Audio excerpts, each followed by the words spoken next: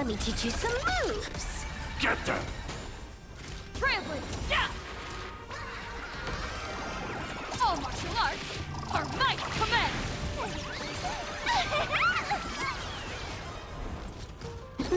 Wiped him out.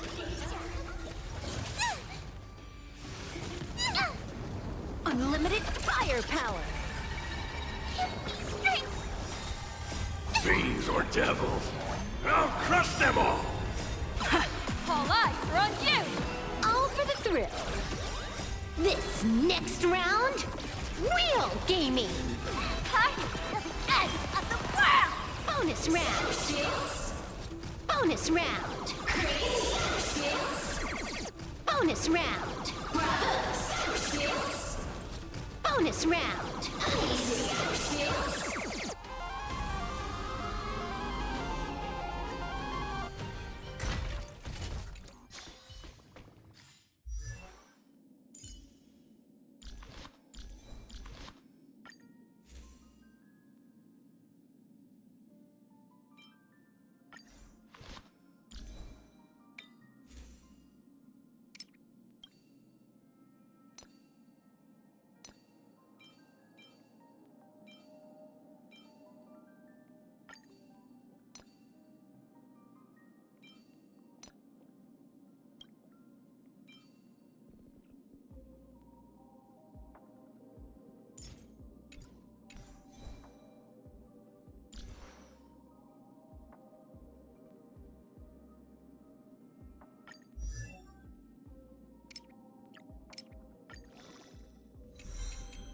With blazing death, forge this body anew.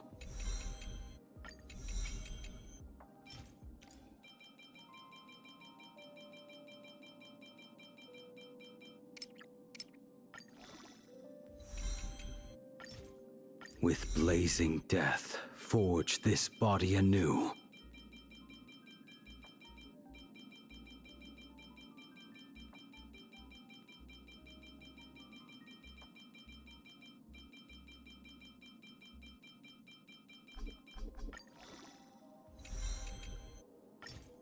With blazing death, forge this body anew.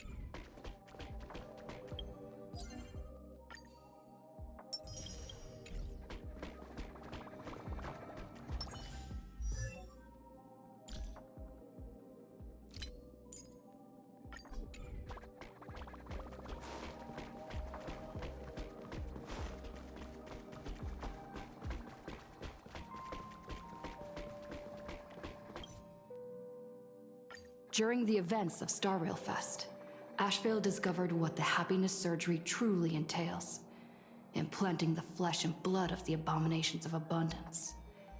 Given the gravity of the situation, we decided to go to Graphia Academy and first launch an investigation into Full Wish.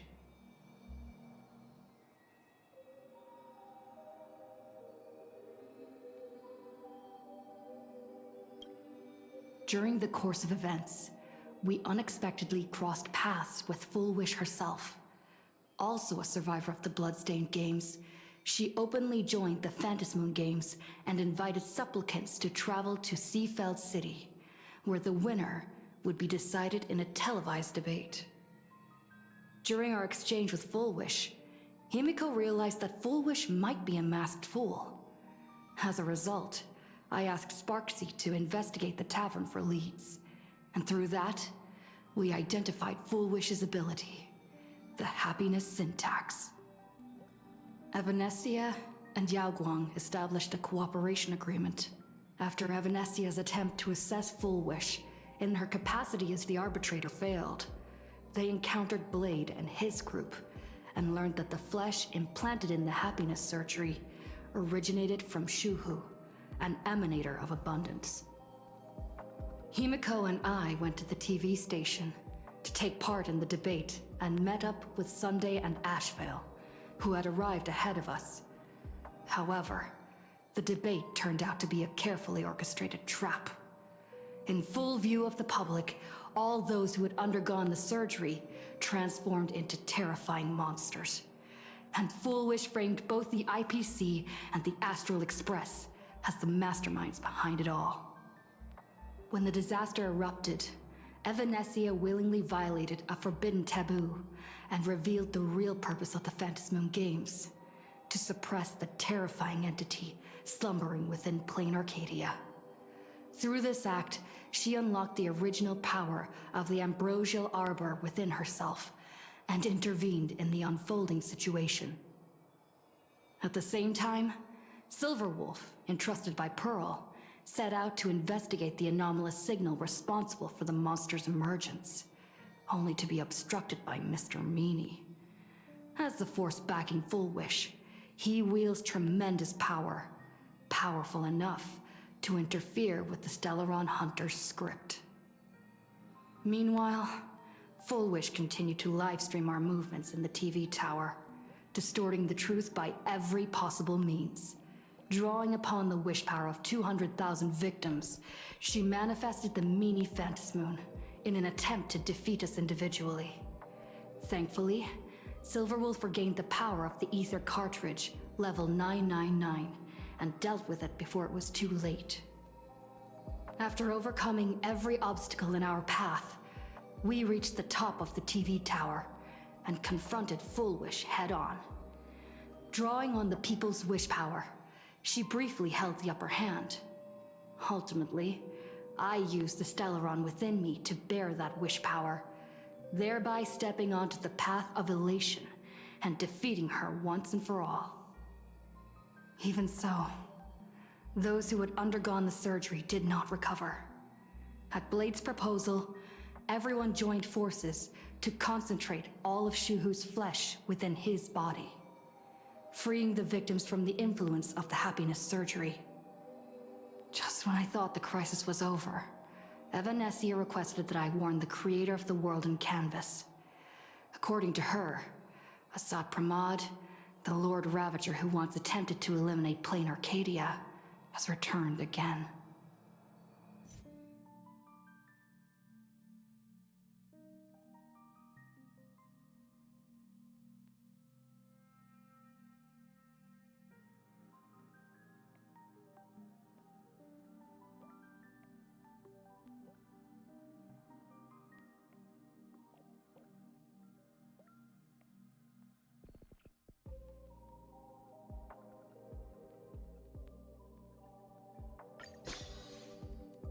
South City has been severely affected by the incident. Citizens are advised to remain patient and await assistance.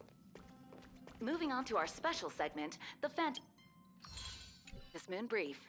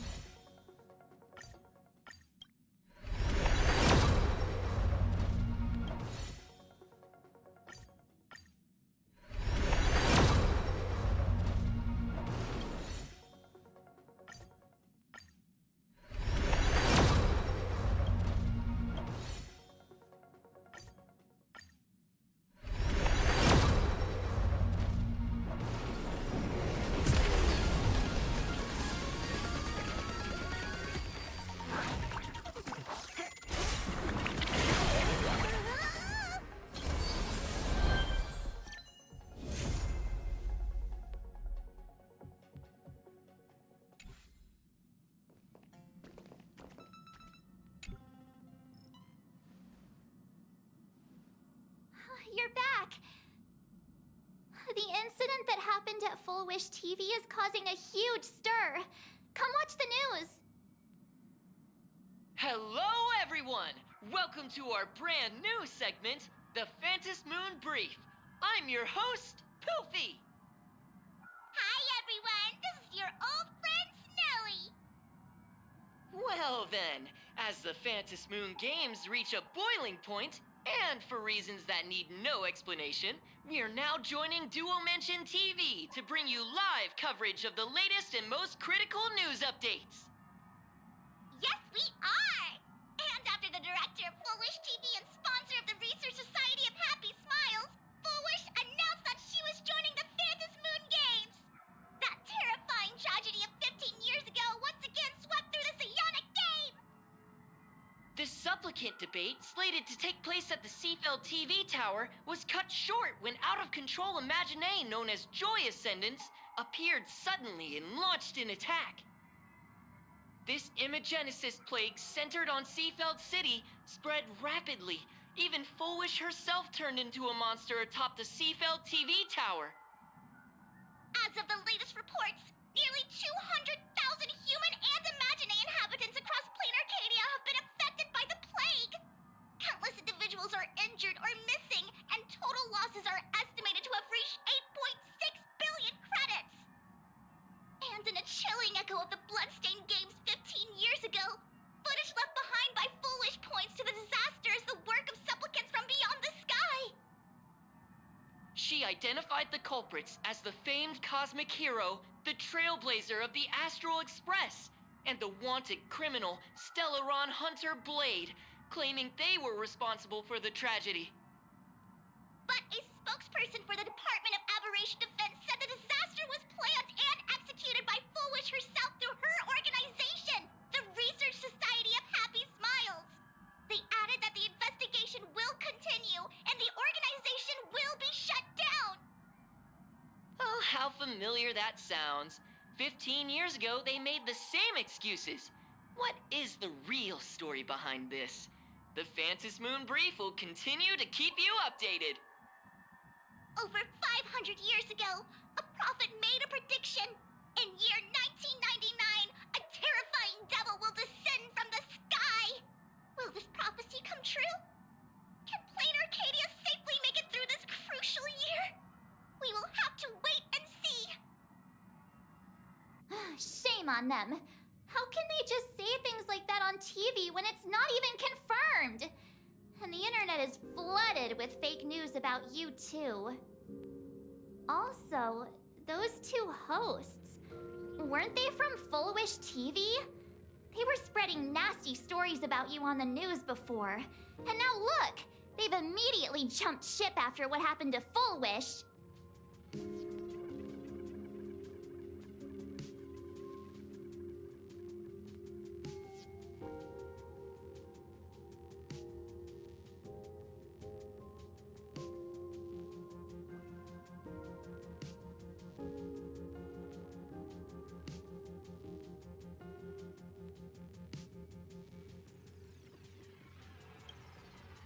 I'm happy you made it back safely. But somehow, you just don't seem quite the same. Oh no. You're trying to grow up and leave me behind. Don't tell me you're becoming the next Don Hung. No! Is this what it takes to become a hero? If you're all grown up and serious, we just can't click like we used to anymore. Oh, right. Tell me about what happened at the TV tower. I've heard Don Hung and Sunday's side of the story, but I haven't heard yours yet.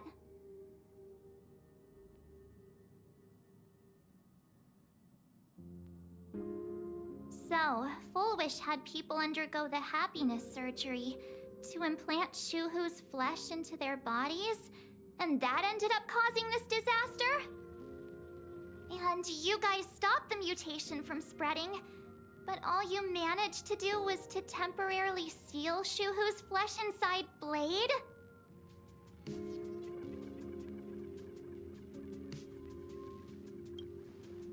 then you mentioned that Nessia, the one we met at Star Rail Fest, is actually the Phantasy Moon Games arbitrator? No wonder she could draw a mask for you.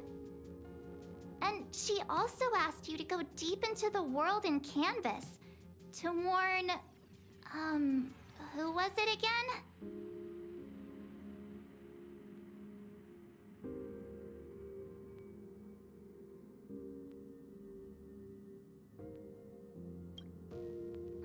Who is that? Yes, Graphia, Himiko's ancestor. She's an artist from 1,000 years ago. Himiko's ancestor? She's still alive? Wait, that's not even the most important part. Nessia asked you to warn Graphia that the Lord Ravager, Asat Pramod, is back? Why does the Express have such bad luck? By this point, whenever we go on vacation, I'm always ready to deal with random problems. But running into another Lord Ravager while on vacation? This is way over the line. A Lord Ravager, Evanessia's request, Shuhu's flesh and Blade's body, and the unfinished Phantasy Moon Games. Suddenly, there are so many things to deal with. Feels like we're juggling a bunch of eggs all at once. One slip, and it's all gonna go splat. Are you okay?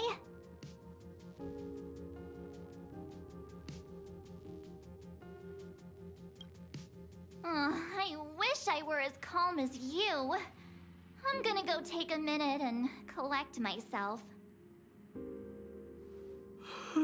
So many things to deal with right now. Oh, what should I do next? Nah, I've had a long day. I should just get some rest.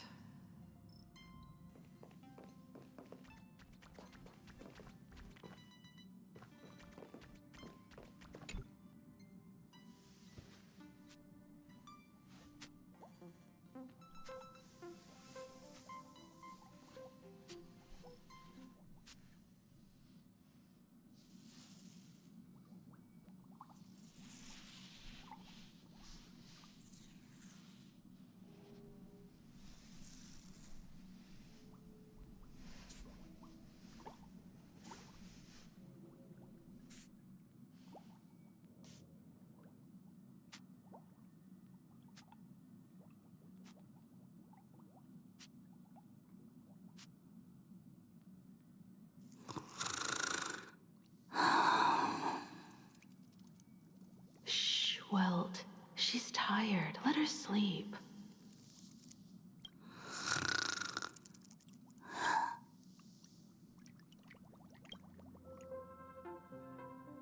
You're obviously tired. I never thought this vacation would become the prelude to yet another major war.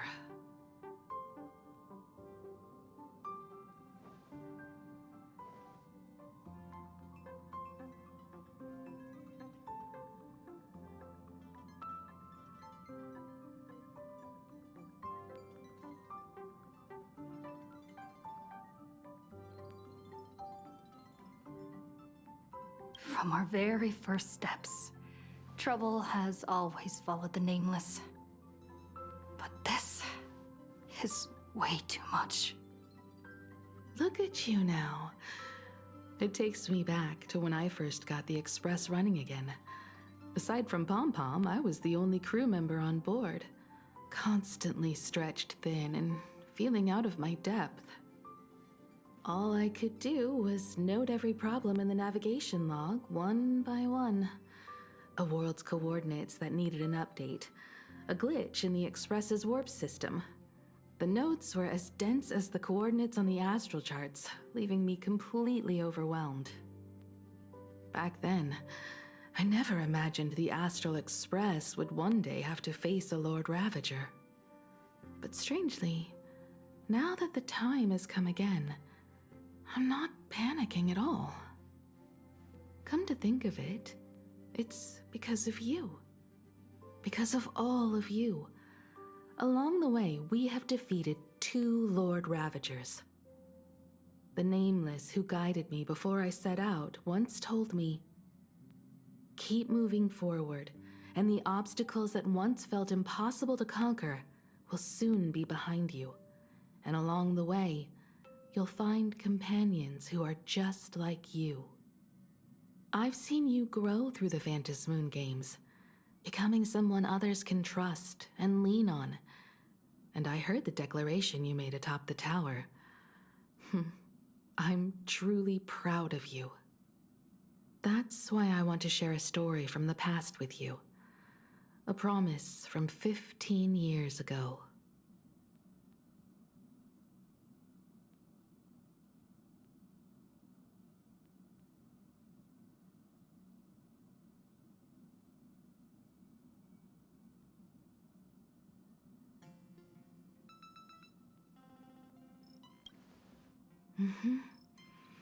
I promised someone that when the moon over my hometown was full again, I would go back to see her, to let her know I had made the most of this borrowed life, and found companions I could trust with all my heart. I want to share this story with you all. The story of how my journey began.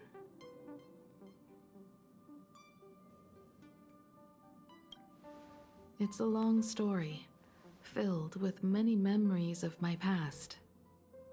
I'd also like to invite you all to the place where I repaired the Express and tell you everything bit by bit. All right, it's a deal. When I return from the world in canvas, you can make us, let Shush make us some coffee. Then we'll settle in and listen to your story. Speaking of the world in canvas, March told me about what Evanesia said to you.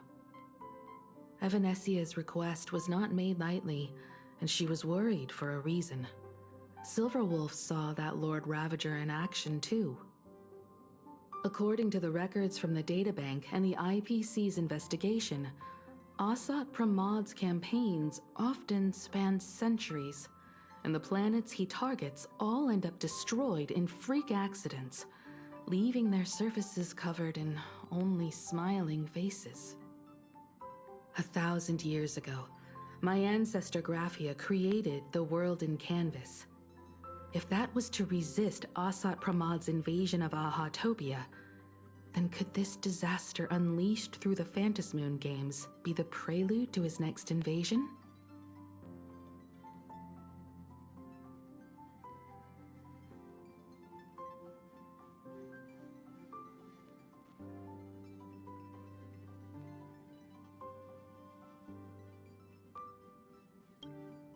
That's the first of many mysteries. Based on our family history, we are clearly not descendants of any long-lived species. Quite the opposite. The weathering curse has shortened my family's lifespan for generations. What could my ancestor have gone through to still exist today? That too leaves me deeply curious.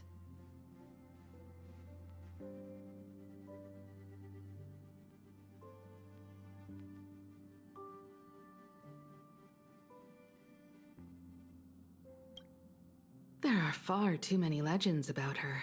It's hard to tell what's true and what's not. Only 2 things are beyond doubt. First, during the Cinderth Age, she created countless Imaginae and sent them into battle against the demon legions from beyond. Second, near the end of one of the Phantasmoon games, she created the world in canvas to shelter inside it what was left of civilization and life. Which means she is not only familiar with Asat Pramad, but has also witnessed the manifestation of the Eon of Elation.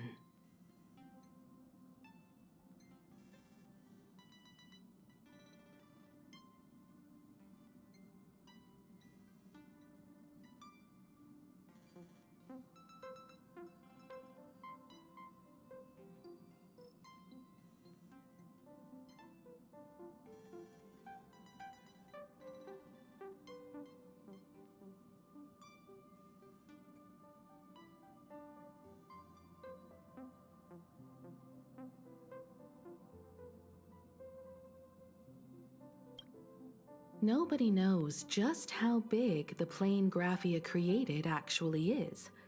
Over 140 years ago, the IPC tried to salvage the world in Canvas, but they were only able to reconstruct part of it in the real world. That portion became what we know as Plain Arcadia.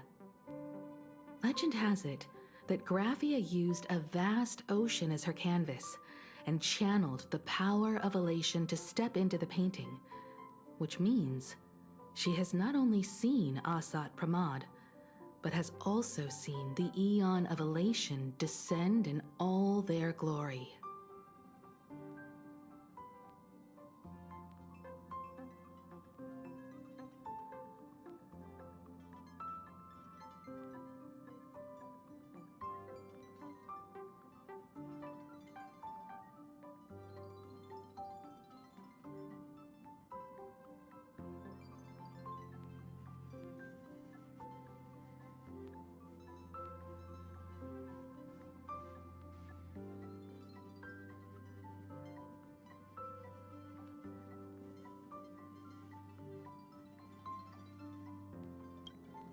Good question.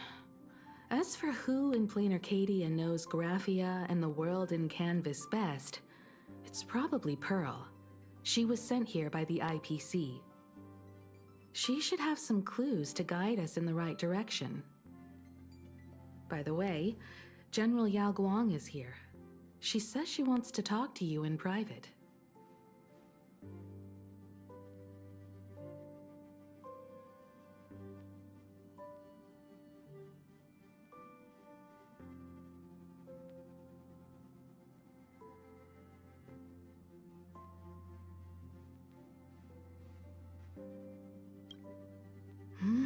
I'm not sure if she comes with good news or bad news. She brought a little gift from the Cienjo, though. Mung bean soda. Go talk to General Yao Guang, then. Don't keep her waiting. After that, come to the party car and fill us in on your next move.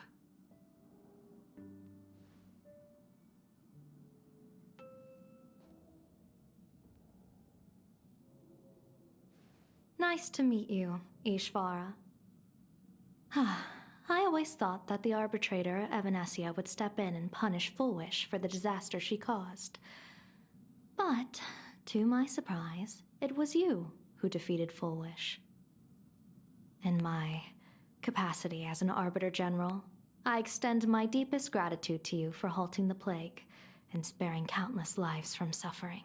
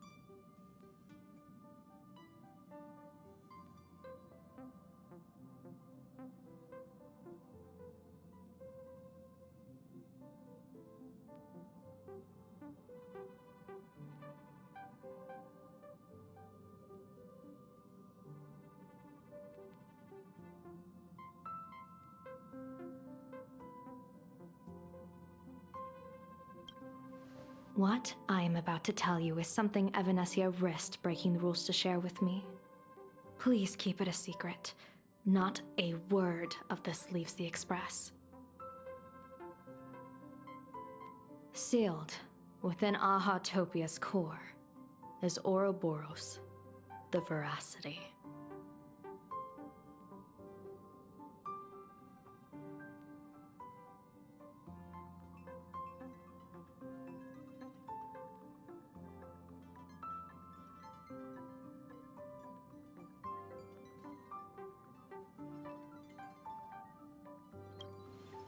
Wait, you've never heard of the Veracity before?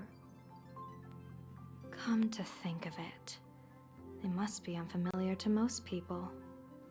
They were supposed to be recorded in the list of arch-enemies as an author of calamity. They are an ancient god of desire and consumption, an eon that evolved from a Leviathan. But they disappeared so long ago that the Xianzhou Alliance never witnessed any of their deeds, and they were never recognized as an author of calamity. Well, they need no such title anyway. Beast of Calamity, Star Devourer, Void Maw. Just hearing these names, one can imagine what kind of monstrosity they were. A vast, writhing form whose slightest movement could crush entire planets, before swallowing what remained into an insatiable abyss.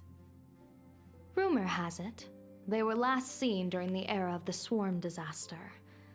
They were hardly there to aid the Swarm, but rather to attend a cosmic-level feast, in which the Swarm served merely as appetizers, and the planets they passed were devoured as the main course. No one expected them to be here of all places, sealed away on this very planet, after vanishing for years.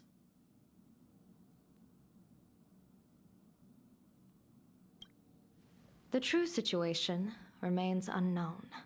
But with this information, we can understand why Asat Pramod set his...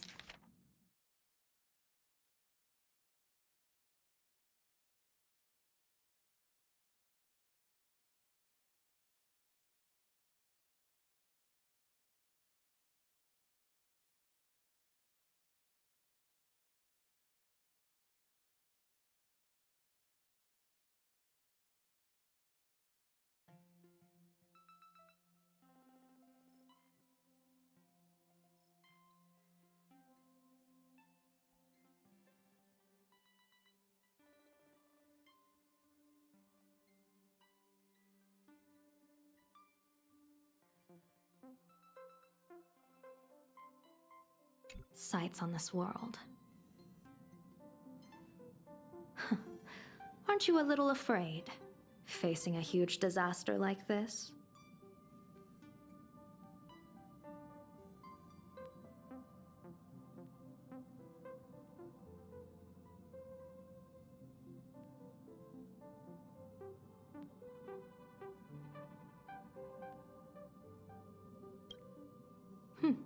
That's a...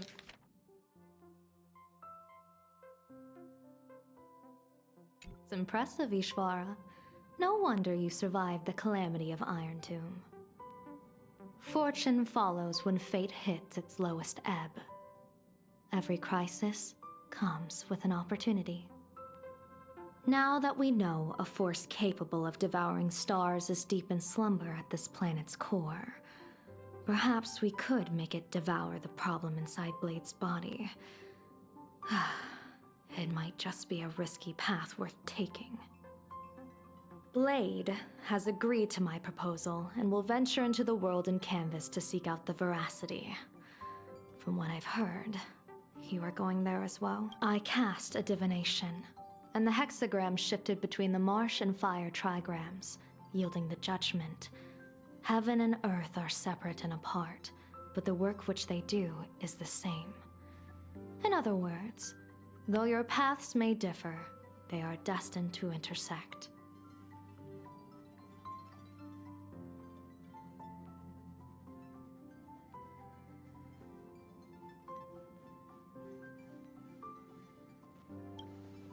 A funeral, or an adventure. Will it be a battle with only a 1 in 10 chance of survival to tear away Shuhu's flesh from his body and eliminate the Xianzhou's arch-enemy?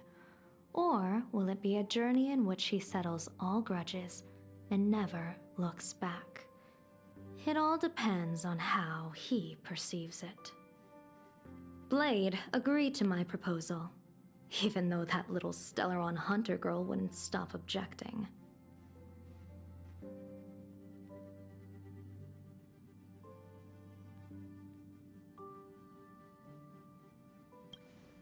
Betting? No, I don't see it that way. We are not chips laid on a gaming table, nor dice tossed at someone's whim. We trust in people, in ourselves, and in those beside us, knowing they can change the course of even the most desperate battle. That belief is what gave you the strength to overcome Foolish. It is also the only reason I stay for this world. My purpose has never changed. I am going to draw the elation into my divination, and overturn a fate marked for great woe. I have a plan for how to handle Asat Pramod if he strikes unexpectedly, but I still need more hands to make it work.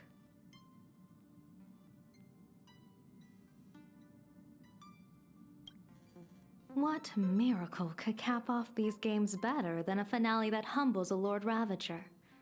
It will be a tribute to the elation. The shadow of the Lord Ravager looms, and from here on, everyone must carry their part of the burden. I will take my leave first. Before I set out, I still want to say a few words to everyone.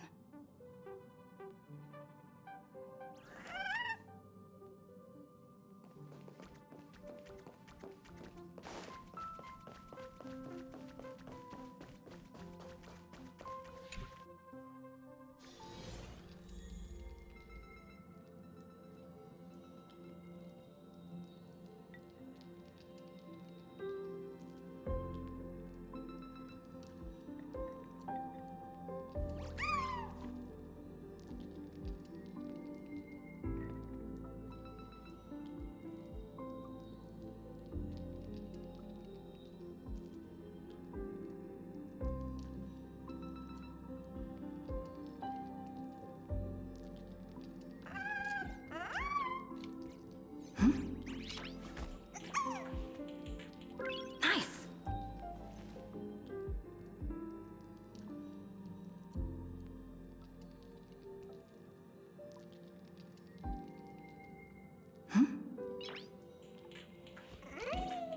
Nice!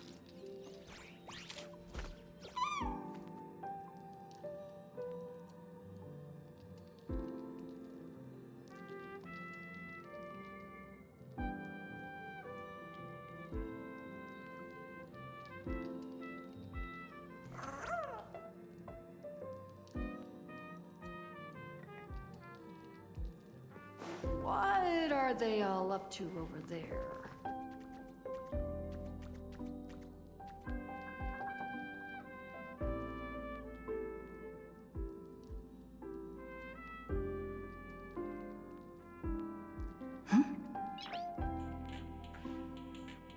Nice!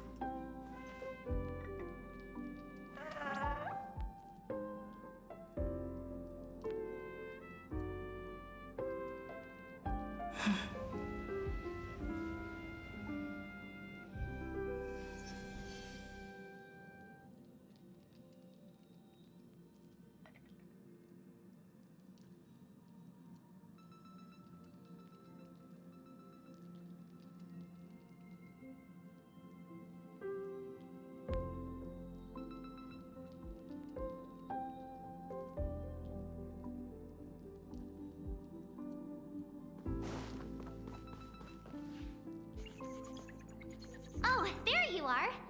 We were waiting for you.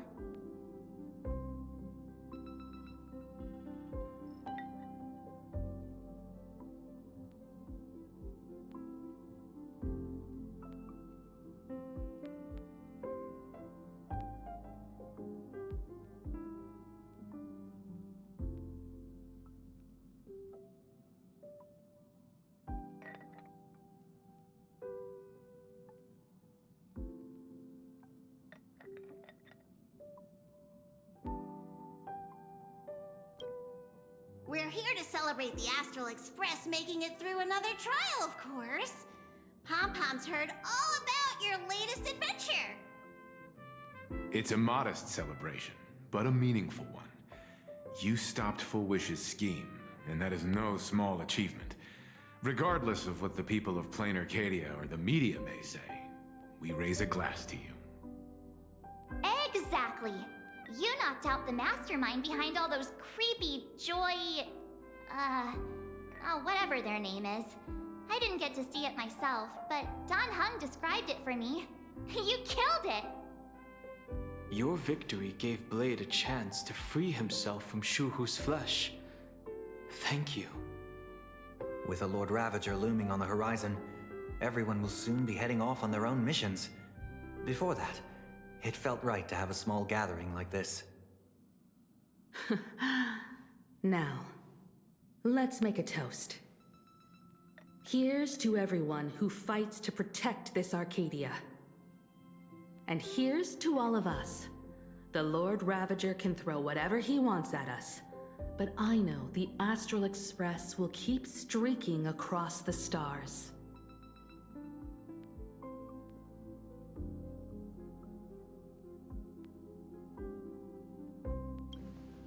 Thank you. All of you. Having you by my side is what gives me the courage to face the future. I'll carry this strength with me through the rest of this journey. Cheers!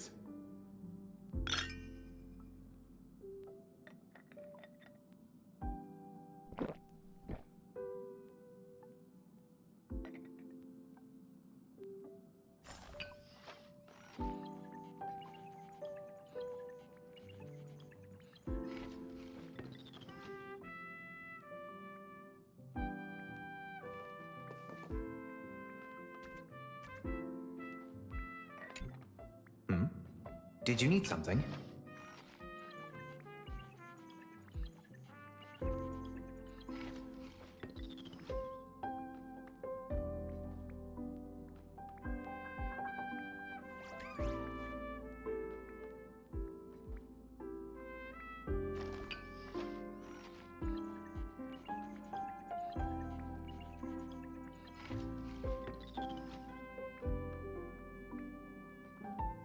I need a break.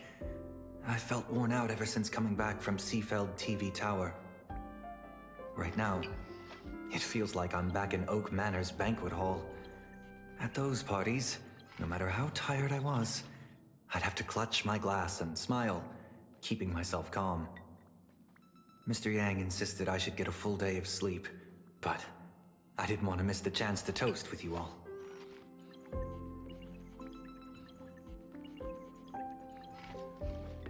I should thank you for letting me embark on this journey.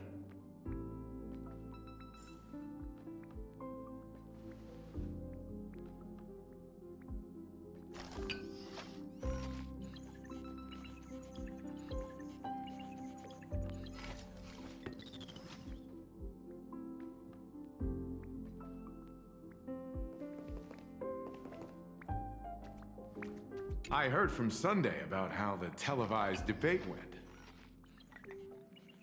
We won this battle because of you.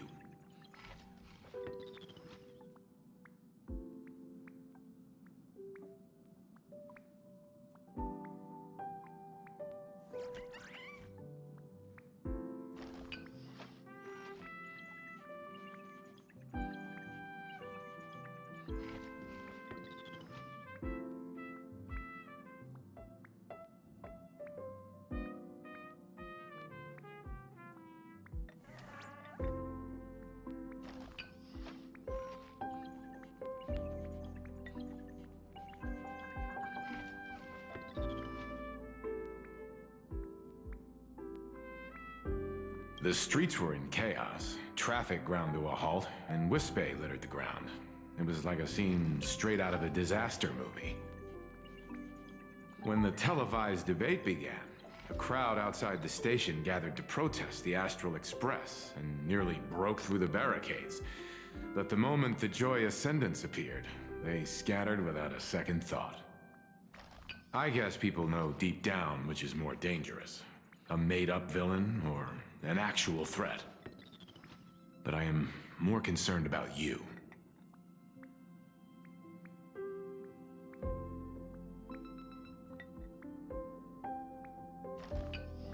I've seen the footage of your fight with Fullwish. When you returned to the top of the tower, an enormous surge of power seemed to erupt from you. It reminded me a lot of when I saved you at Herta Space Station. Did you tap into the power of the Stellaron?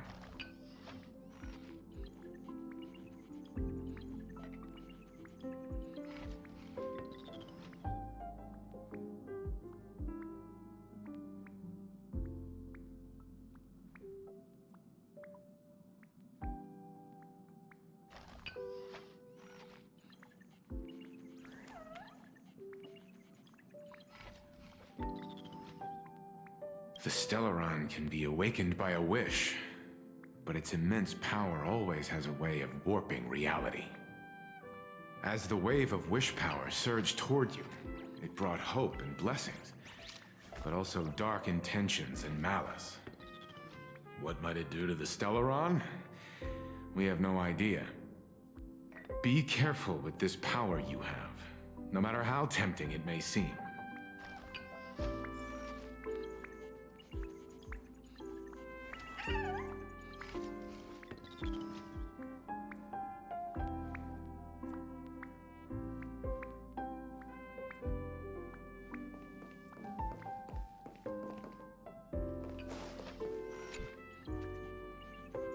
Oh, it's you! Pom-Pom heard you've got a solo mission coming up. Be safe, will you?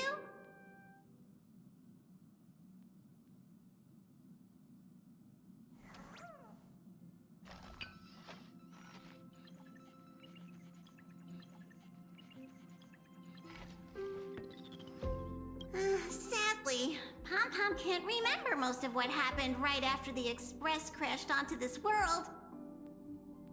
Pom-Pom's memory of those years is like a fogged-up Express window. No matter how hard Pom-Pom tries, Pom-Pom just can't wipe it clean. But it's okay. After passenger Himiko repaired the Express, Pom-Pom got to share a one-of-a-kind journey with all of you.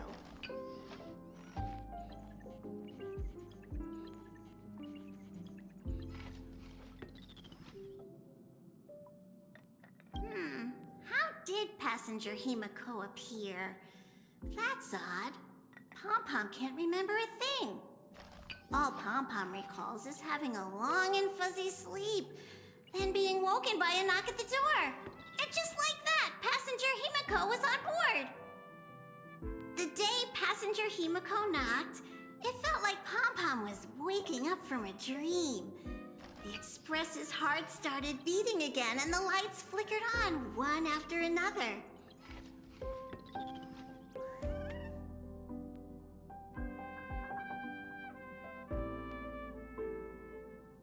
Graphia? Pom-Pom hasn't.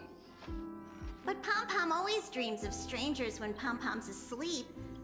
They seem to be bustling around the Express, and there are soft clinking and clanking sounds, just like the sound of stars twinkling. But every time Pom-Pom wakes up, their faces slip away. Pom-Pom is only left with a warm and comforting feeling, knowing someone had taken good care of Pom-Pom.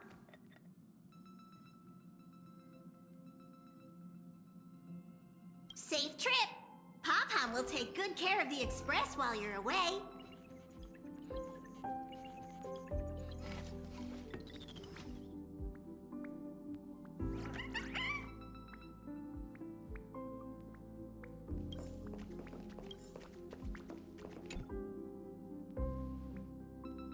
There you are. March and I were talking about you.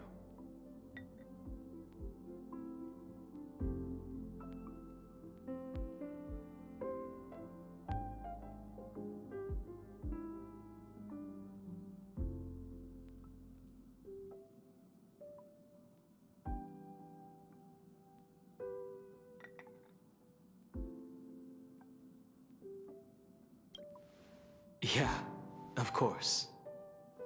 When did Don Hung start expressing his feelings like this? I guess pigs really do fly. This trip to Plain Arcadia is the first time we weren't necessarily working together toward a common goal. You dove into the Phantom Moon games.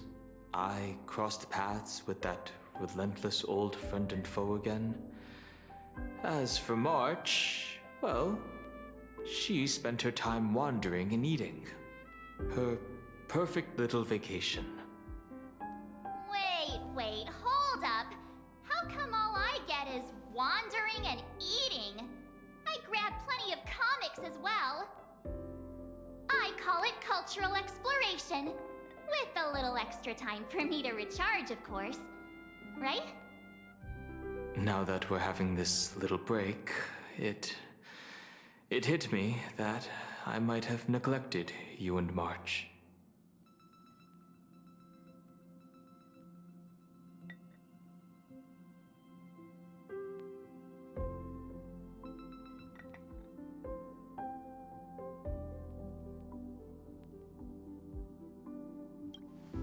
Well said. This vacation has expanded my horizons and my stomach capacity. Blade has accepted General Yao Guang's proposal. Perhaps he has finally moved on from past grudges and that abundance curse, and is now ready to do something for himself. It's going to be a path fraught with danger, so I had hoped to accompany him for a bit longer, but he refused. From now on, I will turn my attention to this world.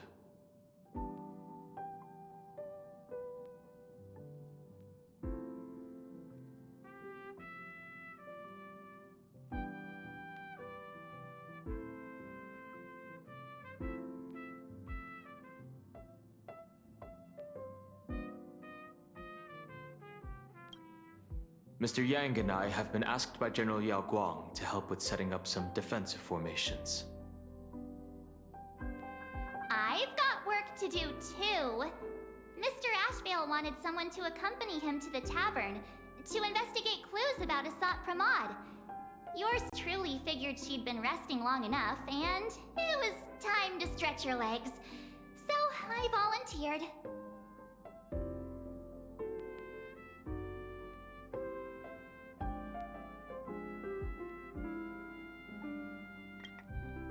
No problem. When you come back, you have to share everything you saw in the world in Canvas.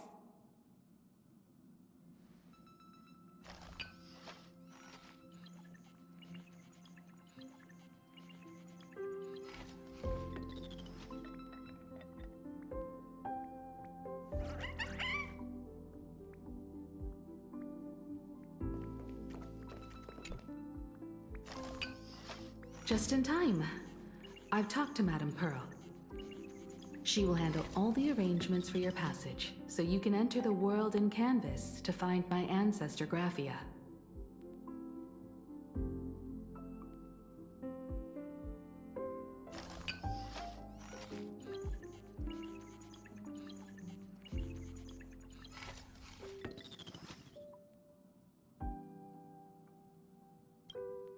This is an important matter.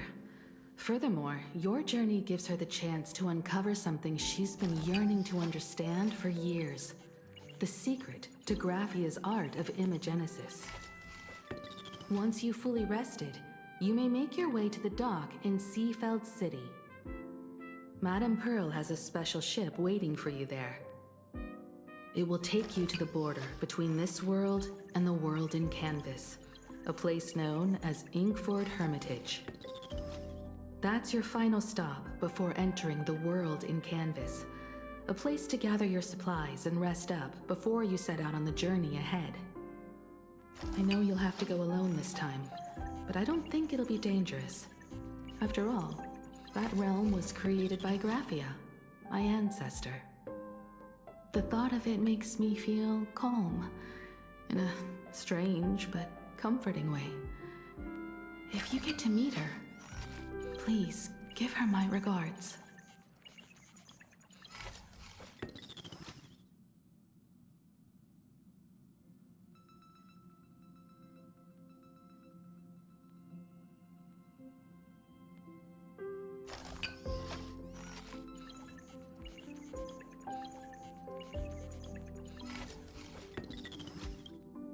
I am indeed quite curious. I'd love to see this ancestor of mine for myself, and hear her story in her own words. But someone must stay here and keep watch. Madame Pearl wishes to confer with me and General Yao Guang about our next steps in dealing with Asat Pramod.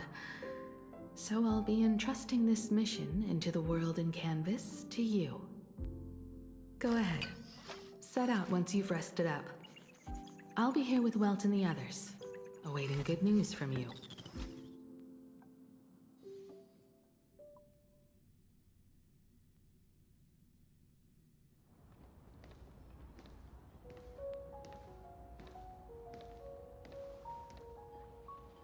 other words, that woman wants you to take Shuhu and jump straight into the Veracity and leave the rest to the Eon's stomach acid?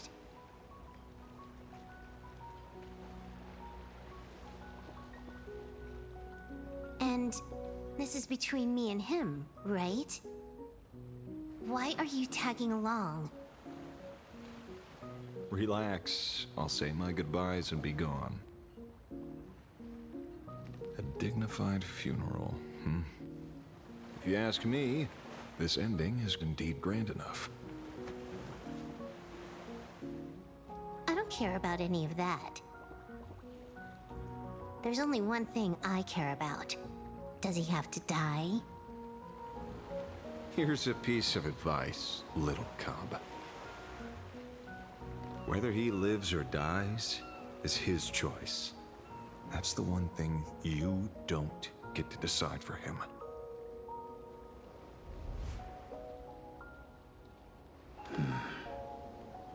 It has landed. What? Nothing. Just a seabird landing on the rocks. A blade forged of mortal steel cannot sever an undying fate. If Shuhu is to be put down, the options are few. And that Leviathan is one of them. In time, people will say this.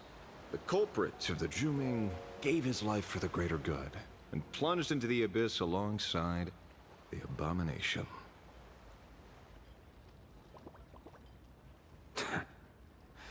I'm not as noble as you make it sound. Many years ago, you invited me to join the Galaxy Rangers. I refused for one reason. I'm a petty man. I was never born to carry some greater good.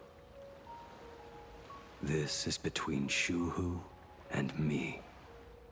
Nothing more. Can't argue with that.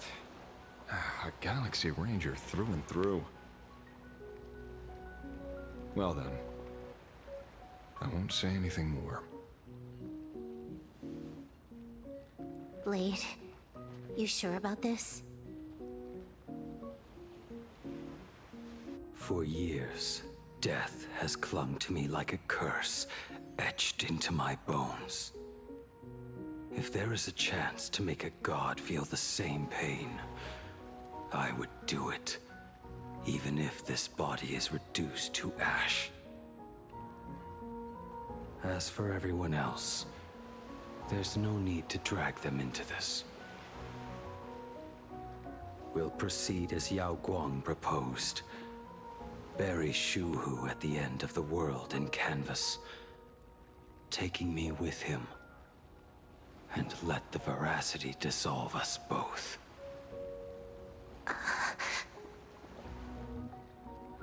Take care.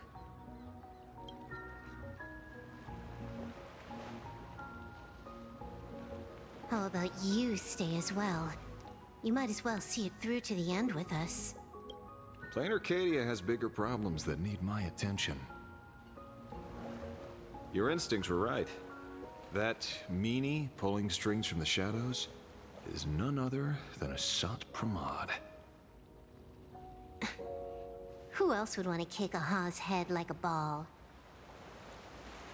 So, I need to get back and finish my job. Investigating a Lord Ravager sounds like a job you don't come back from. Therefore, it also pays very well. Then here's hoping you live long enough to collect your payment.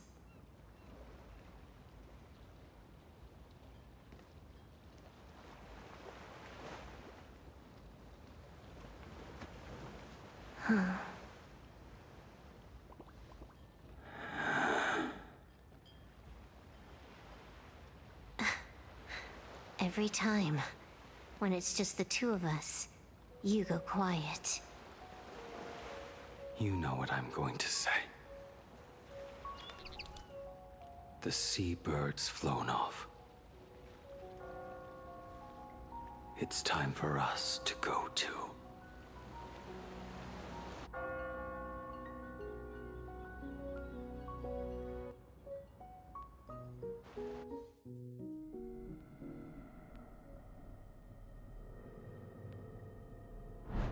The terror slumbering at the heart of plain Arcadia is...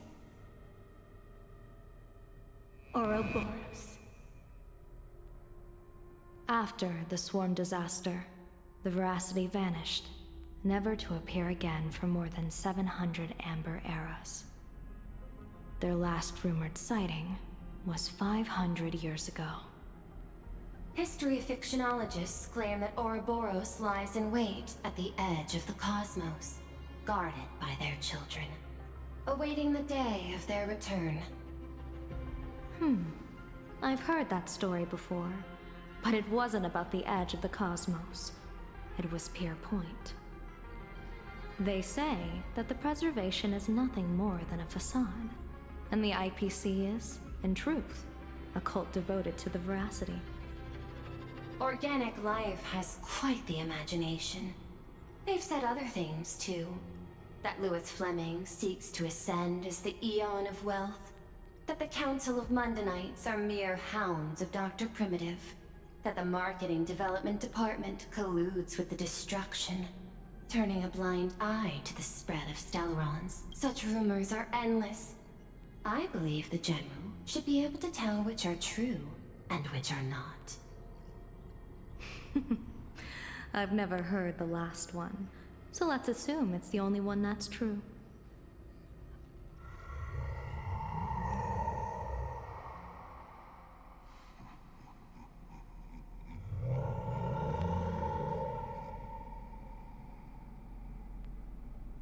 Such terrible breath.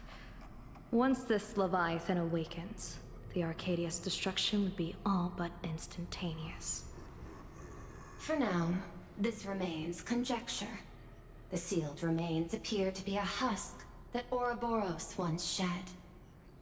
Why it's here, and how it's connected to the elation, remain unknown. Yet even a fragmented remnant of an Eon is a threat that can't be ignored.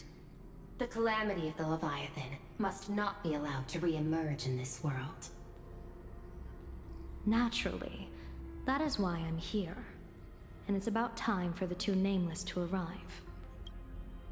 Oh, you're just on time. General Yao Guang, as instructed, warding talismans have been placed at over a dozen sites across plain Arcadia. My thanks. It was Mr. Yang's talent of creation out of nothing that allowed us to reproduce dozens of plumes and complete the deployment with such speed. Now, with Yin and Yang aligned, and all four aspects in place, as long as we set up the last formation core, the Decalite reflection barrier will be complete. Using the divine eye of the Spiritus to weave a giant web, one that ensnares countless possible futures. General, have you truly made up your mind? Though Shuhu has been eradicated, the signs of doom have not faded. On the contrary, they grow ever clearer. After much consideration, the source can only be this restless corpse. One crisis is yet to pass, and another is already upon us. The Arcadia's ley lines were already riddled with scars, and now even the ancient tree's seal is starting to loosen. While Evanesia is asleep, someone must take up her duty to guard this place. But defending isn't the way of the hunt. If you don't want to become the prey, you must become the hunter. General, do you intend to go on the offensive and suppress the remains of the Veracity? How could I? The Joy Seeker could barely confine that husk using the Abundance's ambrosial arbor as its cage. I'm not that arrogant as to place myself alongside the gods. I'm not here to guard against an Eon, but against a lesser menace. Lord Ravager sought Pramod. This barrier is prepared for him. Asat Pramod has been meddling with the game from the shadows. His intentions unclear. We know little about him or the Veracity. By chance, however, a friendly citizen has provided us with intel. Ouroboros' remains are in Ahatopia, aren't they? Silence is an answer in itself. I'm not surprised that you were the first to discover it. You were in the Torn Scroll too. The probability of you noticing was 24%. That's a little low, don't you think? What I don't understand is this. There were countless ways to... You bypassed security and broke into the building. This is no confrontation. It's a warning, Madam Pearl. I'm a security officer, and there is only one reason I'm here. While everyone else is fixated on the Phantasmoon games, only the Department of Aberration Defense is watching other places. Like the location where the new Herald of Death case was closed? Correct. The incident involved 4 Daybreak warriors, 3 nameless, 1 detective, and 1 officer. But just moments ago, a 10th set of footprints appeared at the scene. After the investigation, we learned that the traces were left deliberately. A blatant provocation. The Lord Ravager bent on destroying the Elation came uninvited. Make no mistake. Plan Arcadia is the stage he chose with care, and drawing the Abundance into the fray was hardly a whim. Our top priority is to dispose of Shuhu's flesh properly to prevent it from falling into the wrong hands and causing another calamity.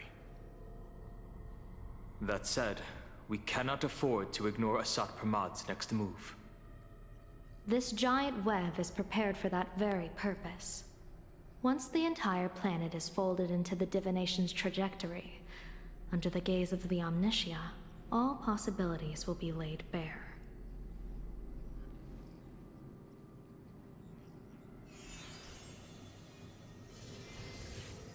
When that time comes, he won't wish to leave any footprints behind. One final question. Why did the Lord Ravager choose to visit this place? Does he have an ulterior motive? Or is this merely some twisted joke? That question should be left to the professionals. Don't forget, we have a detective who can't seem to rest. Let's hope the accumulation of variables can tip the scales in our favor.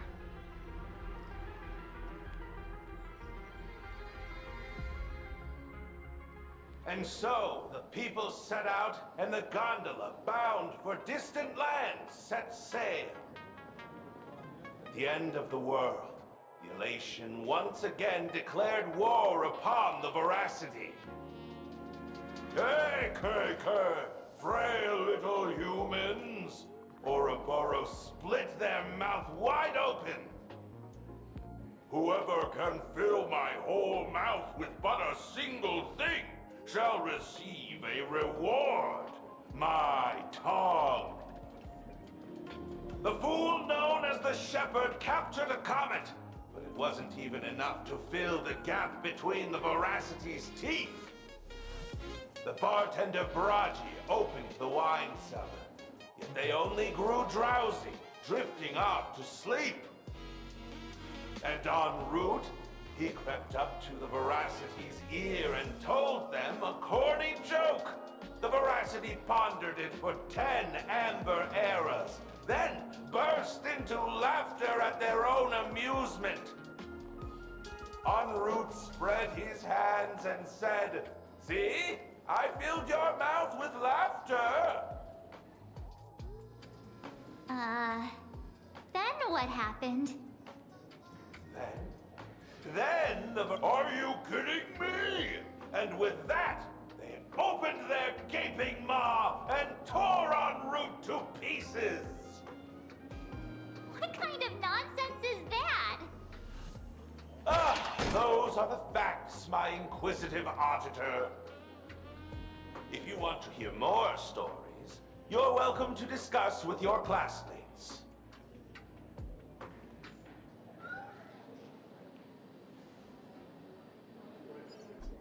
We came here to investigate the veracity in Asat Pramod, but all we got were stories that only a 3-year-old would believe. Rumors don't just appear out of thin air. It's just a matter of how much truth you think they hold. At least 90% of that was made up. Sometimes that last 10% is all you need.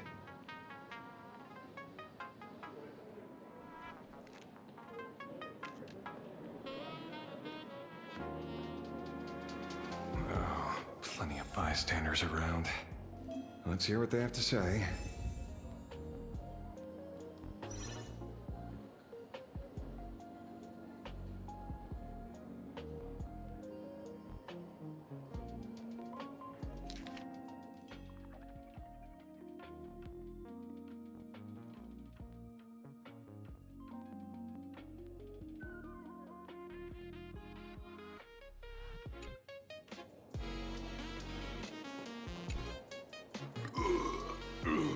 You two asking about the veracity?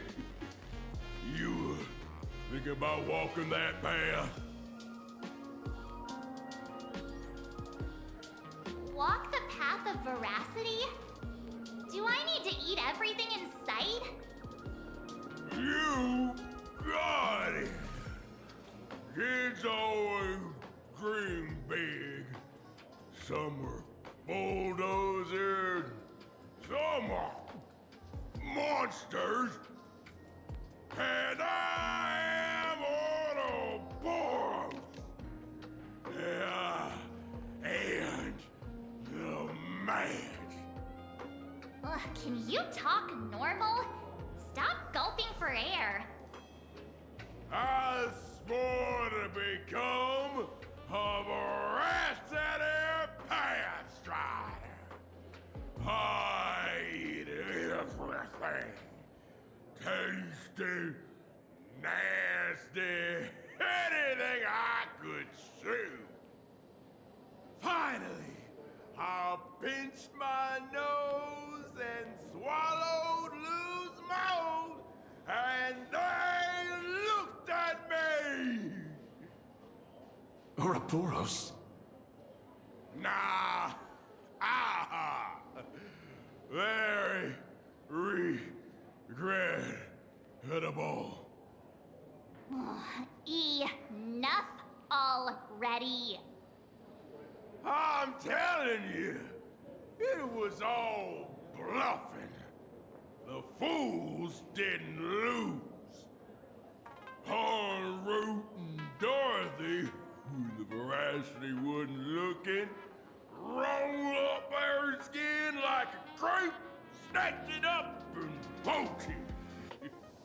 Then poof, they were gone. Even Comic-Con Collective don't got a veracity card. I already found. You should be putting this much effort into your...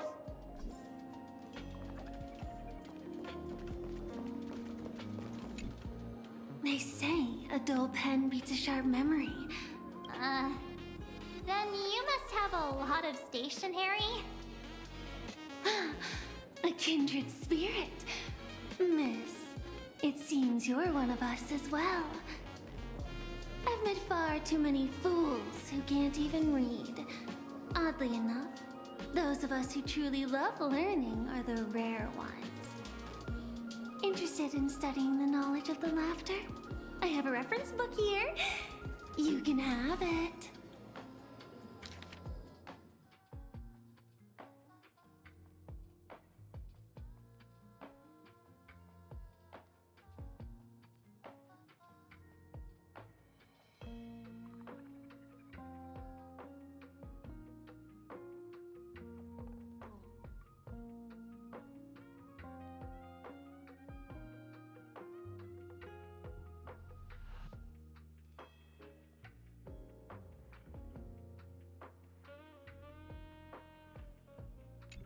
This feels completely made up. But, thanks anyway. Oh, please. Thank the seniors. To compile this book, they offended every eon they possibly could. and narrowly escaped death at the hands of each and every one of them. As for me, I'm just the one who keeps the books circulating. Hey, friends! How was your first day of school? Sparksy's here to pick you up after class.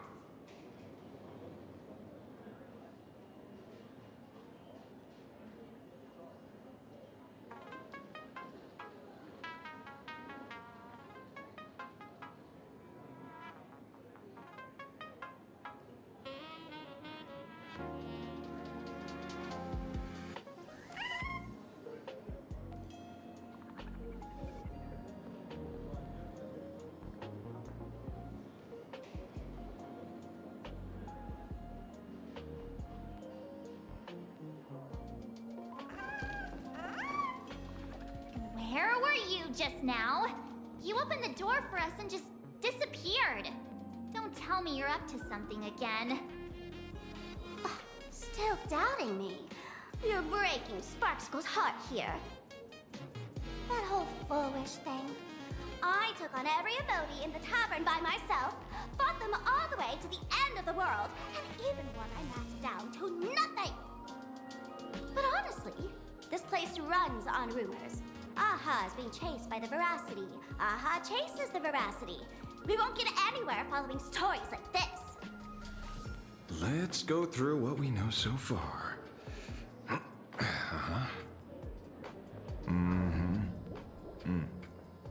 Ooh.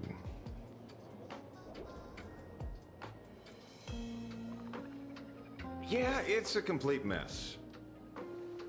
So, after a bit of thought, Lady Sparksy came up with a brilliant idea.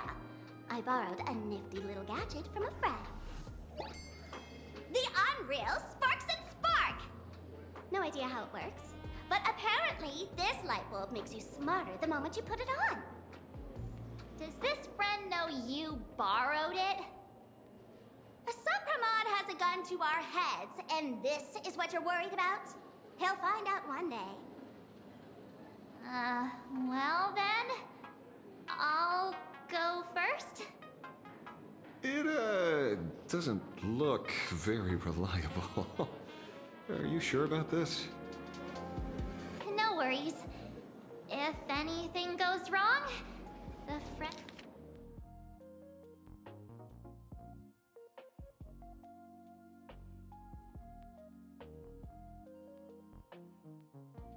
friend in my head will protect me.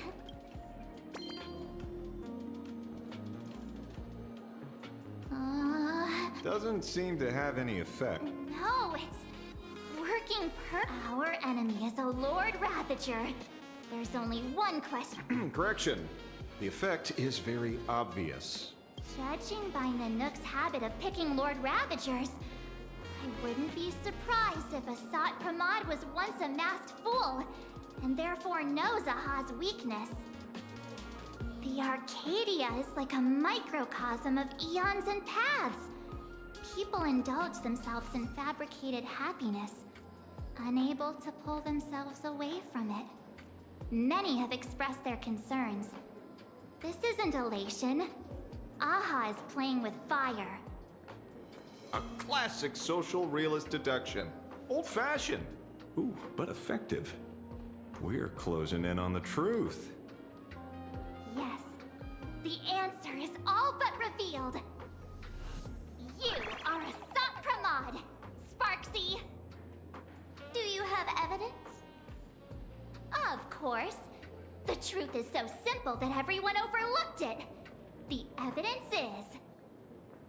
you were the first person I met when I got off the Express.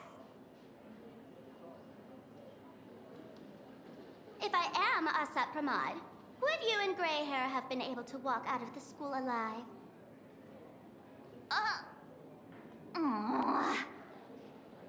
Yeah, fair point. Just take that thing off already. That's weird. I thought I was on the right track. Let me give you a lesson. Deduction isn't about pupil skills. It's about smart tricks and flawless logic.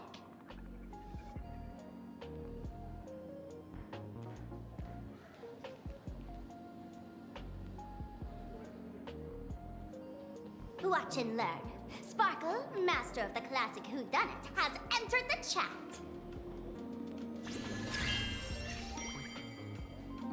You changed your clothes just for this? First of all, Ouroboros likes to eat. Secondly, whatever they eat disappears completely. Therefore, veracity is also a form of destruction. This is the classic mystery of one culprit, two identities. The one trying to kill Elation is... the Lord Ravager, a Sapramod, played by the Veracity!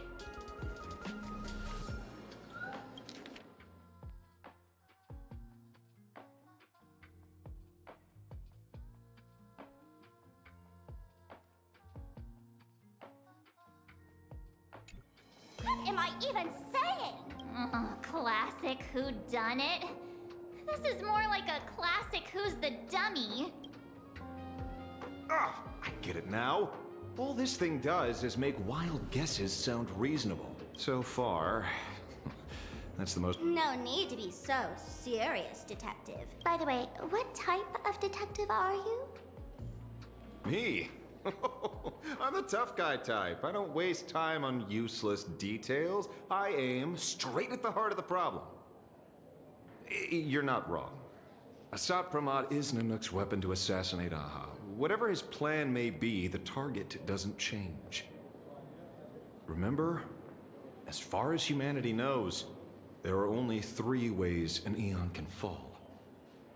A broader path engulfs a narrower one. Divine warfare between eons, and... the third one. What was it again? Forcing an Eon to turn away from their own path. Whichever it is, none of it sounds remotely connected to Plain Arcadia. So, what makes you so certain Asap Pramod is here on business, not on vacation? Because we folks just dug up one heck of a treasure from underground. And in the stories tied to them, we've unearthed more than a few names worth paying attention to.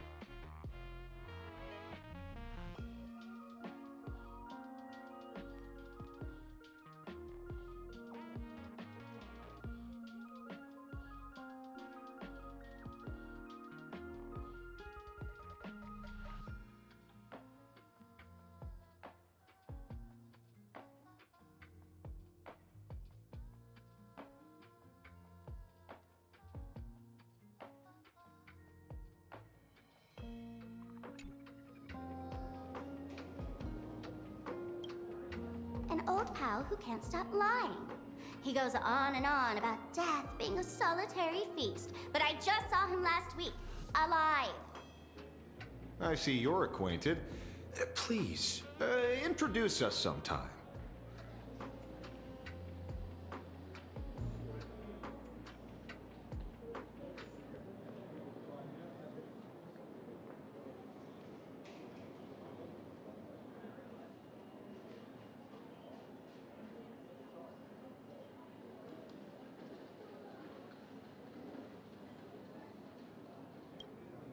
Baraji? Forget it! He's good behind the bar, but slippery as an eel. Ask him to work for Nanook, and he'd run away on the spot. The former bartender of the tavern, everyone knows him. Couldn't be him.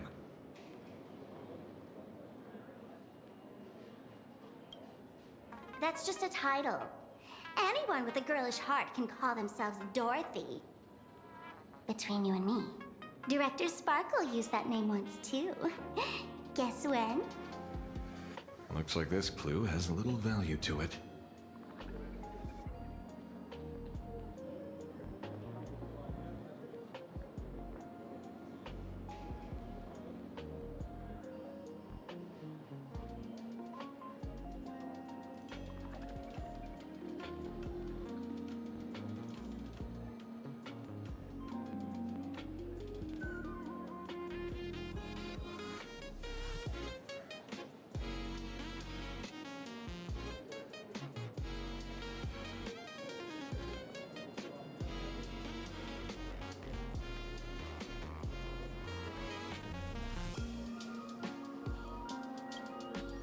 Him?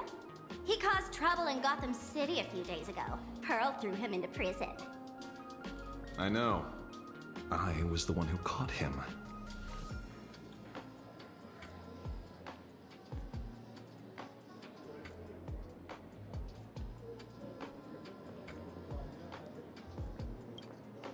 Right.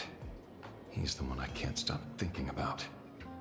The stories change every time, but they all circle back to the same logic. En route defeated the Veracity by some means. You're right. Then who is this en route? Do you know him? En route. Of course she does! Everyone in the tavern knows that name. Long ago, its owner grew tired of jokes, cast aside his mask, and walked away. Some say he became a morning actor. Others say he jumped into IX's black hole. But none of that matters. What truly matters is that you have my unreal Sparks and Spark. I knew it. Give it back, give it back! That's a big order my client wants immediately. What do you mean, give it back? It just wandered off, and I happened to find it on the way, so I brought it home. You want it? Here, take it now. Absolutely not! Wait, right now? This doesn't sound like you at all. No.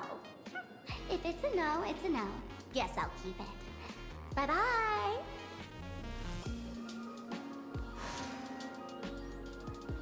Get back here!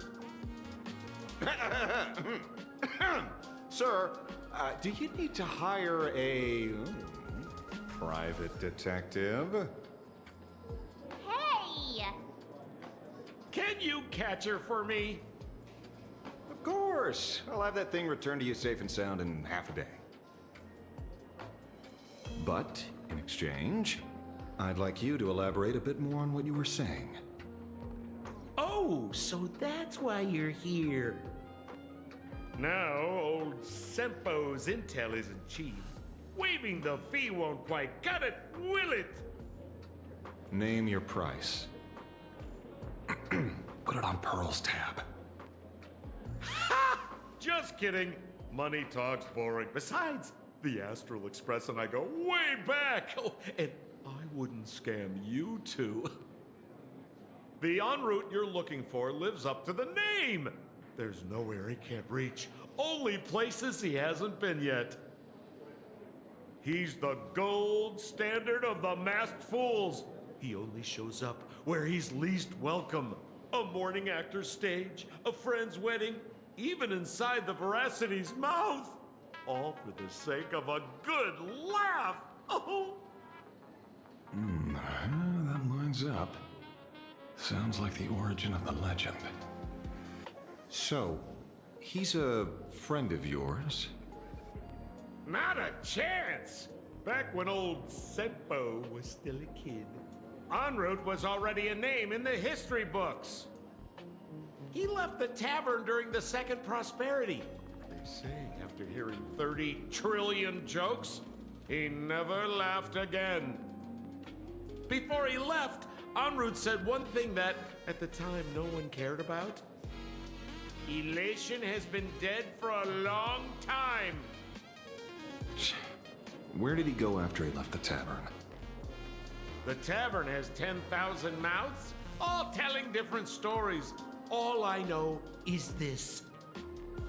He said he was headed for the true world's end, and then he vanished without a trace. How do you know all this? Oh, I've been around long enough to have my own channels. Just trust old Sempo. And about catching Sparksy? Leave it to me. I keep my word.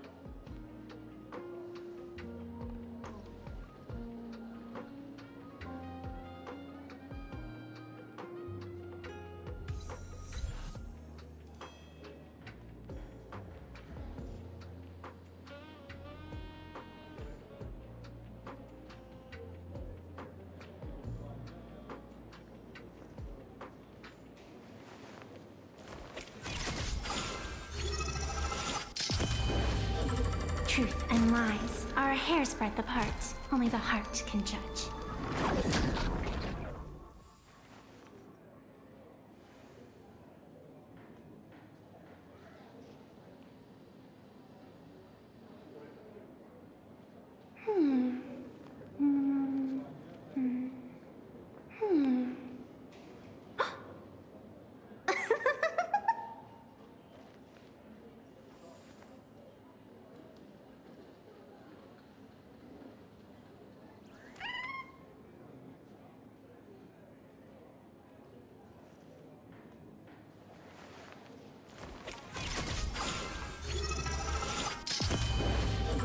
Truth and lies are a hair's breadth apart.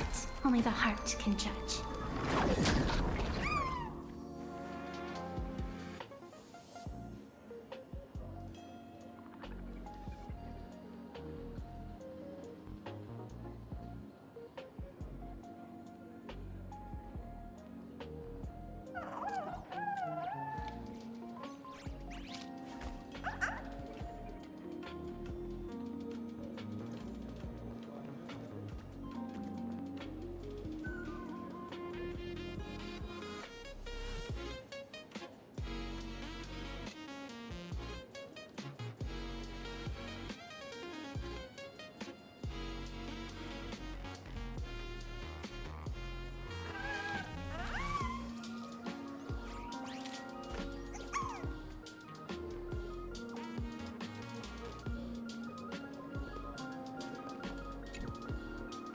See? You only need that 10% of the story to be true. The last thing he said was really scary. So many unanswered questions about en route. He has to be tied to a Sot Pramod somehow. But our leads at the tavern have run their course. Let's go pay a visit to another expert next.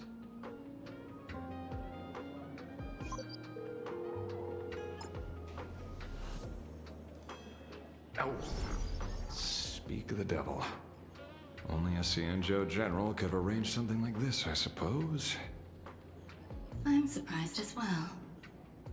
You've only just left Amphorius, and already you've managed to draw the attention of another Lord Ravager. Miss Ron May? And Miss Ting Yoon? We're here by General Yao Guang's request. It seems we arrived just in time. At first, I only came because the Shenzhou extended an invitation, and it seemed impolite to refuse. Now that I'm here, I see it was well worth the trip. So, let me get to the point. Ouroboros has long been dead. Their death was merely buried beneath layers of secrecy. Hardly surprising. They disappeared after the swarm disaster, and there are many different opinions on where they went. The Intelligentsia Guild claims the Veracity ate their fill and entered hibernation. I don't buy it.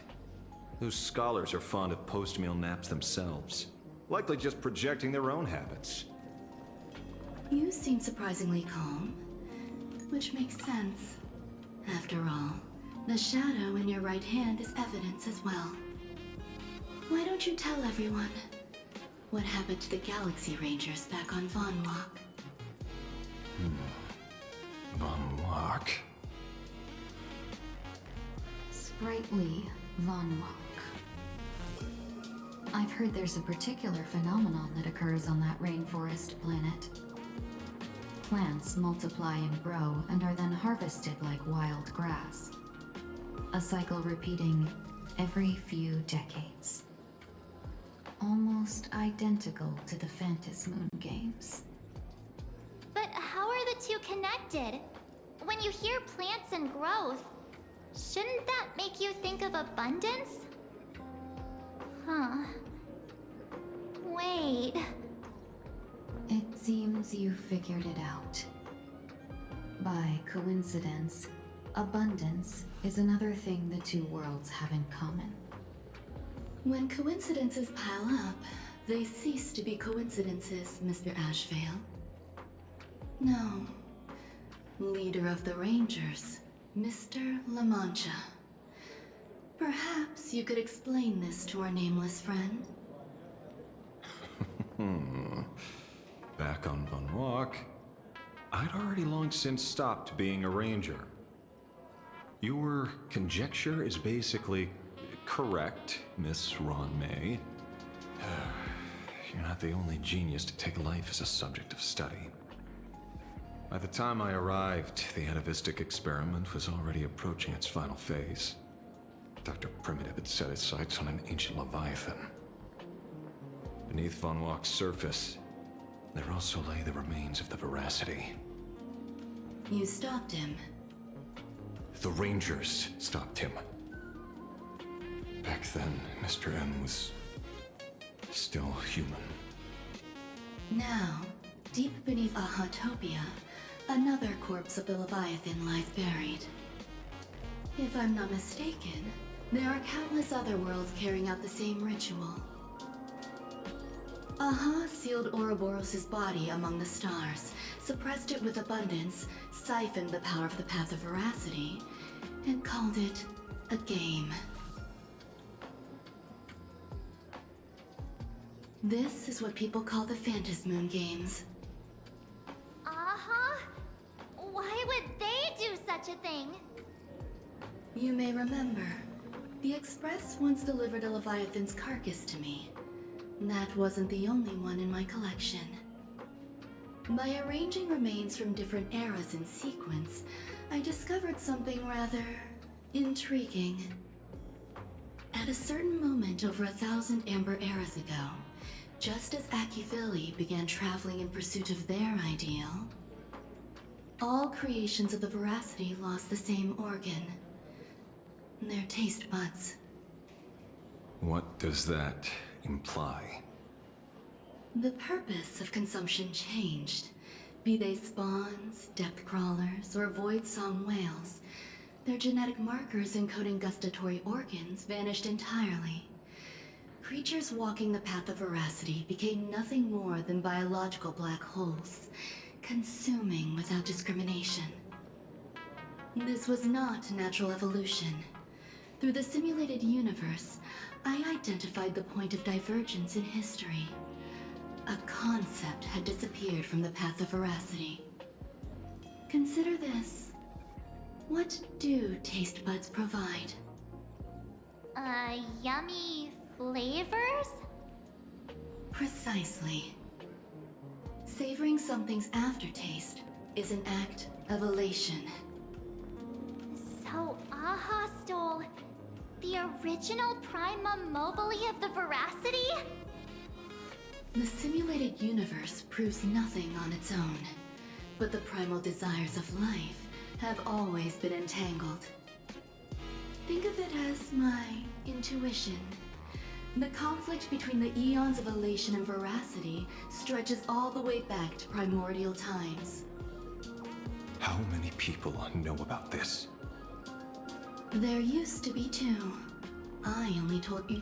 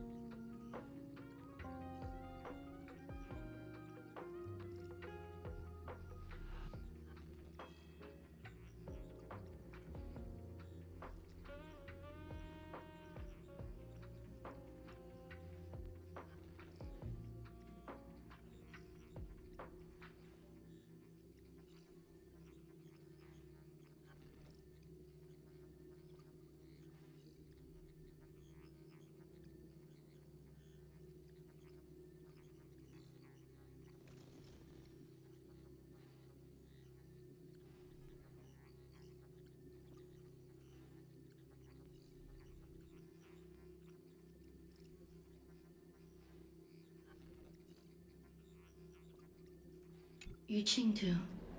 Now, there are 5. After this, I can't be sure.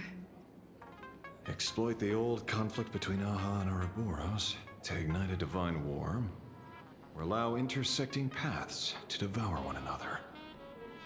Of the 3 known ways to kill an Eon, the Arcadia fulfills at least 2. Now who still thinks a Sapramat is here on vacation?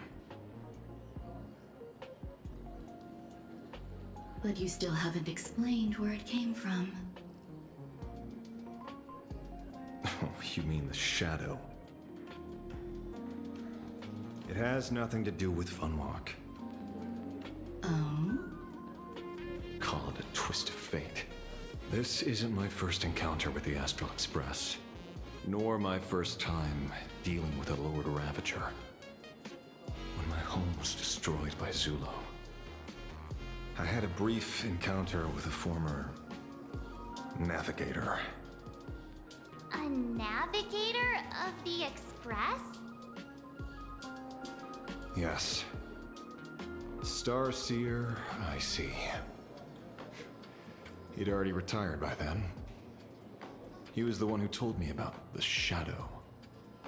According to IC, it was one of many remnants left behind when the Express first carved paths along the edges of the cosmos. I led the Rangers to suppress the Shadow, and devised the plan to assassinate Zulo. But I never learned why it was there in the first place. Don't you find it strange, Mr. Ashvale? Strange?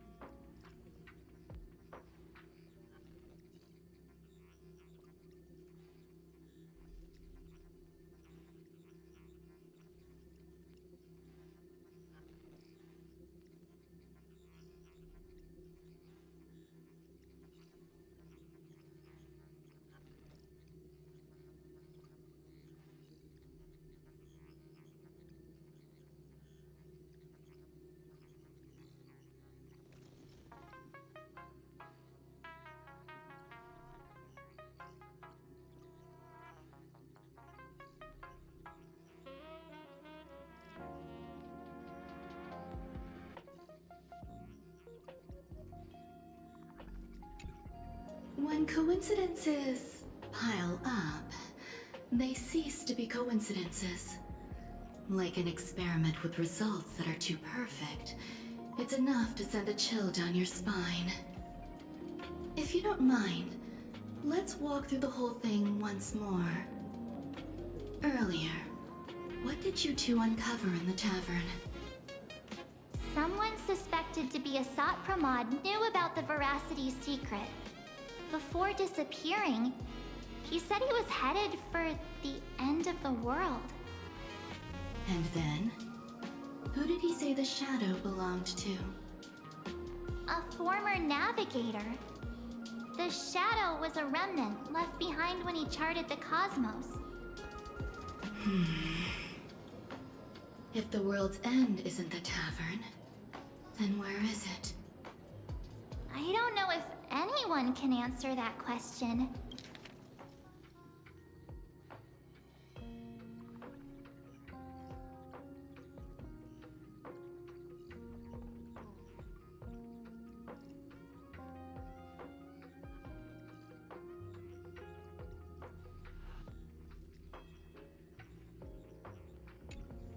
Not even Akivilli. Wait. Don't tell me. En route only goes where he isn't welcome. After leaving the tavern, he went to the Astral Express. The detective game is over.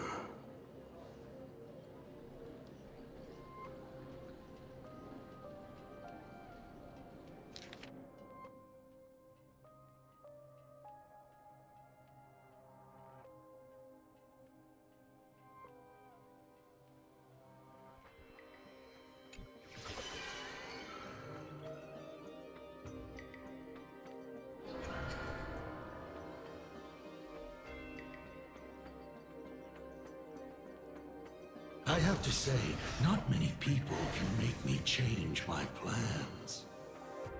Whether in the past or present, you've always been one of them. So, it is you. You know how it is, kid. I've always enjoyed arriving uninvited.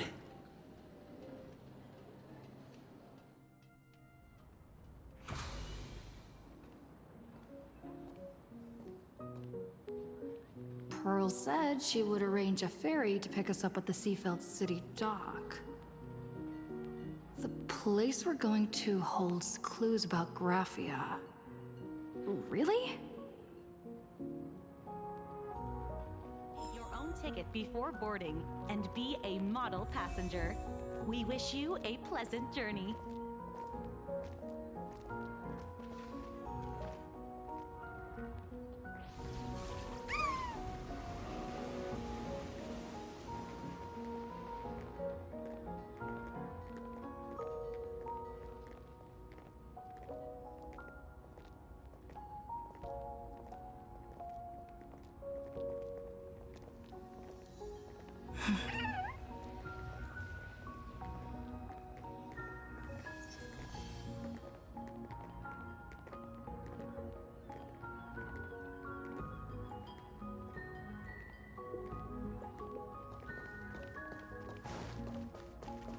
Attention passengers, welcome to the seaside. Yellow Ducky Nibbles Flagship Store.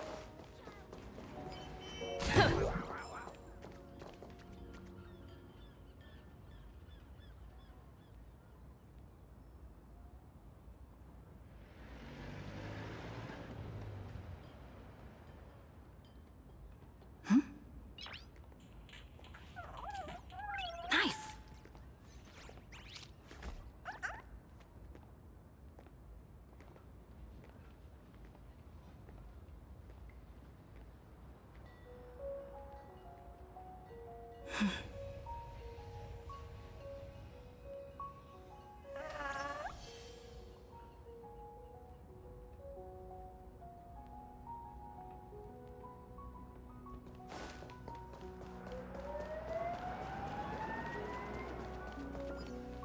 It is an honor to, well, shall I say, be of service to you again. To be honest, When Madame Pearl invited you to visit the Perlux Tower, I was supposed to be your guide. I ended up being replaced by a total fraud. My name is Feld. By order of Madame Pearl, I will be escorting you to your destination.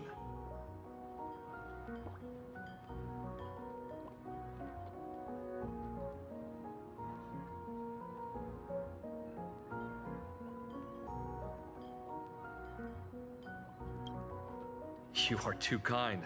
I followed the battle in Seafeld City very closely. Serving a hero such as yourself is a true privilege.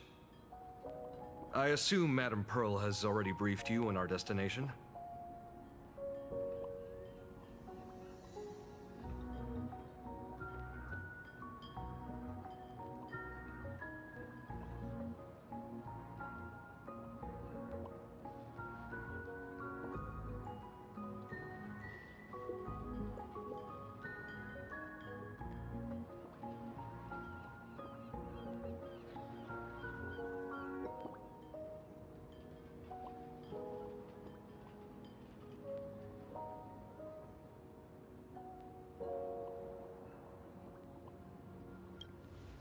I see.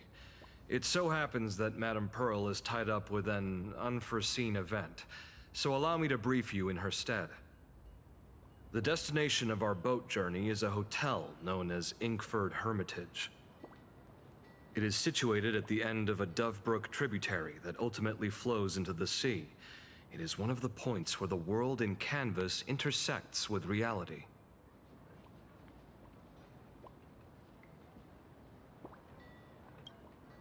Well, Graffia's former residence was located there. Legend says the miraculous canvassing of the mortal world happened there. Would Madame Pearl, a die-hard fan, pass up a sacred site like that?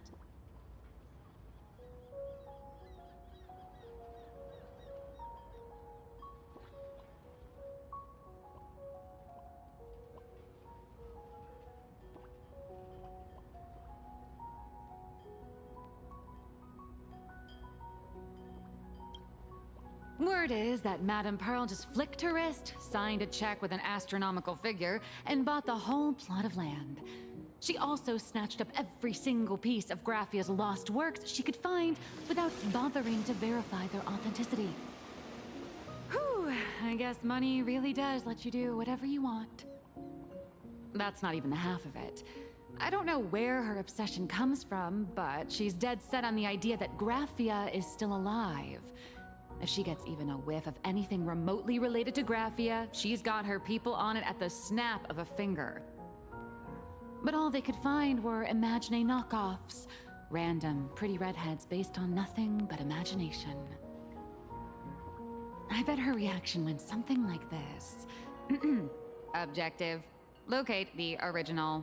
Error. Detecting excessive quantity of low-quality merchandise. You! I remember you! You're that fraudster from Perlux Tower! Perlux Tower? I've never set foot in that place in my life. Oh, I know it's you! I've seen the footage. You're wearing the exact same outfit.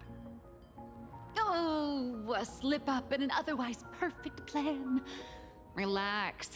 Your job is safe this time. Cut it out, you scoundrel! You can't talk your way out of this. Who exactly are you?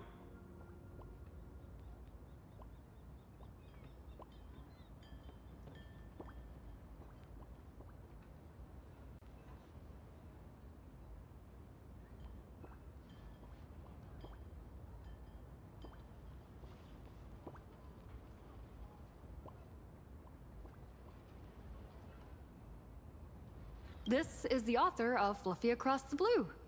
Blurry QR Cult. Huh. Is that so? My apologies. How rude of me. Miss Colt, it's an honor to finally see the face behind the work. Please pardon my yelling. I didn't know. No worries, no worries.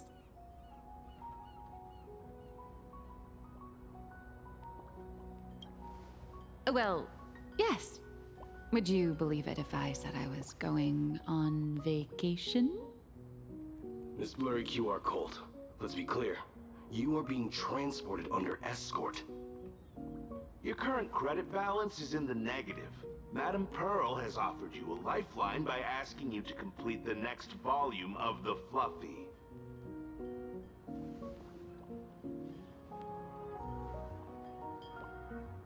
Whoa, this is not my fault. Remember Alloy King Pom Pom from Pearl X Tower? I tried to put everything on Pearl's tab, but she found out and charged it back to me. Who knew a figurine could be so expensive? It cost me more than my entire savings.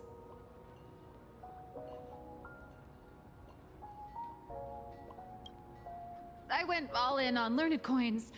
There goes my licensing fees and royalties. I lost every single penny.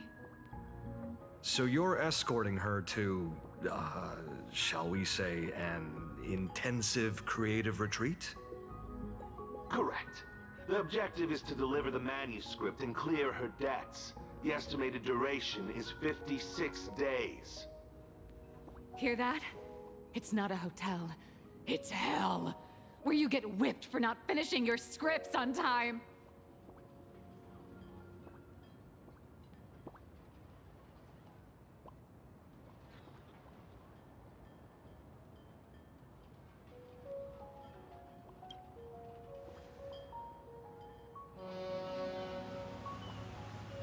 The boat has arrived. When you're ready, let's begin our journey to Inkford Hermitage. Please, mind your step as you board.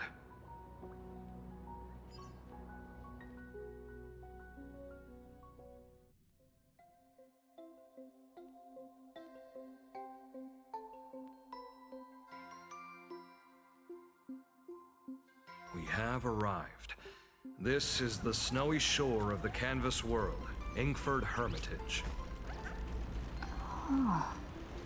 Are those Wispae floating on the water?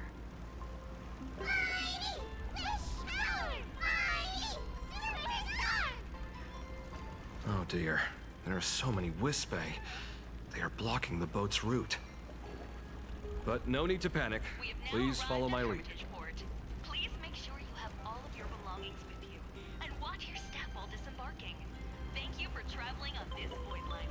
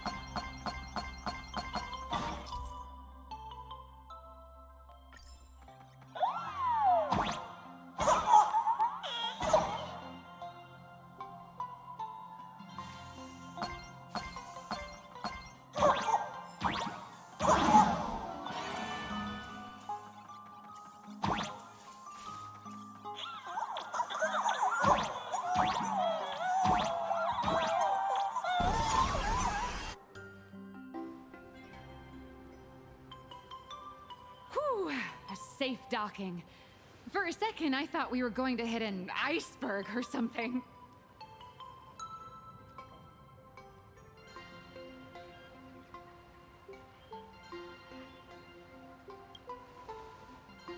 They probably sensed your wish power. You are the Phantom Moon Games superstar, no? Look, one's trying to hitch a ride on you.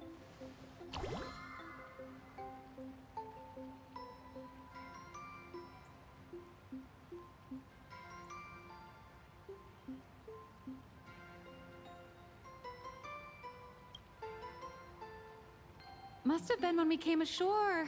Oh, what a devoted fan.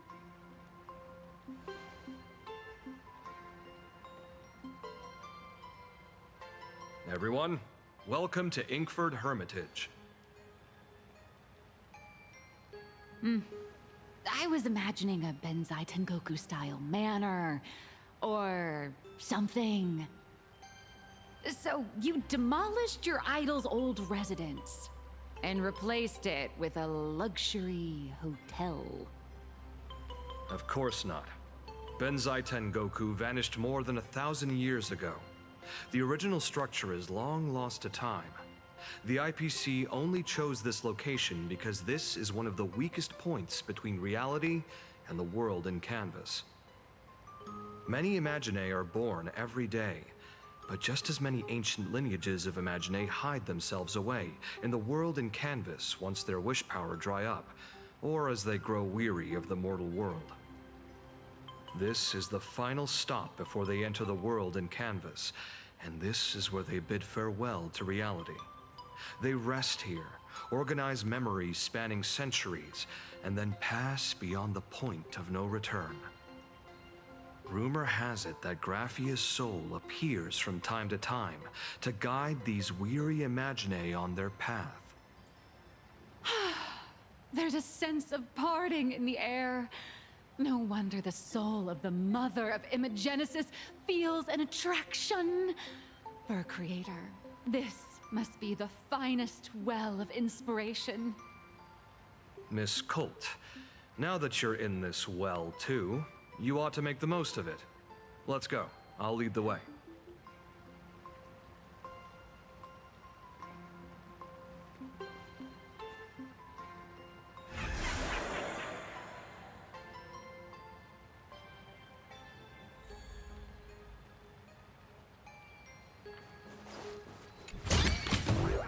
Looks good.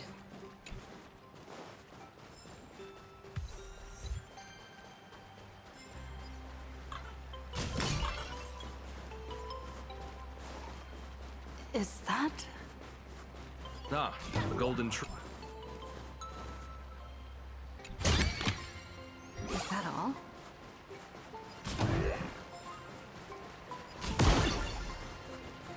All those years of effort.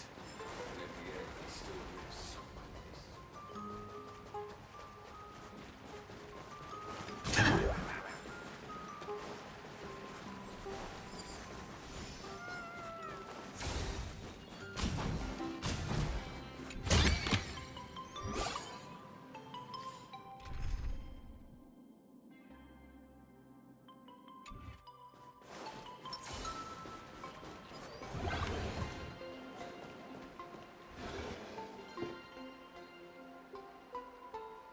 We have arrived. The hotel staff will take over from here. I'll take my leave.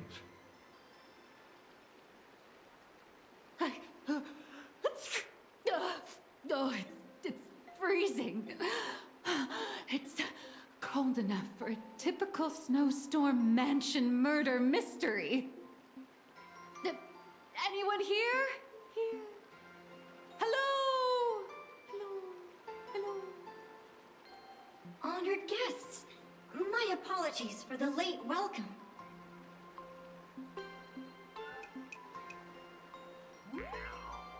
Oh, no wonder it's so cold. It's an actual snow wispy. Hello there, little one. I am the lobby manager, Casper. You have a very high body temperature. Please, Try not to overheat the room. Allow me to introduce myself. I am the popular comic artist, Blurry. The former comic artist, Miss Nihilux. Oh, my true name is gone, just like that. Oh wait, did you say former? The big shots upstairs gave me a heads up. You are now an asset of Perlux Corp. You'll be staying here until you finish your next volume. Every guest in this hotel is an Imaginé with quite a history. That Arcadian over there? That's a former superhero. Which one? Never heard of him. That one over there is one of the oldest strangelings. They're a former Kappa. These days, they work as the hot springs manager. A Kappa? Didn't that lineage of Imaginé go extinct when the IPC first arrived? There are still a few survivors that slipped through the net. As for Casper myself, I am a former frost giant.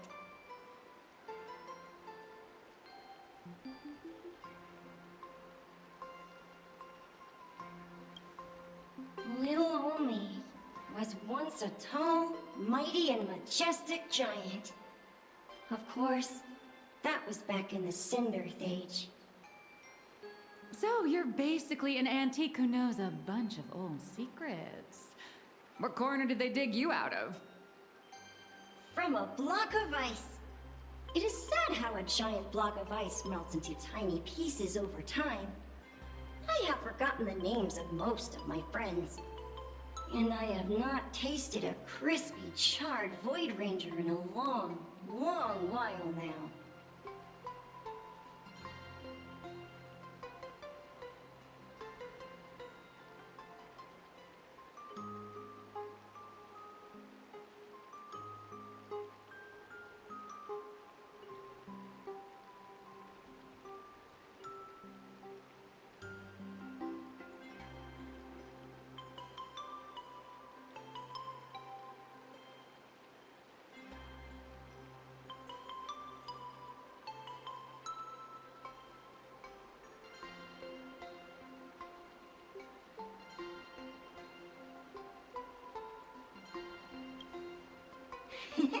Indeed, another glittering nameless.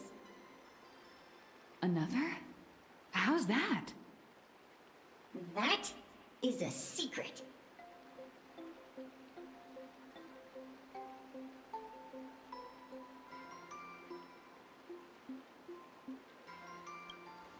Sightings of Lady Graphia are as common as the snowflakes here.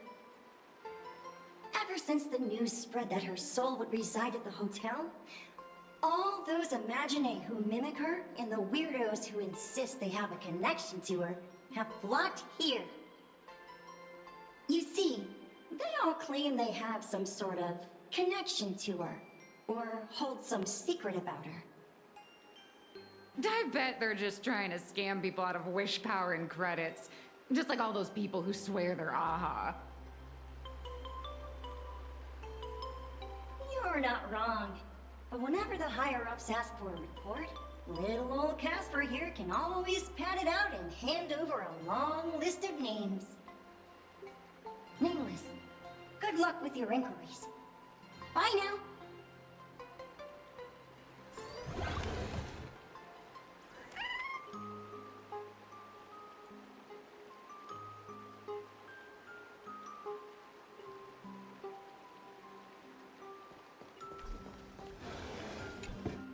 So, you're here looking for Graphia's whereabouts on behalf of that Intellitron executive. I think it's unlikely that the mother of Imagenesis will see her.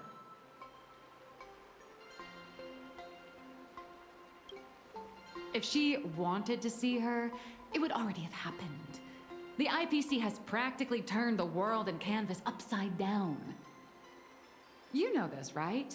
Over 140 years ago, they brought in hackers from Punk Lord and did everything they could to blast open the passage between reality and the world in Canvas. I think disturbing her world in Canvas like that must have upset the mother of Imogenesis. A friend of Graphia's? Just how long has that person been alive? So that friend wanted you to find Graphia, but they didn't tell you how.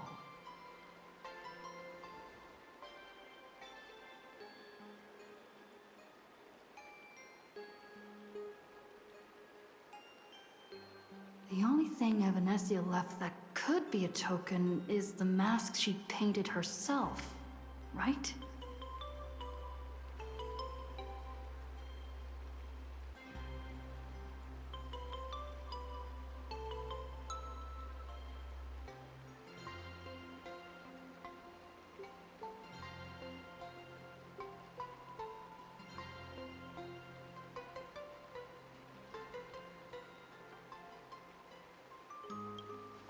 Normally, I'd suggest you play that little snow puffball for info.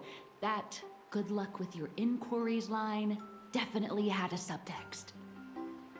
But since you're asking for a bright idea, you must have heard that in a certain corner of the universe, there's a mysterious ritual that can summon historical figures to the present day. The Holy Grail War!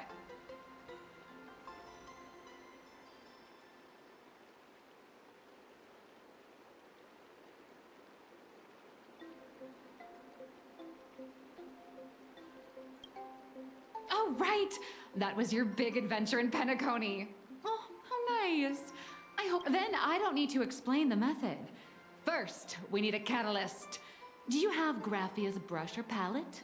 No matter. Miss Cult has got you covered. We use ley line resonance. This hotel is built on Graphia's former home. It still has a connection to her, like that vibrant golden tree.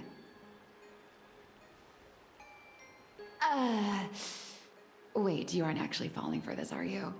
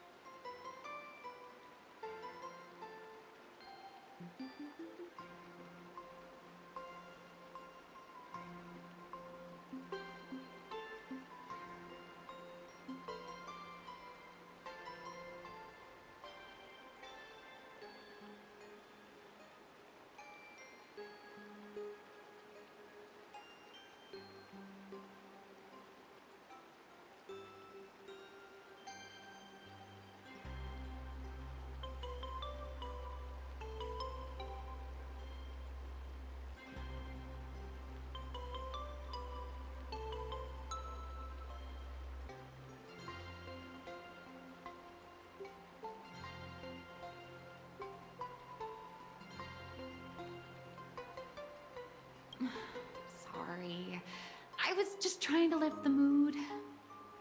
Oh, honestly, I'm a chronic deadline misser who can barely save her own skin.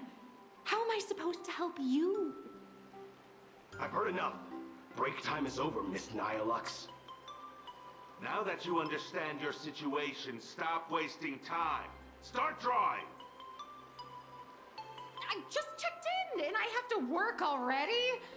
I'm not some fully automated painting Mechatron. You do know that, right? A Mechatron can run for hundreds of hours straight. You cannot. That's exactly why every second counts. Now right this second, start increasing your value as a quality asset. Hey, wait! This is kidnapping! Little raccoon, help me!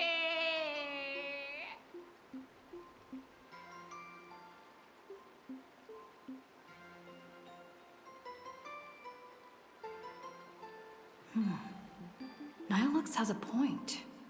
If that Casper guy is a survivor from the Sindarth Age, maybe he really does know something. Anyway, I'll start by asking around here.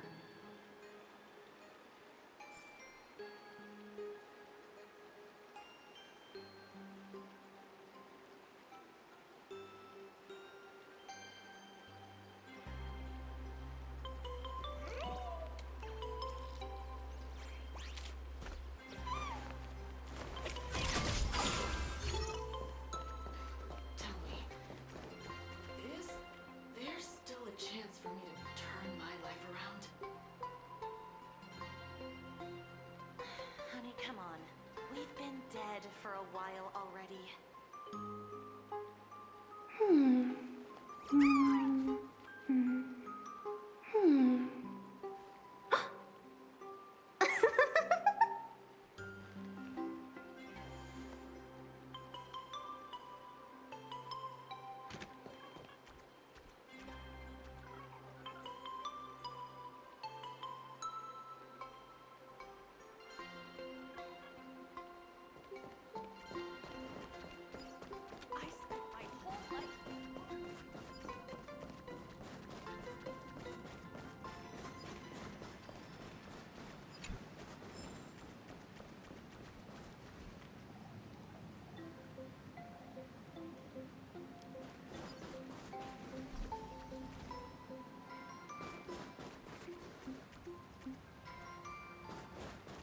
Casper?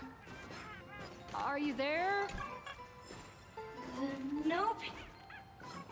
I'm not.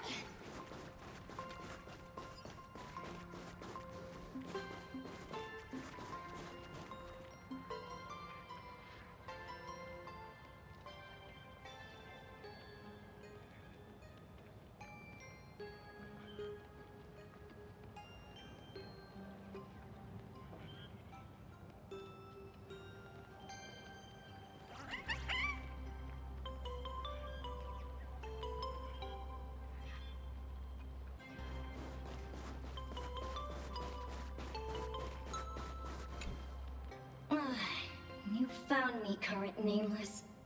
I knew you'd come to ask about Lady Graphia.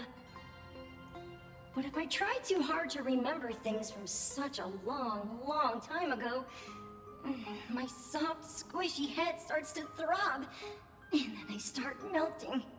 Drip, drop, drip, drop. So much of my memory feels like it's shrouded in a blizzard, and I can't see anything clearly. I'm sorry, but I don't think I can help you.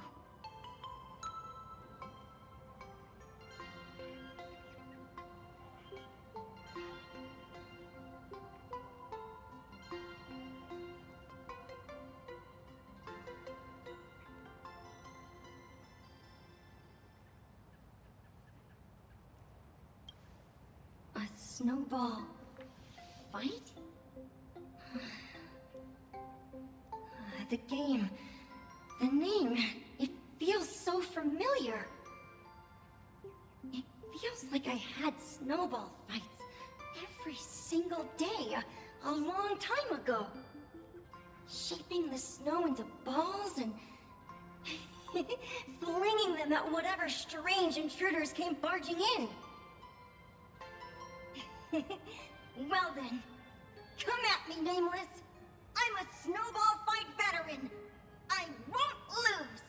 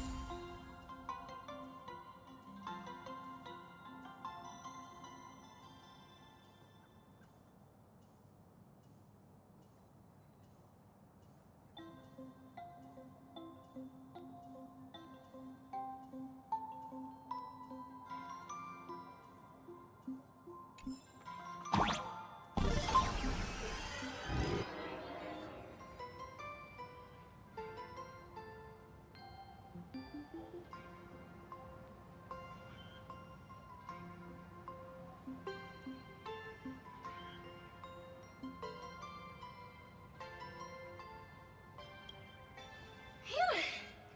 Things from the Cinderth Age are still a bit blurry. But I definitely met Lady Graphia. I had snowball fights with her.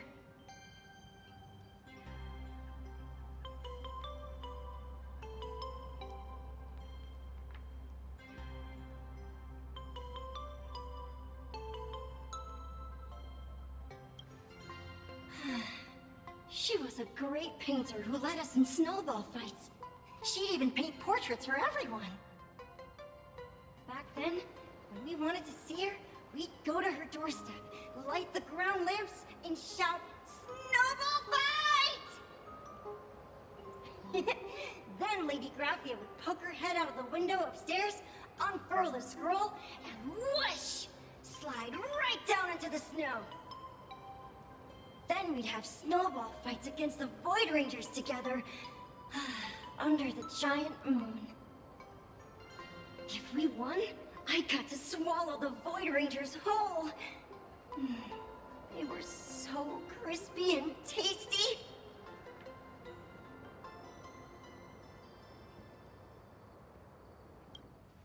There was someone else. Just thinking about them makes my blood boil. He was a snowball fight master. I remember one time, 8 of us teamed up to challenge him. But that guy knocked us all down with his snowballs like it was nothing. All from so far away. 6 of my friends were lying on the ground, feeling beat. Losing the game got everyone so down that no one uttered a word. As for me, I think I got hit right in the neck. I saw my own giant body thaw down to the ground, and my chin felt ice cold. 8 people? In the Phantasmoon games? Perhaps Snowball Fight is a euphemism for the Cinderth Age Wars? So, in that round of the Phantasmoon games, Graphia must have fought a terrifyingly powerful opponent. It seems only she and Casper survived the fight.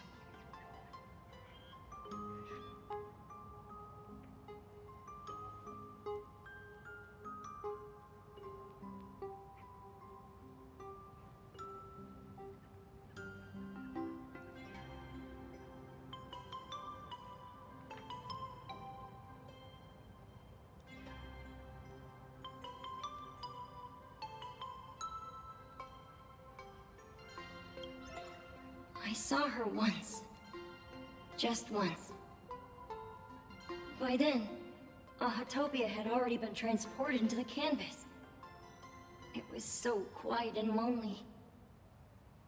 I couldn't find my other 6 friends, but I remembered where Lady Graphia lived.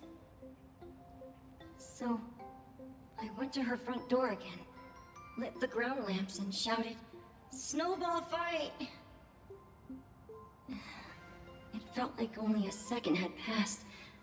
Just the blink of an eye, yet somehow it also felt like forever. At last, I saw her drift out. She held me and cried, saying, "I'm sorry, and you've done well," over and over. It was just one lost game.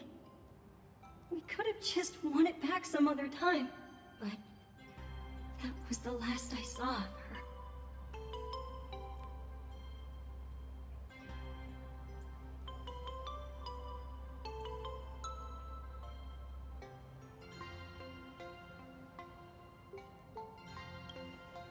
I only shared some memories of a snowball fight. If it helped you, Nameless, then I'm happy. That's about all Casper can remember. If you're still up for fun and games, come find me for another snowball fight sometime.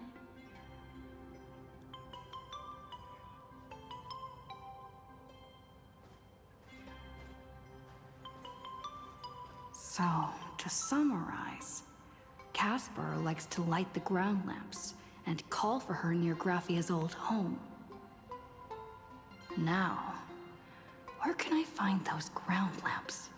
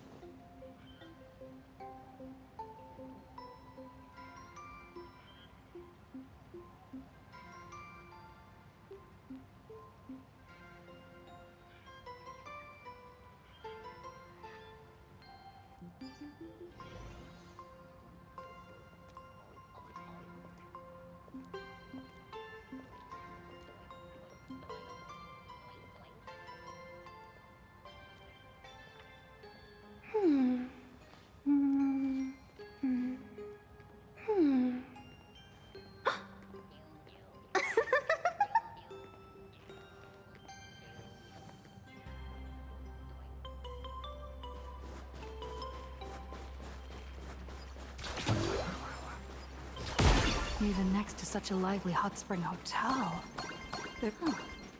These atonement statues all look like small animals.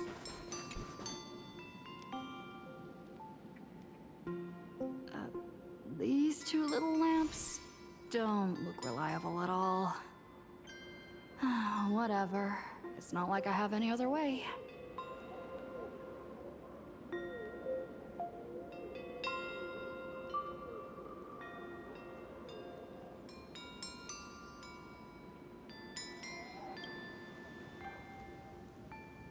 Who dares disturb my 1,000-year slumber?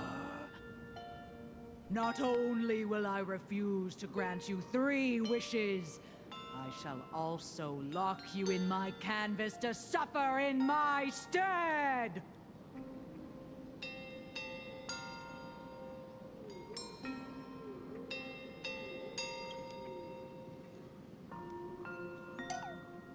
Thanks for the invite.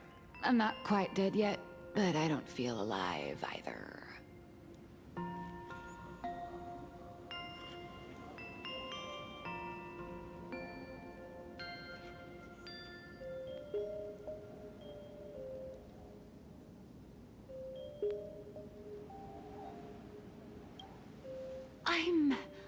I'm testing the deadline. I snuck out. This mountain path is so quiet and secluded. Ooh, what a great spot for a night stroll. Listening to the calming sound of the springs. Who knows? Maybe my inspiration will flow again like these waters.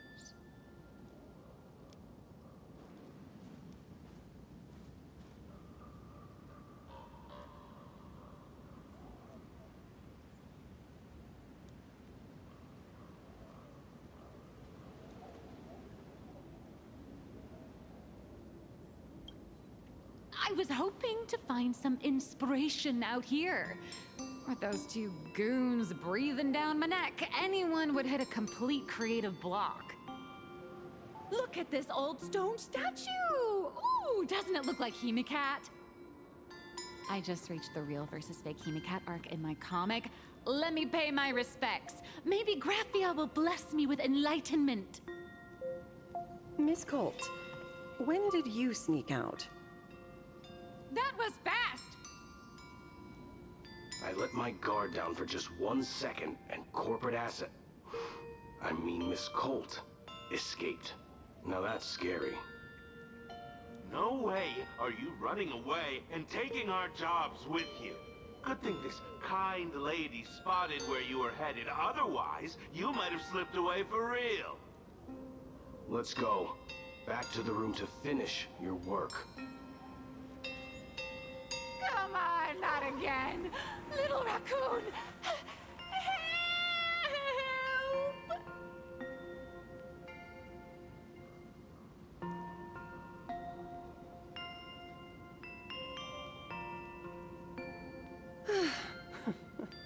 Being an artist sure is grueling. I remember being held in a room and watched by 6 or 7 people too. I wasn't allowed to leave until I finished painting either.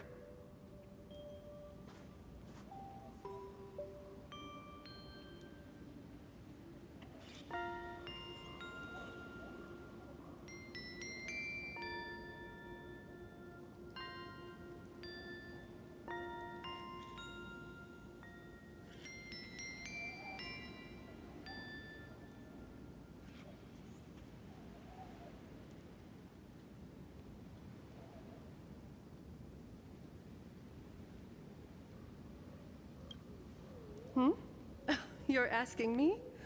Weren't you the one searching so desperately for me? My name is Murata Graphia, guardian of the world in canvas. It is a pleasure to meet you, nameless of the Astral Express. You're saying you are Graphia? Huh. She really does look a lot like Himiko.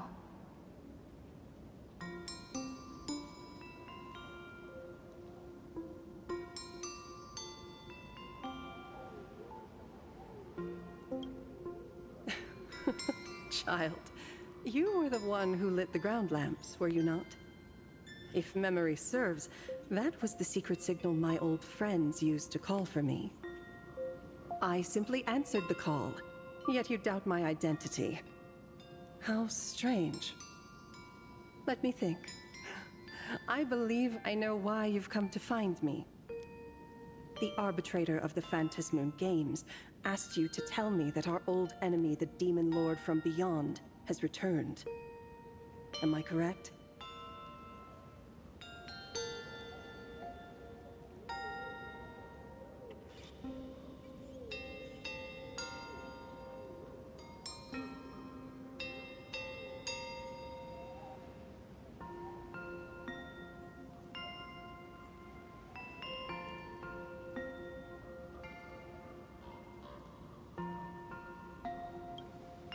Since Ahatopia's in canvassing, Evanescia and I agreed to guard reality and the world in canvas separately, never to meet again. But over the past 1,000 years, I often hoped we might reunite in some way. Who would have thought, when word of her finally reached me again, there'd be no warm greetings, but instead only an impending crisis. You must have many questions.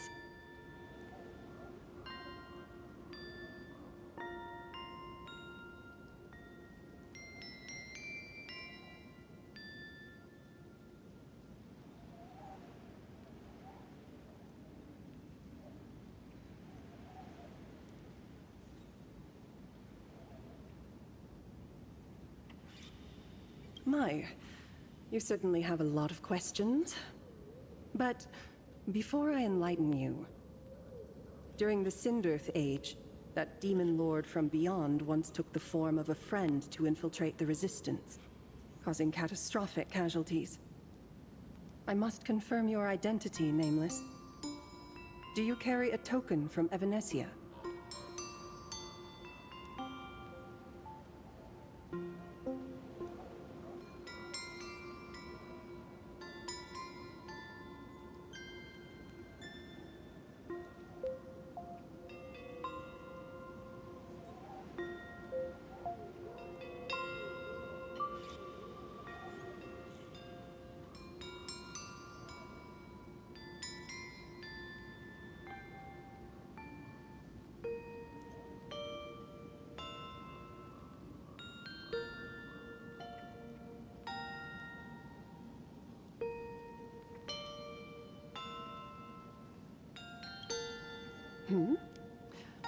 I see you're carrying something that might be proof enough.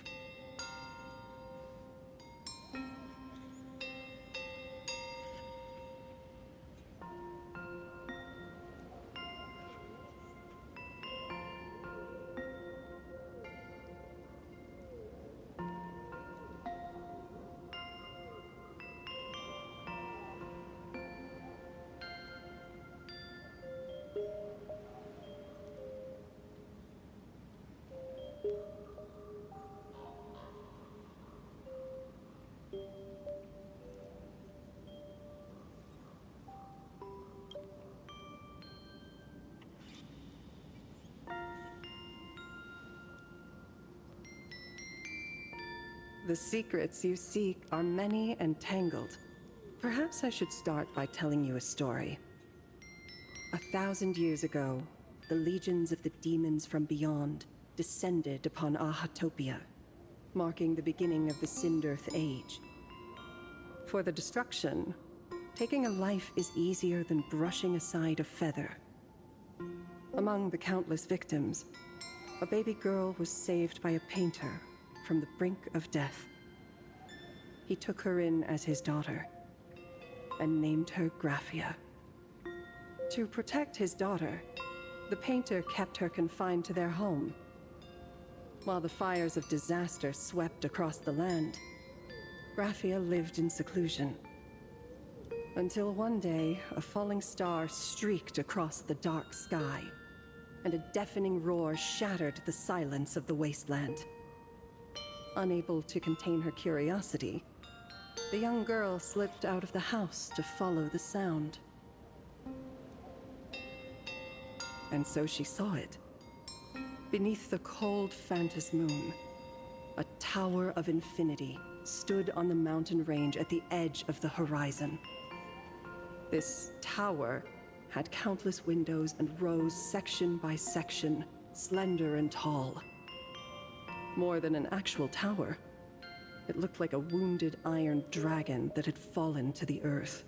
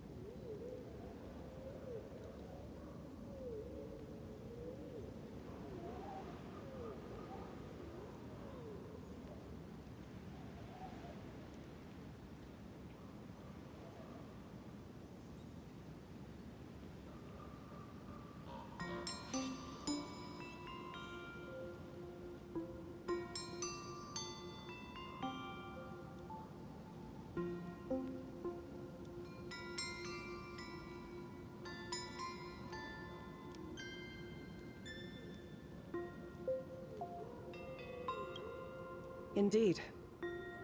That tower, which stood only for a moment, was the crashed Astral Express.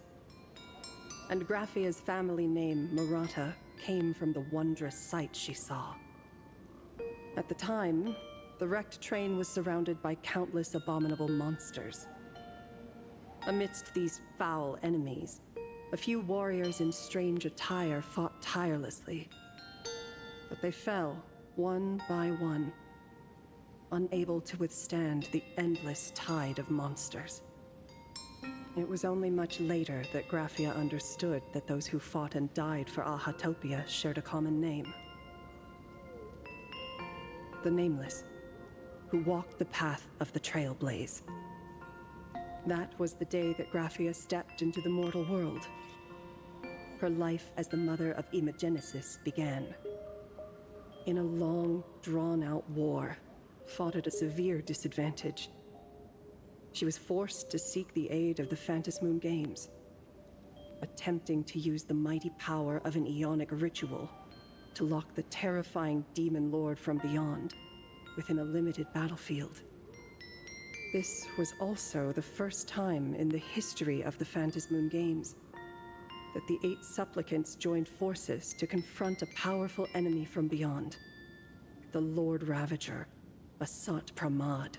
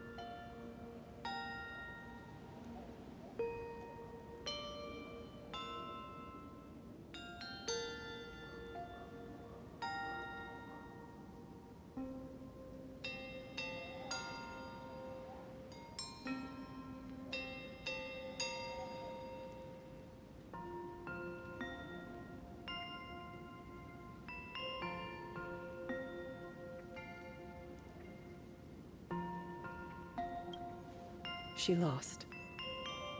Graphia did not win the Phantasmoon Games, nor did she manage to kill Asat Pramad.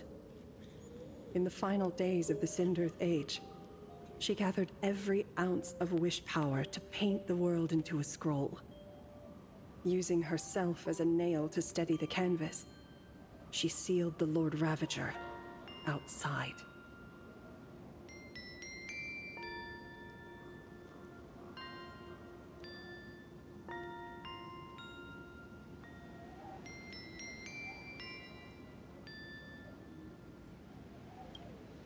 Yes. As long as the scroll still enshrouds reality, he won't be able to lay a finger on the Leviathan's remains buried deep within Ahatopia.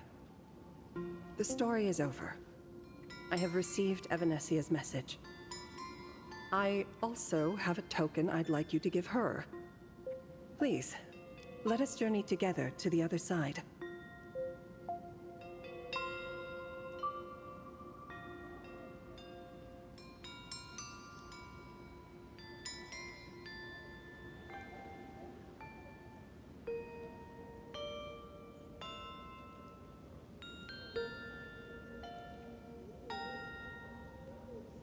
So, are we leaving right now?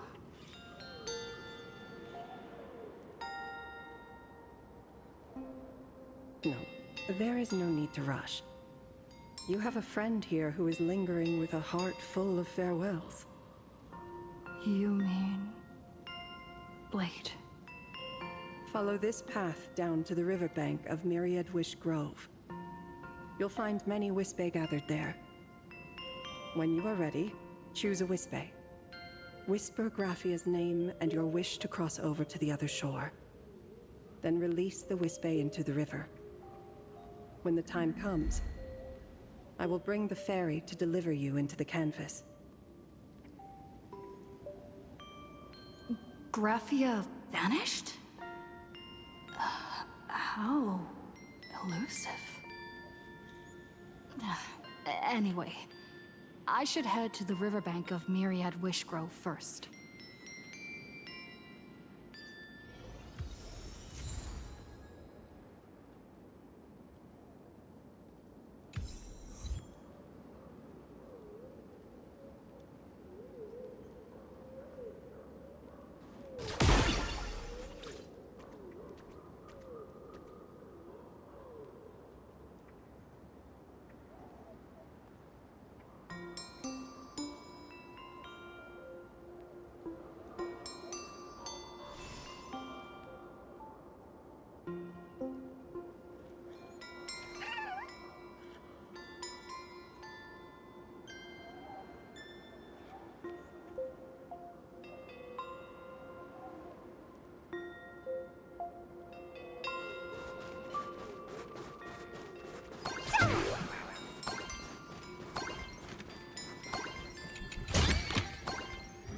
I get it now.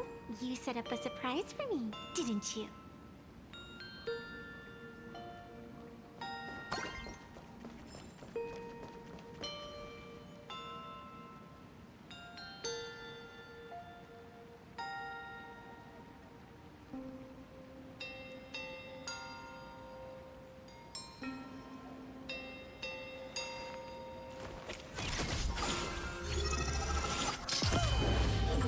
Truth and lies are a hair's breadth apart. Only the heart can judge.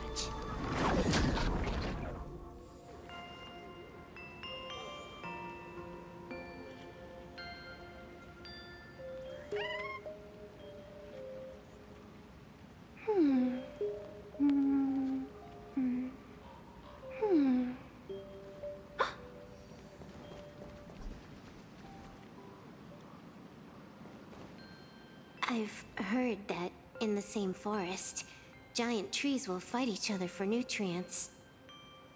How about this? We just feed Shuhu to that tree in the courtyard. It would save us a long trip. Say something. Didn't know you were a forestry expert. I'm not joking. I'm serious.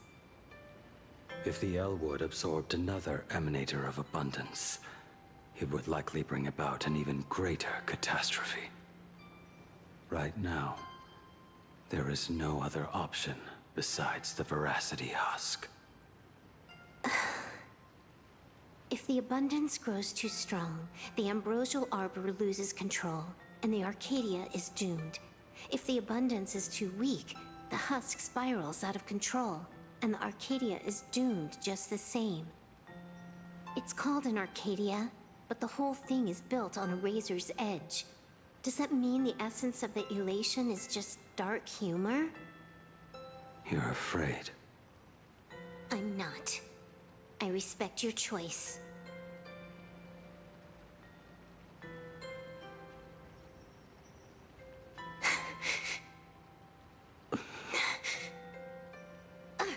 Fine. You're right. I'm afraid. So what? You don't think I know what that Xianzhou person meant? 1 in 10 chance? There is no chance at all. Listen, I just can't stand by and watch one of my kin sacrifice himself. Kin. What else? Friend? Colleague? Playmate? The guy who carries my bags when we go shopping? I suppose all of those fit. Fit? How? Sometimes I can't tell if you're actually dumb or just playing dumb. I hear you. Just assume it's the former. Simpler that way. My mind is made up. You should understand. Misplaced emotions will only cause the mission to fail. You really are just plain dumb. To be honest, I'm the same way. If I could see Firefly cured of her illness, Kafka finally finding the heart she's looking for, and that girl reclaiming her future, then I'd be willing to pick up that level 999 cartridge too, even if it means becoming nothing but a shadow of the Dark Zone. Don't. At the TV tower, you already severely overspent your time. Don't touch that thing again. Besides, why are you telling me this? You should tell them yourself.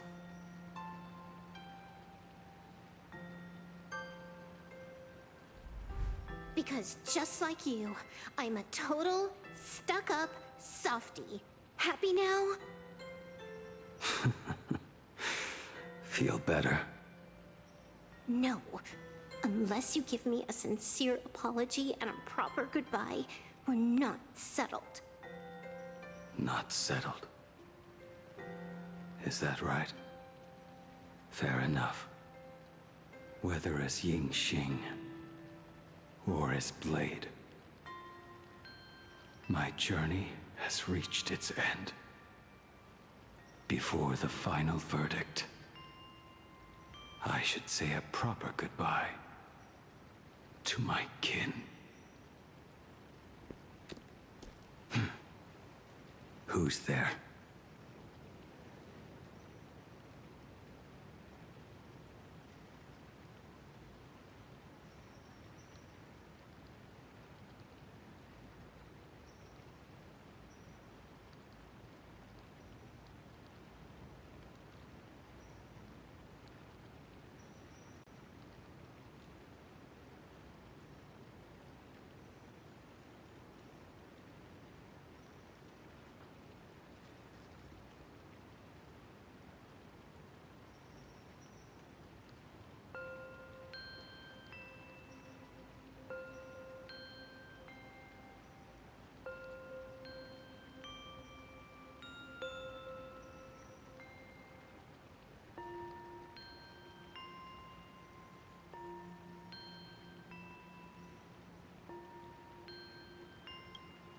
Next time, it'd be better if you didn't try to sneak up on us like that. I knew you would come.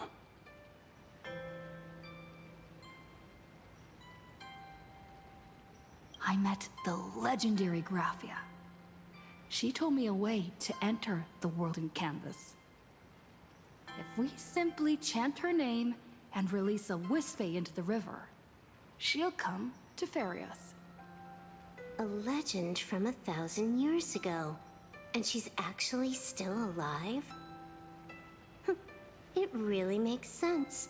After all, you two are practically the same age. Knowing that gives me a bit more hope that you can actually make it back. Then let's begin.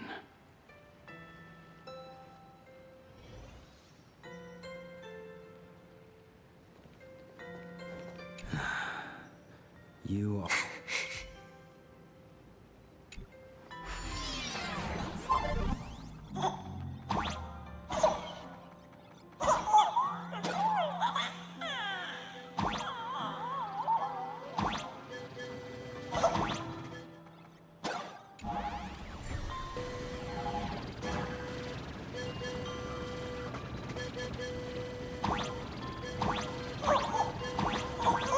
Little one, I choose you.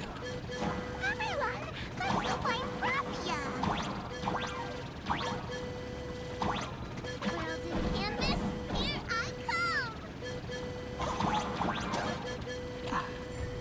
That should do it. Right? I summon Graphia, mother of Imagenesis. May she come forth and deliver us into the world in Canvas. No Wispe were harmed in the making of this operation. Raffia! Raffia! Everyone, into the world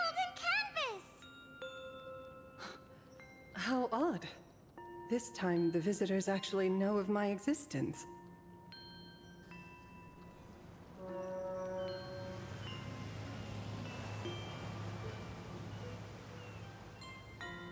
Strange. Why is the boat coming from downstream?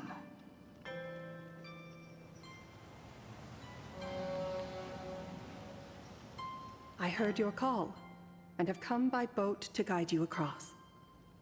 Greetings, travelers who seek to leave the mortal world behind. It is a pleasure to meet you. Oh? Not an Imagine, but someone here to settle the past and family members seeing them off? I guess so. The power of abundance. What a nostalgic scent. There is something terrifying slumbering within you. I've heard that something lies at the end of the world in canvas with the power to suppress it. Will you show us the way? Ah, I see. You are better informed than I thought. I understand. Time is of the essence. Please, step aboard. Thank you. The mountains lie distant. The waters still. And snow settles. A fine moment to bring this weary life to its end. Bring a weary life to its end. To my eyes, the power taking root within you is far from withering away. It's just a matter of time. The journey downstream is long. As is custom, I must collect your past stories as fare. I shall use them to paint the path forward, which will guide us to the other side. My past stories. I am not much of a storyteller. There is no need to weave your thoughts into a complete story. A single memory, a single breath. These too are parts of your past. Only by letting go of the past can you truly set forth with an open heart. Is that not so? Go ahead. Say something. I'm curious too.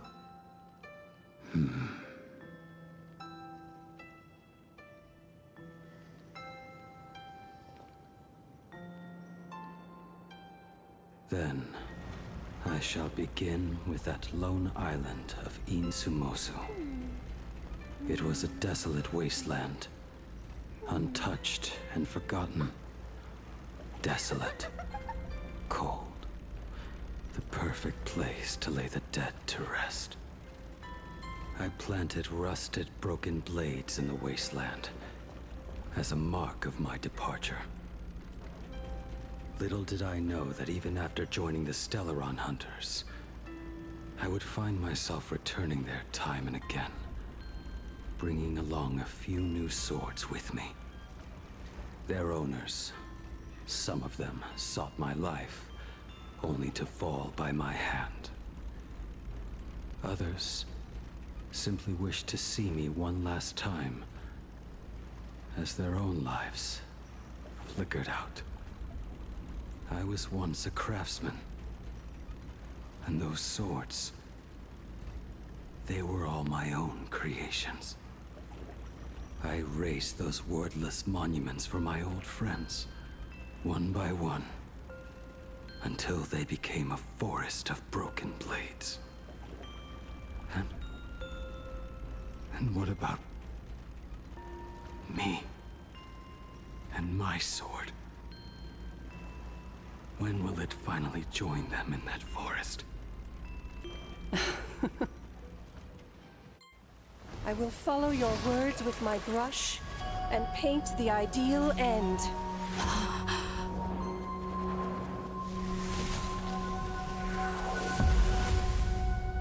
Sword barrier. We've reached the shore you've been seeking. What is this place? This is the world in canvas. A mirror to your soul. Blooming as your heart dictates. May this meadow be everything you wished for. Superb artistry. And yet, I thought you would paint the desolation within me instead. Desolation? I saw no desolation in your story. Instead, I found the lingering regrets of a master craftsman. The fire that tempers black steel and shapes 100 blades does not burn upon the forge or anvil. It burns within your heart. That spark within you has yet to fade. It is why this plane has chosen to bloom into flowers.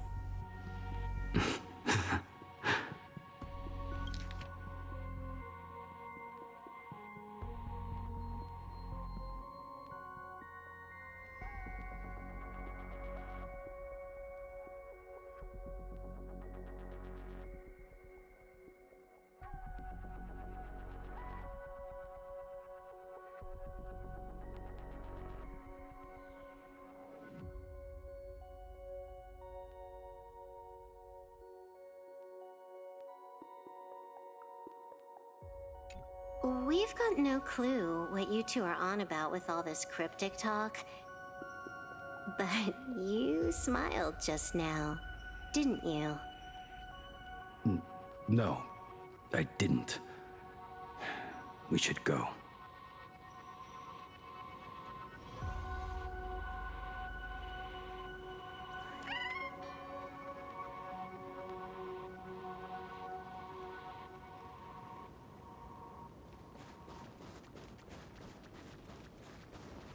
He finally smiled.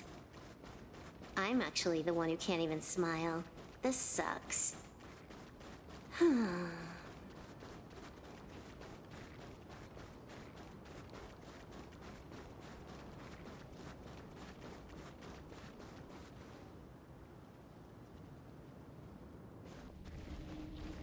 We have reached the end. That blue maw. So, this is it. Correct. Driven by the buried secrets of Ahatopia, you have come seeking liberation. And now, I have shown you the silhouette of the beast's maw. If you should find a way to get out, I ask that you swear to keep this secret.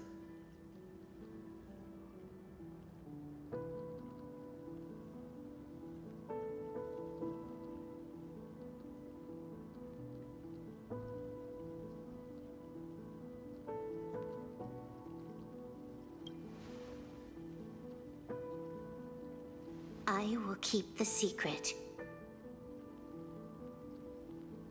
That blue maw, can it truly consume the abundance? Only a beast of insatiable hunger can end a plague of eternal growth. I have stood watch in this realm for a millennium, beholding the eternal conflict where the veracity and the abundance remain locked in strife. Oh, undying soul, the fate that awaits within those depths lies far beyond the reach of our conjecture. Perhaps you will vanish into nothingness in a mere heartbeat. Or perhaps you will endure a millennium of gnawing, constantly regenerating only to suffer once more, with liberation remaining an elusive dream. Beneath that calm of yours, I can feel an old friend lingering. Agony. This is the price I must bear for becoming one with the canvas. You're telling me if he leaps, he has to stay down there and be torn apart for ages? I'm not okay with this. Yao Guang never said anything about this when we went over the plan. I have lived for nearly a millennium. I stopped wishing for a swift end a long time ago. If the Leviathan does not consume me utterly, then I am still alive. And until that moment comes, I will pin Shuhu to the anvil and swing my hammer once, twice, and again, and again.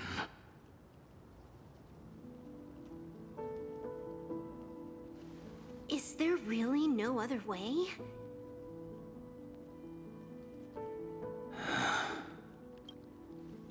Silverwolf, I was never one for sentiment.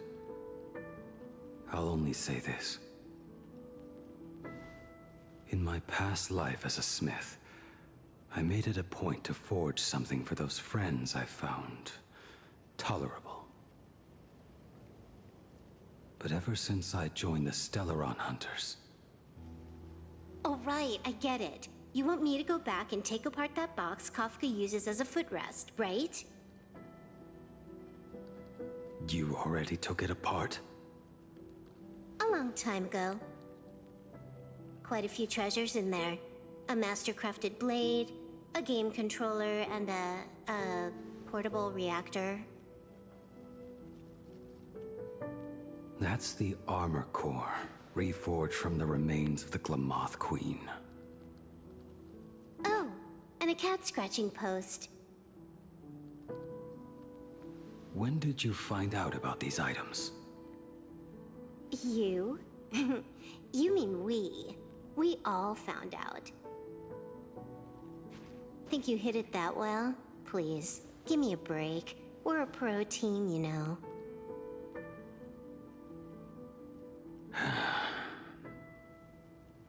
Just split it among yourselves. Consider it a keepsake.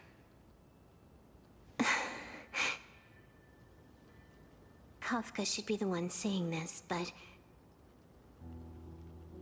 You are the most perfect blade the Stellaron Hunters could ever have.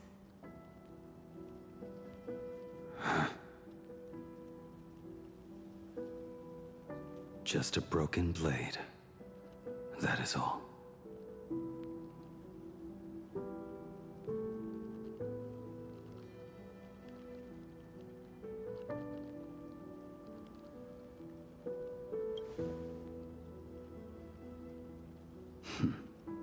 You talk too much.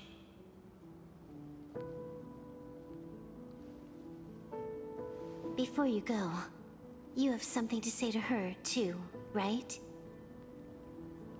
To me? Don't take offense. It's just a few words. Before joining the Stellaron Hunters, I once lost myself.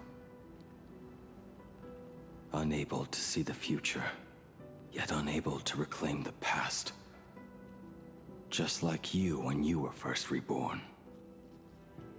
Whether we chose this path, or were forced onto it. Leave no room for regret.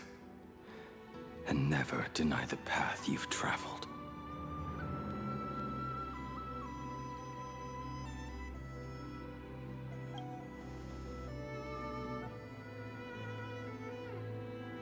We use the script to interfere with the future.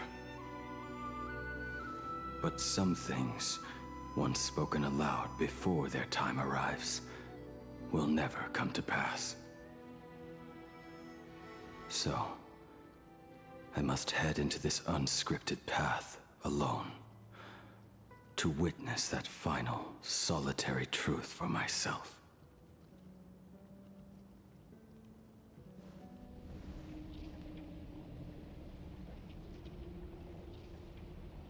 It's time.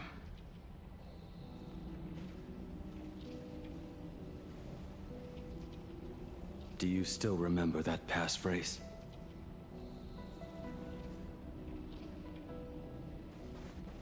No need to step forward. Just recite it in your head. 3 of a kind. 2 pair. Ace. Go.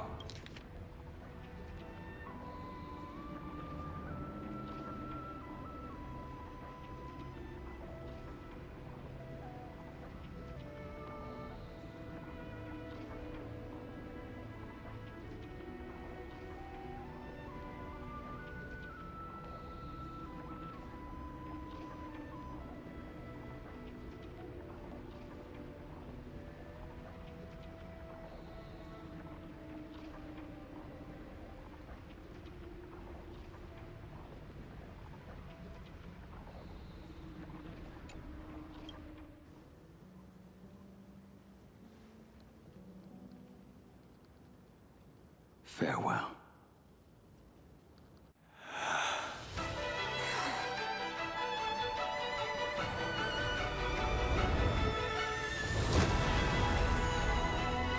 Let everything end, or truly begin.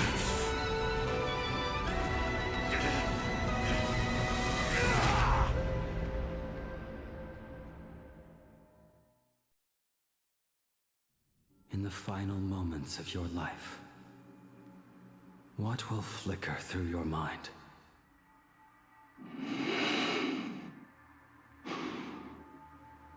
The devouring. Has it begun? How much time has passed?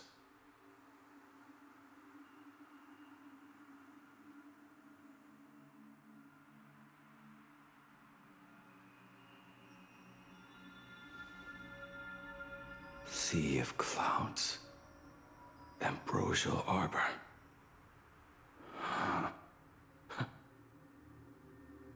To think that with death so close, this is the scenery my dreams would conjure. My heartbeat. It's barely audible now. Shuhu. Are you still alive? Am I still alive? Finally woke up, Yingxing? Master. I am sorry. You have the wrong person. I am not Yingxing. Huh. A lad your age, yet your head is more muddled than mine. You're talking nonsense in your sleep, boy. It has been ages since we last met. Tell me, have you let your craft go to waste? Your master wishes to see what you can do. Not a sweet dream of toasts and laughter, nor a nightmare of clashing steel. Instead, it is a dream of returning to the very beginning, to confess my sins before the master who taught me everything. Typical. This is a standard issue sword I forged for the Cloud Knights, back when I first began my training. Bai Hung, and that bow I forged for her. In the end, it was I who forged the greatest sin. For me? Thank you. I told you, didn't I? As long as you set your heart on what you love, nothing can stop you. Hey, did you give this bow a name? I named this bow Lure after a mythical steed from the primeval Imperium. Legend says it was one of the Emperor's finest mounts, a divine beast that could tread over any chasm and lead its master back from the brink of death. How did you get so off track? Why pick a name meant for a horse? That won't do. It does not suit me at all. I'm going to call it Recurve Bow. That sounds terrible. It's like my mother naming me Human. At least change it to something elegant like Winding Stream. Fine. Have it your way. Look at you! Skilled with both the pen and the sword. You really should not be trapped in this flame wheel forge for the rest of your life. Hey, perfect timing! I have a few friends getting together on the Lafu. Wanna come along? Staying in a single place your whole life, that won't do.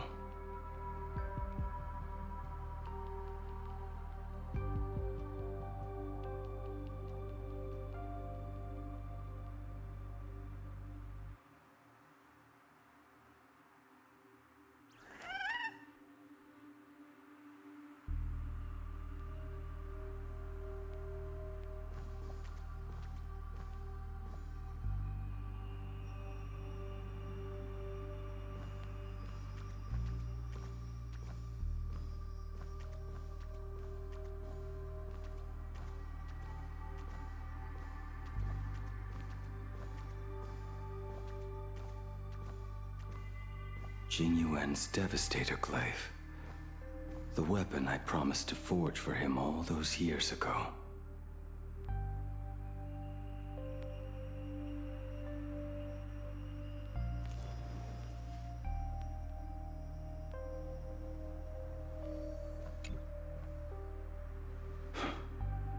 Old friends have drifted across the stars, but he remains.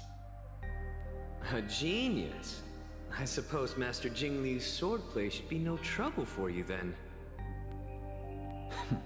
You little rascal. Do not try to act like my senior just yet. I am from a short-life species.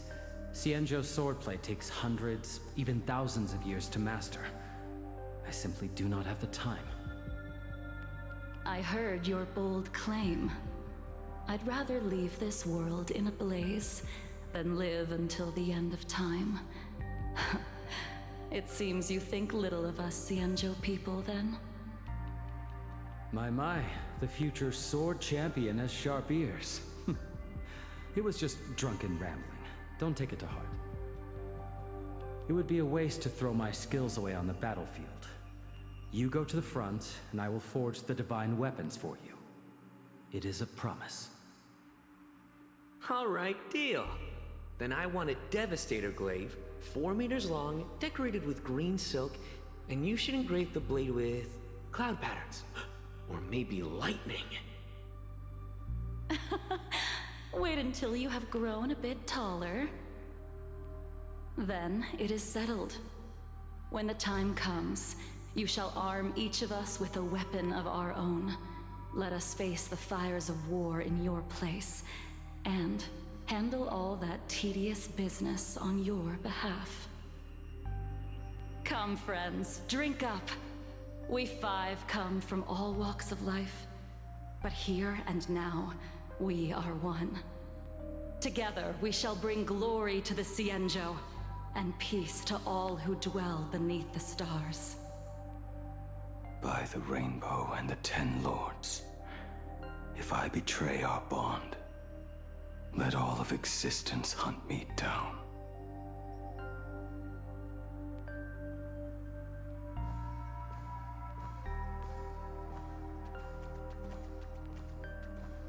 The prosthetic arm and sword staff from Mr. La Mancha were works created by my master and me. He came to visit me even after I was cast into the shackling prison. Yingqing. Yingqing. How did you end up like this? The shadow has tasted the flesh of abundance within you. You cannot even speak anymore. Yingqing, look at me. Lift your head. It was only thanks to you and your master that the shadow of veracity was sealed. I owe you both, so I have but one question. There is always a way out. Just give the word, and I will carve a bloody path to get you out. Right now. I must atone for my sins. Perhaps if I had taken you away from Flamewheel Forge back then, your fate would have been entirely different. I respect your choice. just as I did all those years ago. Pity. So much in this world does not go as we wish.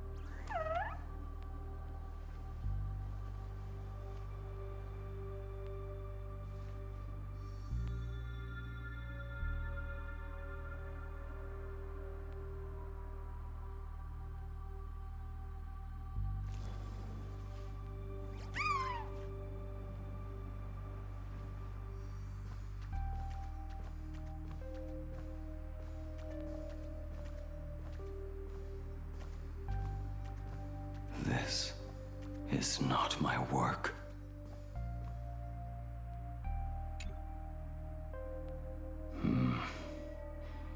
This was where my life as Blade began. So you're Blade.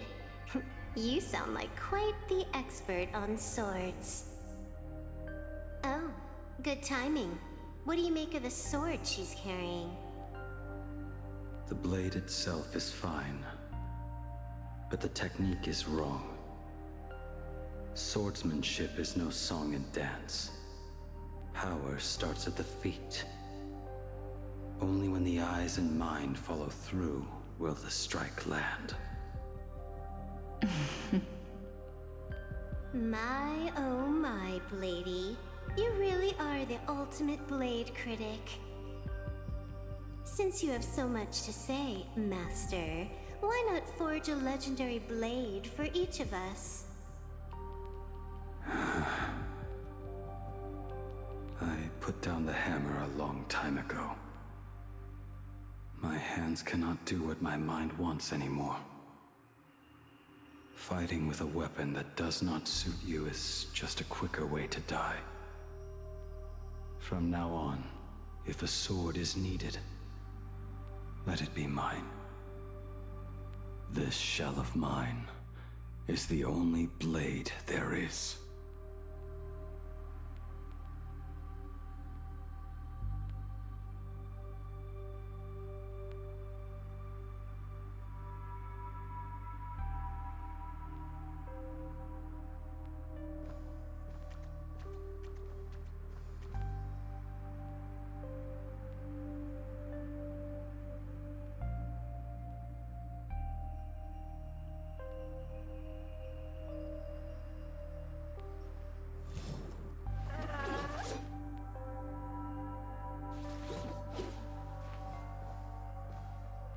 A weapon given by Ying Xing to an old friend.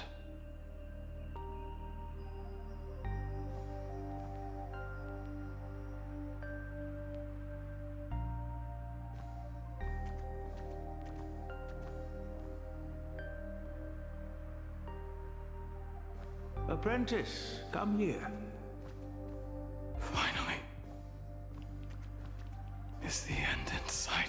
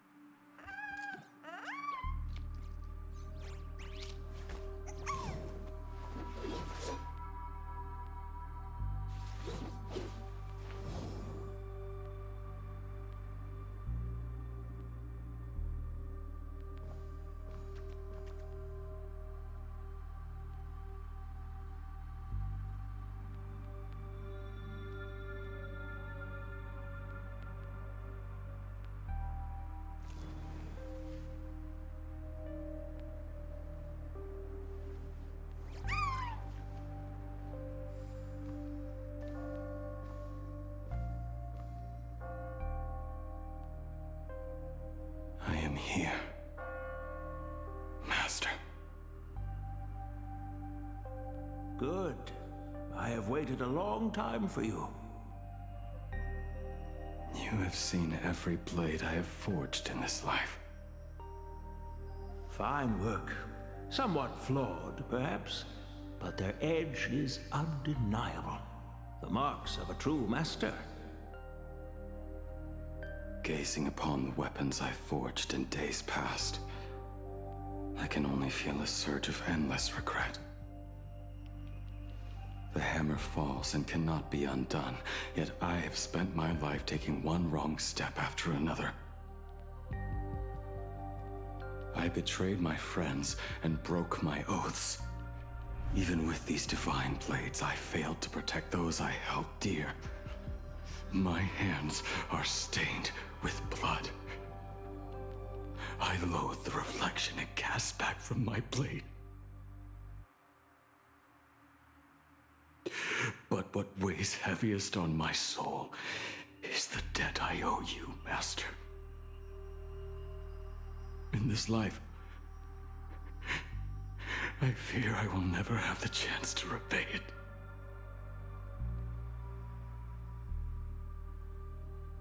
Let it all out.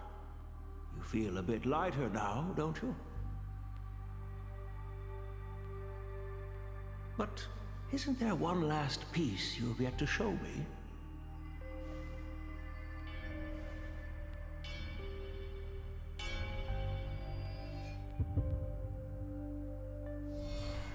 It is yet to be named, has it not? That is a mere scrap from the forging of Shard's sword. I hid it away, fearing it would bring shame upon our school. Master, how did you... Can a mere boy keep secrets from his master? I entrusted General Yao Guang to bring it to you. Since the day you left, I have kept this blade hung in the hall, gazing upon it daily. That raw, youthful spirit within it. It is the same light that shone in your eyes the day you bowed to me. It is the keen edge of a craftsman. I am but rusted scrap now. My light has long since faded. This is where I belong. Buried.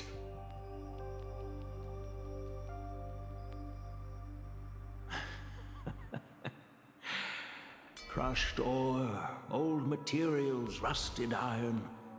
As craftsmen, we spend our entire lives in such company. Waste not the bounty of the world, but perfect it through craft. To take what is useless, to take every failed scrap and forge it anew. Isn't that our very mission as craftsmen? Even for a life that has reached its end. A life built on nothing but mistakes. As it is with the work of a craftsman, so it must be with the life of a craftsman. Do you still remember the question I once asked you? What defines a blade?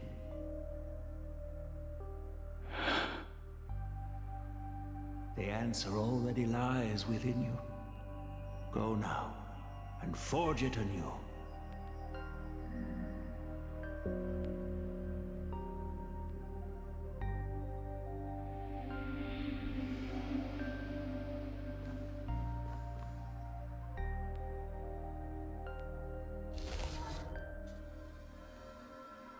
Forge it anew. Interesting. Now I wish more than anything that I could just live a bit longer. Ying Qi himself said that back when he was nearing his end. Shoo. You fought me all this time and leapt into the Leviathan's maw. Nothing more than a bit to drag me down with you. pity, truly. For so long as a single soul in this vast world prays for abundance, I shall return to bestow my grace. And now, I have come in answer to your prayer. Within the Leviathan's maw, I shall grant you 1,000 years of agony, as your flesh will be remade, only to be devoured again and again. You shall find no release. Is this not exactly what you call forge it anew? Poor child. You and the Cienjo citizens are always so short-sighted. Trapped in this waking dream called life, you cling to what is gone and tremble at the thought of being forgotten. Yet when I come to carve through your flesh and awaken your minds, you spurn my beautiful gift. You were once a master craftsman.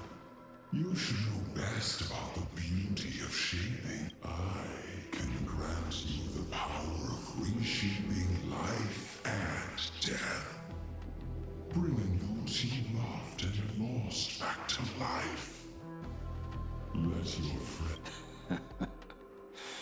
Righting wrongs. You mean... That is but a fleeting pang, a necessary tempering on the path to eternity. If you persist in spurning this gift, this maw shall become your prison for all time. Your body will churn for millennia, caught between being digested and reborn. Every inch of your flesh will remember the agony of being ground to pulp, until your very will dissolves into nothing, leaving only a hollow husk that can cry out my name. Are you done talking? Do you truly believe that I am the only prisoner here, Shuhu? You are the one bound most tightly by your chains. For so long as a single soul in this vast world prays for abundance, I shall return to bestow my grace. You are nothing but an echo of them, a slave trapped within your mission of compassion. You mock our obsessions. You are Yao Shu's most pathetic prisoner. Are you trying to provoke me? No. I am pronouncing your sentence. I never dove into this abyss for the sake of a mutual end. I came for forging. As long as you cling to life, you must keep reshaping this body to fight back the gnawing from the veracity. And that struggle is exactly what I want. Let the maw of this Eon husk be the furnace. Let our undying flesh be the iron. And let death, 1,000 times over, be the hammer. Right here, I shall forge and recast you again and again. Not to destroy you, but to create a cage that can hold you prisoner for all eternity. And the thorns of this cage shall forever be aimed at that savior who branded you with your mission, Yao Shu. Are you ready to turn your vengeance against your god?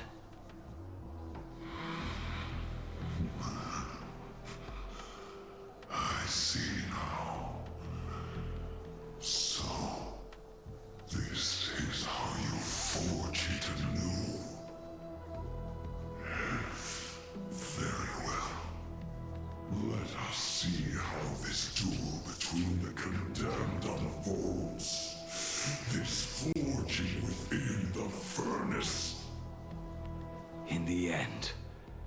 which of us shall forge the other into a blade?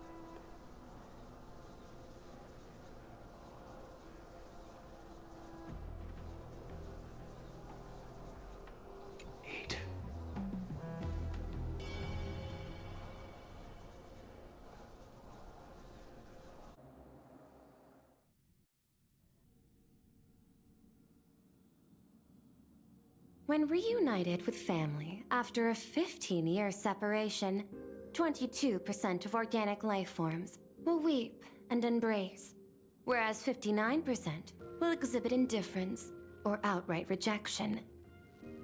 Yet, choosing to conduct a covert investigation instead is entirely unheard of. You harbor suspicions regarding Mr. Ryusuke. Why is that, Miss Himiko? Before Star Rail Fest began, I stopped by his office to look for the family's records on the Phantom Moon games. Out of concern, or perhaps curiosity, I leafed through his portfolio.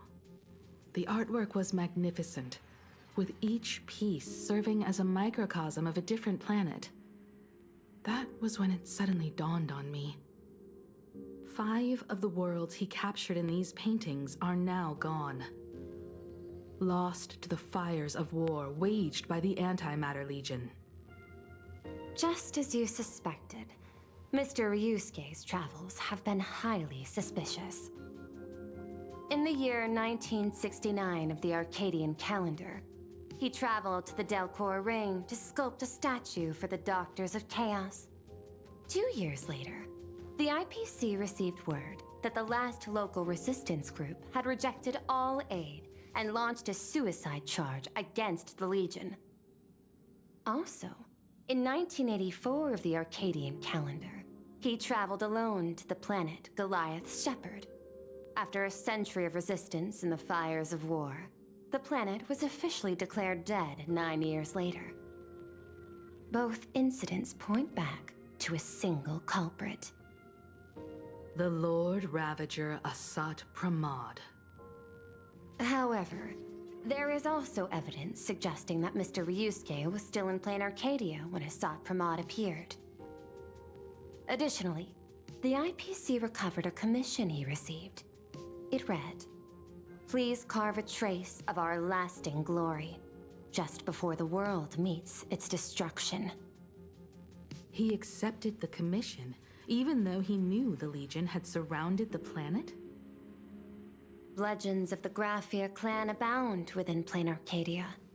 To this day, many believe the Weathering Curse is a scar seared into your very bloodline from Graphia's struggle against the Legion. Conjecture. Mr. Ryusuke was tracking the demon from beyond. He likely believed that finding him was the key to breaking the Graphia clan's curse. Any other conjectures? There is another possibility. Please forgive me if this sounds out of line. There is a 52% probability that Mr. Ryusuke was being used by Asat Pramod. He might have even chosen to work for him. I'll have a word with him. I'll leave it in your hands, Miss Himiko. Dad? Do you have a minute to talk? I do. I'm 1000% free for you. What brings on this surprise call for your old man? I was worried you were too busy, so I didn't want to bother you these past few days. That foolish didn't hurt you, did she? Actually, what am I thinking? A mere herald of death is nothing to my Himiko. You probably handled her in no time. And that kid is something else too. I'm telling you, everyone at school is a huge fan of the Astral Express now. 15 years. The blood-stained games are finally over. And this time everyone survived. It's time we sat down and talked. Just as father and daughter. Huh? Am I dreaming? My little girl actually wants to have a real talk with her old man. Well, I don't care if I heard you wrong. I'm taking this to the bank. Praise the Astral Express. Praise Hackivili. Give me 10 seconds.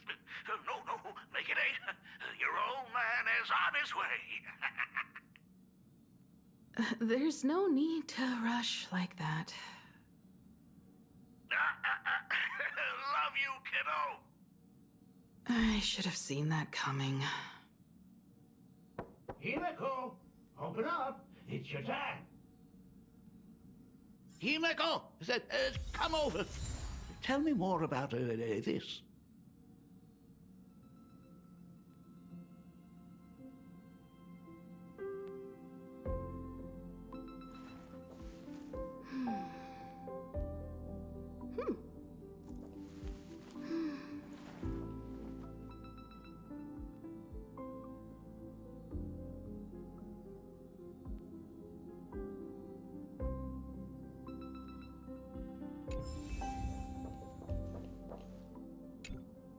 I originally planned for us to meet at the school, but since you're already here, let me show you around the Express. Oh, I would love that. I was in such a rush last time. I really want to get a good look at the place where you spent the last 15 years. Who could have imagined it? The thing that connects this nearly infinite universe is not some distant godlike sheep, but a single express. I have met many artists who dreamed of boarding the Express just to get a closer look at the legacy of trailblazing. So I am curious, how will the great artist Ryusuke evaluate it? Me? Well, I'll give it my all. I was only joking. There's no need to be so serious. There's actually so much interesting stuff on this express.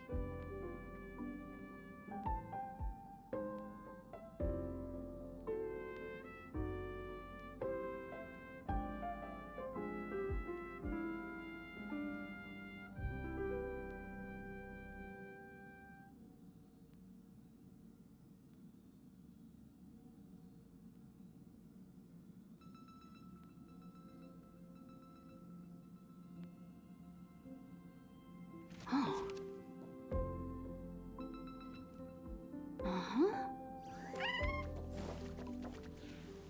This table is kind of different from the others, isn't it? I mean, they all look alike, but this one doesn't seem authentic. A lot of old furniture was destroyed when the Express crashed. Pom-Pom and I spent quite some time picking the right replacements. Ah, out with the old, in with the new, huh? Well, the Express has been running for years, so it's only natural to have to patch things up every now and then. You must have had a hard time keeping it running. It's not that hard. I'm used to it.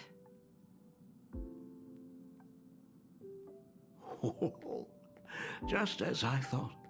The Astral Express looks amazing inside.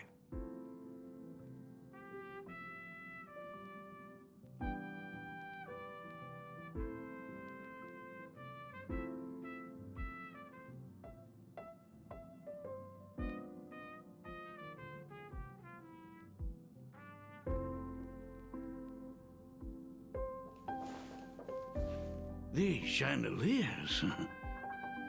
The designer used the skeleton of a void song whale as a reference. They say it's been here since Dolly's days on the Express. It catches the eye of many people who board. But the light seems a bit dim in here, doesn't it? It's always been this way. Oh, have you tried swapping in a polarized conductor? Or rinsing the light units in an alkaline solution? Are you an artist or an electrician, Dad? I am just speaking from experience. Don't forget, your dad was once the one who set up all the lighting in those classrooms. Is it there? Oh, let me see. It's bigger on the inside. Oh, the phonograph also has music from all sorts of worlds, just like the versions I've heard before. Oh, it's a shame I didn't get to see the legendary infinite ice cream machine. Dad, you actually believe something like that exists? I thought only kids would fall for it. A long time ago, such a thing did exist on the Express. When the Express passed the desert planet Talon, Granholm left the machine there. Now, it has become a popsicle planet. Conductor! Long time no see. Your fur looks a lot smoother than last time. Really? Thank you very much. Hey, my daughter Himeko finally opened up to having a heart-to-heart with me. What a special moment! Pom-Pom will leave you to it then. They say family is one of the most precious treasures. Pom-Pom believes we should cherish them. See? I told you. This time, Dad wins. Oh, Himeko, you may be a fully capable navigator now, but sometimes experience still beats youth.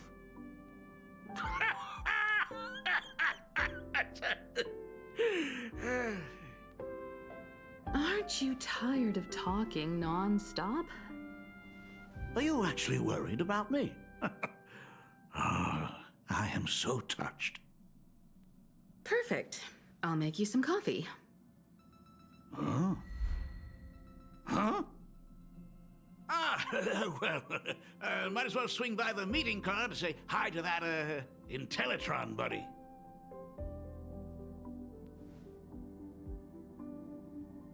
Pom-Pom finds Himeko's father very easygoing. Himeko, come on. Let's walk together.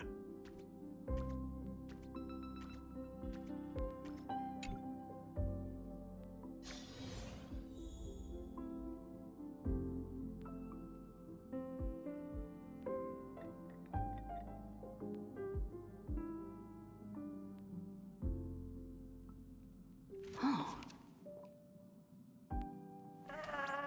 Uh-huh.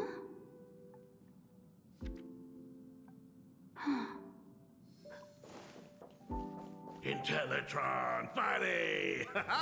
Long time no see.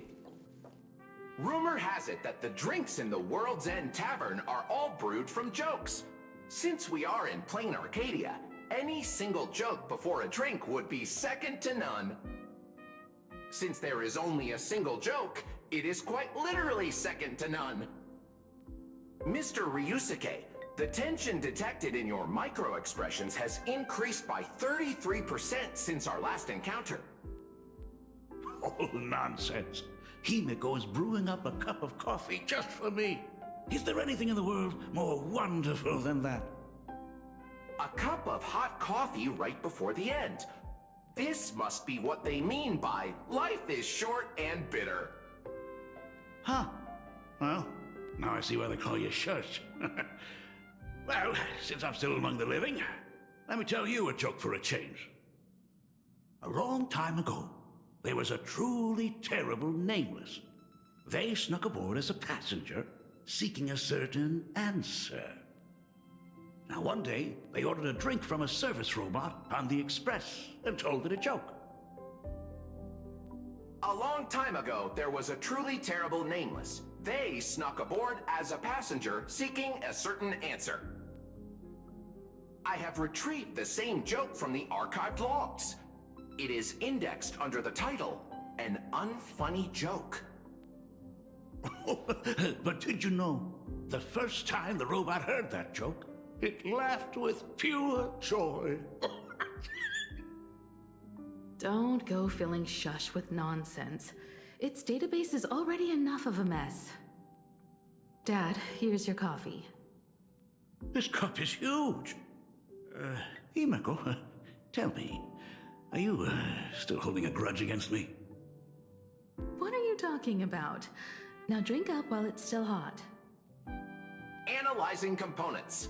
Results show coffee concentrate, Heldoran butterfly scales, a species of fish from a gas giant, trace amounts of iron particles, and various other unknown substances.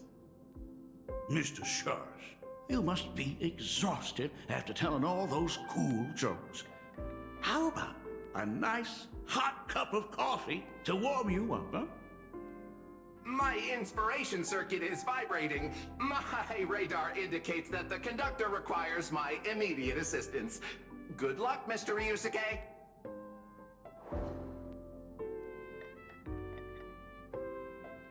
Oh, Himeko, if I do not make it out of here, please deliver my resignation to Miss Dolly.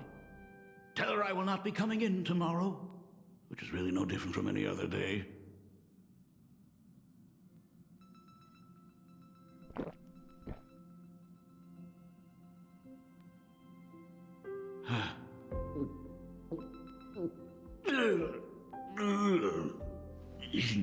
The coffee tastes like heaven. Oh, want another cup? Himeko, Miss Dolly told me that back when you were a school assistant, you used to bring a massive pot of coffee for everyone every single day. They still talk about it to this day. It would be selfish of me to keep this all for myself. I simply must bring some back for the other teachers to sample. I am afraid it will be long cold by the time you get it to them. But as you said, it is time for us to head to the school.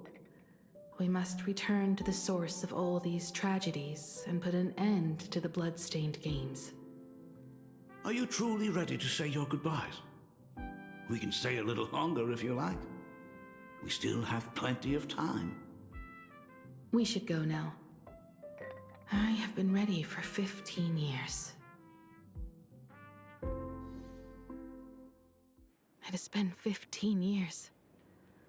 Those ghosts have been repeating their final day over and over, trapped inside the classroom you imaginated. Even if they are merely shadows of the past, they deserve to be set free. Oh, you're right. Let us use one final goodbye to close the chapter on the Herald of Death incident.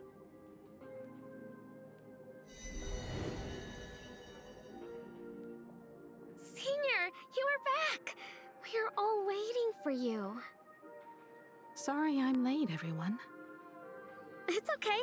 Thank you so much for coming. Himeko, we don't have enough time for the lobby. Could you please use your amazing Imagenesis skills to decorate the stage for us? I am begging you. Mia, stop bothering Himeko all the time. If you and the others hadn't slacked off on the rooftop, we wouldn't be in this mess right now. But the school anniversary is tomorrow. If I do not get this done, Ms. Dolly is going to skin me alive. You should start by tidying up those ribbons. Once we are finished with the classroom, we will all come and give you a hand. Hey, Smile, careful. everyone. Smile. You're always bossing around. Wait, did you hear that? It's him. He's back again. Everyone, hide! Don't let them find us! Run, Senior! The Herald of Death is back! Don't be afraid, Belle. I'm here. No more running away. We don't have to face any Herald of Death anymore. Really? When have I ever led you astray? Look, even the Dean has arrived. Let us run through the anniversary program one last time. Right now? But we still have so much left to do. The decorations are nowhere near finished. Oh, it is all right. We have plenty of time. This sunset will linger for a very long while. Just long enough for us to finish our celebration. I hereby declare that the Graphia Academy anniversary and the graduation ceremony of 1984 has officially begun. Since the other grades are not with us today, we shall keep the proceedings simple. According to our school motto, every student must truly understand their purpose before they depart from these grounds. Students, have you all discovered who you wish to become? Why so serious? It's only a rehearsal. Well, in that case, I'm going to be an artist. And not just any artist. I will be even better than you, Senior. I plan to study at the Intelligentsia Guild. I want to learn how to create even more interesting imaginae. I want to study cinematography and become a director. I want to capture every single moment of happiness in the Arcadia. I hope that in 10 or even 20 years, you will all still hold these dreams close to your hearts. And now, please welcome our distinguished graduate representative, Himeko, to the stage to offer her final blessing to the graduating class. Our senior is doing this? That doesn't happen a lot. Himeko? Are you nervous? Relax. Give us a smile. I do not know what to say on an occasion like this. All I know is that this is a comfort the living leave for themselves.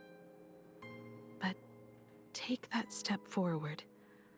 Go and embrace tomorrow.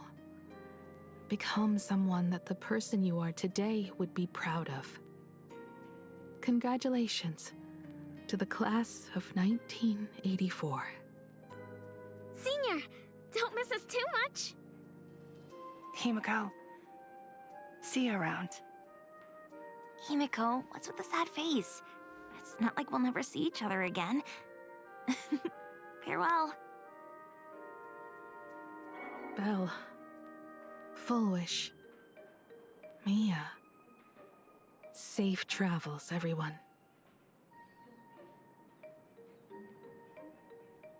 15 years. The blood-stained games that altered the course of so many lives have finally come to an end. If only I had not lost myself in my own grief. If only I had looked after that child properly. Well, perhaps everything would have been different. It was not only the Herald of Death that pushed her towards that abyss. Full Wish said that it took Plain Arcadia 15 whole years to kill her. Will this world ever get better, Dad? I don't know, but I'm willing to believe in it. Dad, all these years, just what have you been doing? Is that concern I hear in your voice? If you say so. After the blood-stained games, I traveled to many different worlds. Every time I set foot on a new planet, my thoughts always returned to you. Until one day, I happened to see news about the Astral Express. The person on that screen was so different from the daughter in my memories. I was afraid, to be sure. I did not want to disturb the life you had found. As long as I never saw you in person, I could keep telling myself that lie. My daughter had fulfilled her dreams to soar among the stars. Von Walk? Owenly? New Londinium? Step by step, I made my way into the very bedtime stories you used to tell me. Were they beautiful? In this vast universe, nothing holds more beauty than the lands en route, yet to be reached. You may have been a poor excuse for a father, but even so, thank you for setting me on this trailblazing path. Same here. Thank you for fighting so hard to be here alive. It's still early, huh? Let's have a walk around the campus. I have something very important to tell you. But it can wait. Something very important? No. Give me just a moment to gather my thoughts.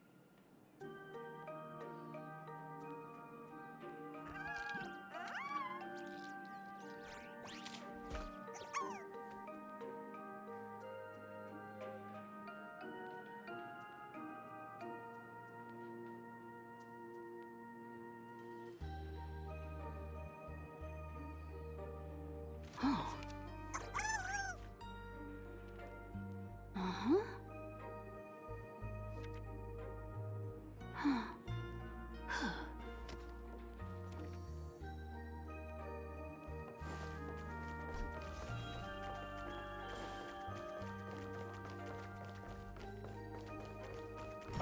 Whew, nice weather today.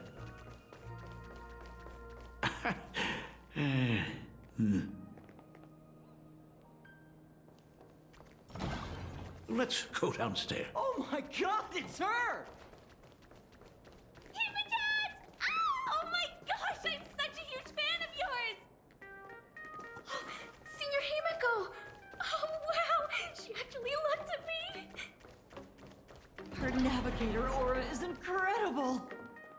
Astral Express, I love you! Like a love song, baby! Baseball Raccoon didn't come? Oh, Himiko is so pretty. It gladdens me that my daughter is so popular. But you're all supposed to be in class right now. The Herald of Death incident just ended. It is only right to let them breathe and relax for a while. To think that it all happened only yesterday. Young people really do have a way of returning to their carefree selves so quickly. I suppose it is because they believe the Astral Express will always be there to save them. It brings back memories of you as a little girl. Whenever you heard someone mention the universe, the light in your eyes would outshine even the brightest supernova. That is true. The very first Imagine I ever brought to life was modeled after the rocket atop the Phantom Moon's head.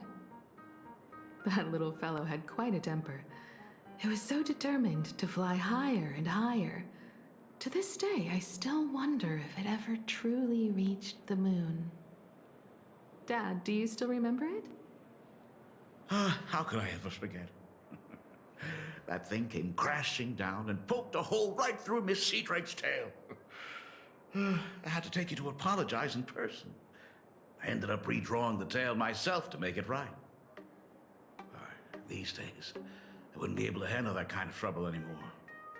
My poor old back wouldn't allow it. Now that I am free from the weathering curse, you don't have to spend your life wandering the stars anymore.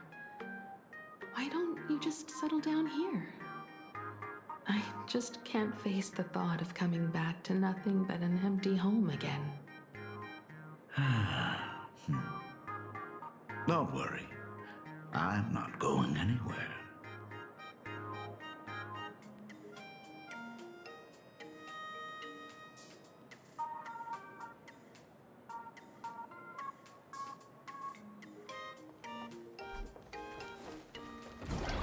The Imagenesis classroom is ahead. So nostalgic.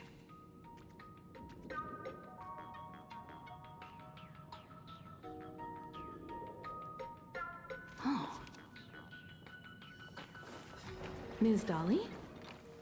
I never noticed it before, but on closer inspection, this classroom is so much bigger than it used to be. It must be because of that incident. As the culprit behind it all, you haven't forgotten, have you? Of course. Well, since I couldn't get you onto the real Astral Express back then, I figured drawing you a substitute instead would be easy enough. The principal himself imaginated an express and went tearing across the campus with his daughter in tow. It even made the front page of the Dual-Mention City News back then. Looking back, you were always such a bright and spirited girl. Which is why I encouraged you to reach for the stars. When the weathering curse took hold, did that dream only end up weighing you down? If it weren't for those dreams you gave me, I wouldn't be the person I am today. I'll never forget. Whenever the weathering curse flared up, he would always sit by my bedside and hold my hand, telling me the stories of Sir Camor. That was always your favorite.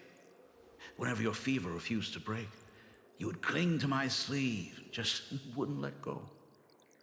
So, I would start from the moment Sir Camor invented the diving device and go all the way to the second voyage of the Interstellar Explorers. Like clockwork, right about then, you would close your eyes and drift off to sleep. Yeah, that was the first story you ever told me.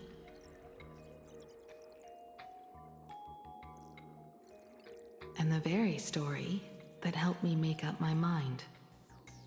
Even if I could never leave this place, if fixing the Express meant sending just one soul to the stars, that would be enough for me.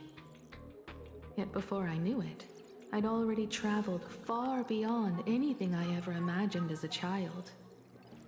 I think I understand how you felt back then. Perhaps one day, I'll set down my duties as the navigator and come back to this place too. What about the Astral Express? A crew of the most incredible nameless will keep the Express sailing on. Like a teacher watching their student, or a father his daughter. I understand that feeling. Then your dad will always be here at home waiting for you. So, what is this important thing you need to tell me about? Yeah. That important thing. Dad, are you hiding something from me? I knew I couldn't hide it for long, Himiko. I am sick. What? This isn't the right place for this discussion. Let's go to my office.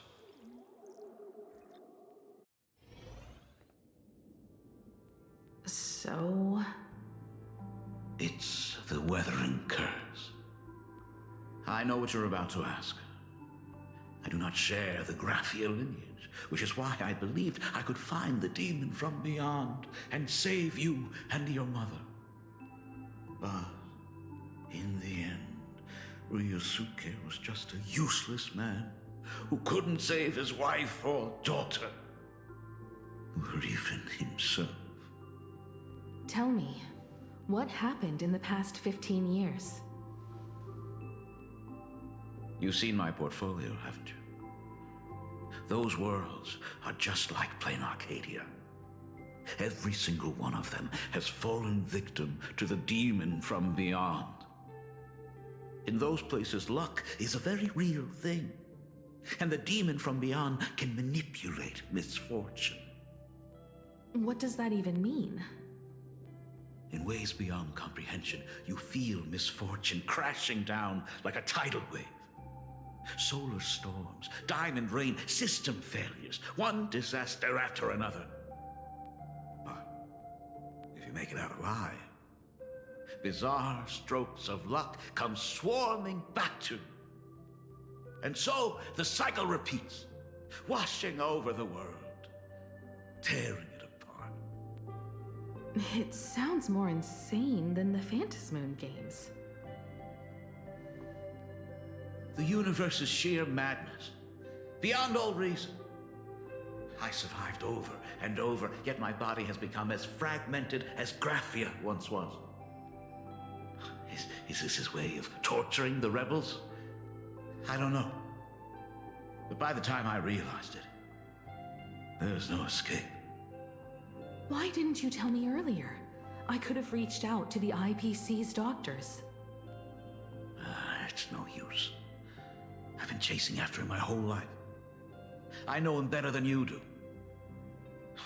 Himiko, remember when you first learned to paint? I told you then why we must paint the beauty that we see.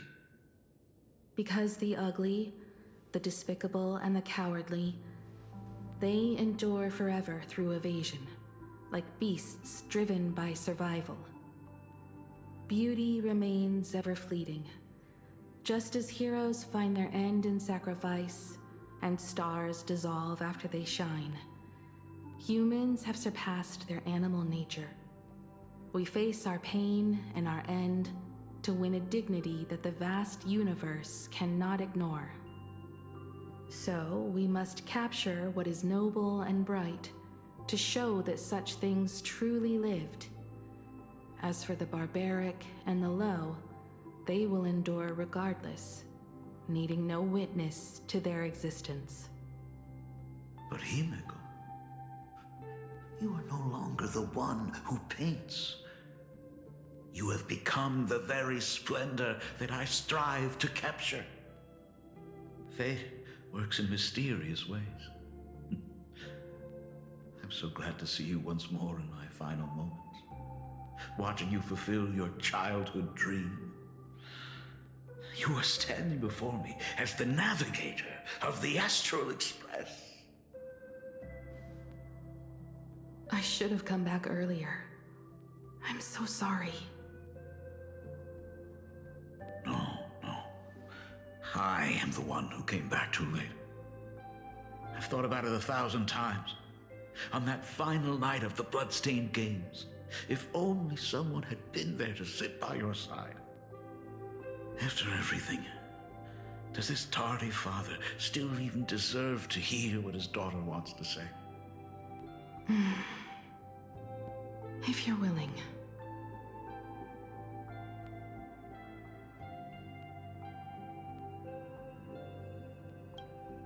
Thank you, Akiveli. Thank you, Himiko. All of this happened after you went away.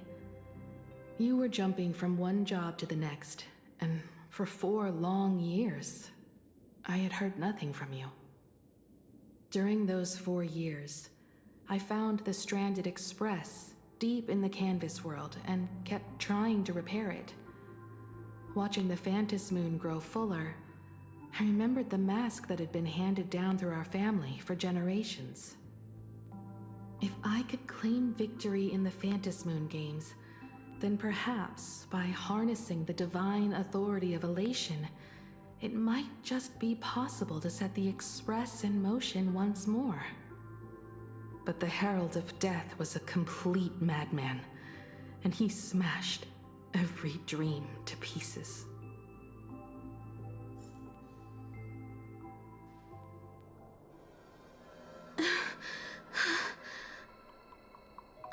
These bloodstains.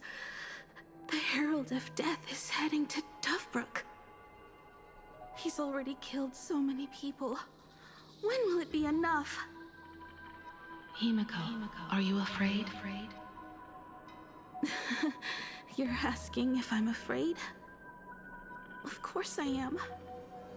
After seeing all that carnage along the way. Belle, Mia, everyone was splattered everywhere.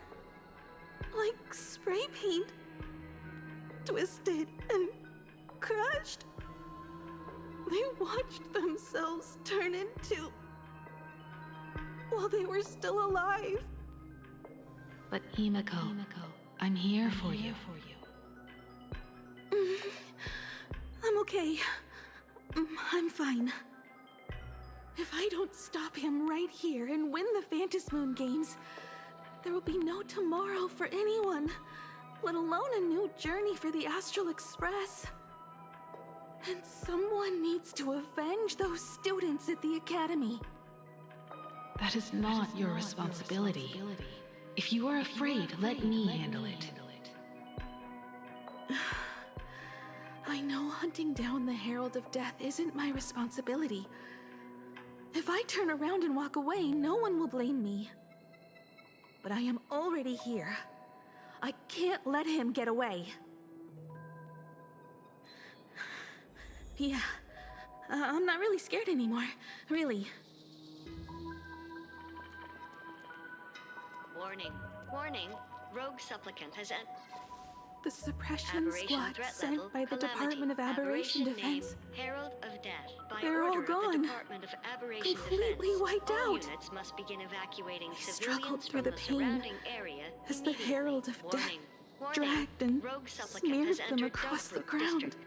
Aberration threat But level, calamity. these stains. Aberration name, Herald of Death. Is By he order really of the so far Department of gone Aberration Defense, that he's all using units must begin himself as evacuating civilians paint? from the surrounding area Even immediately. so, he still managed to break through the blockade ahead. That's terrifying. To take down a monster like him, you need a single perfect strike. Overwhelm him before he can even react. But first I need... Let me handle that for you. All right. But buying time is easier said than done. It's too narrow here. We need more room. The best bet is to pin the Herald down on that bridge. I'll take all the wish power I've gathered since the Phantom Moon became full, and use it as fuel to paint it into existence. The sheer destructive force unleashed from creating a massive object will break him and leave him completely incapacitated. But by doing this, even if we defeat him, you would be giving up any hope of winning the Phantom Moon Games. Yeah. By burning all the wish power, I will be forfeiting my victory. But even if I did win the games and restart the Express, what would happen to this city? To my friends, my teachers, and everyone else? Where would they have left to go? To set the Express in motion with Aha's power, while standing by as innocent people are slaughtered by monsters? To soar into the stars while turning a deaf ear to the screams on the ground?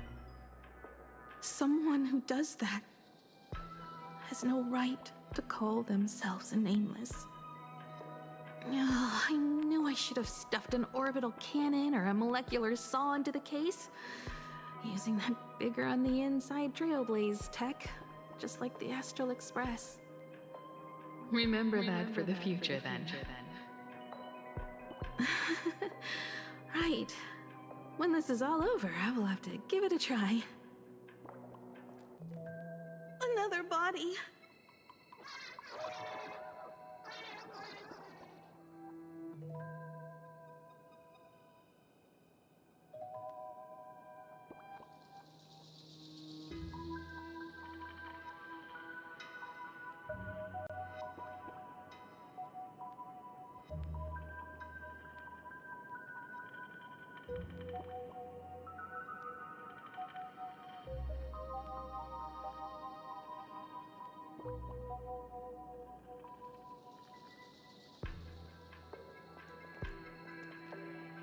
Black Birch. Guess he was after the Herald as well. Black Birch, the masked fool? The one who turned Gotham City upside down not long ago? Only 2 supplicants are left in the games now. In other words, we are the last hope for victory over him. Just like those legends I grew up with. A hero confronting a monster to protect everyone. Now that responsibility falls to me. I will take him down. After that, I will repair the Express myself and see it fly over the horizon and break out of the atmosphere. What a beautiful sight that will be. Then consider this the first world to be saved before the journey on the Express begins. The very first stop, then? It'll certainly be quite memorable. The stench. It's about time.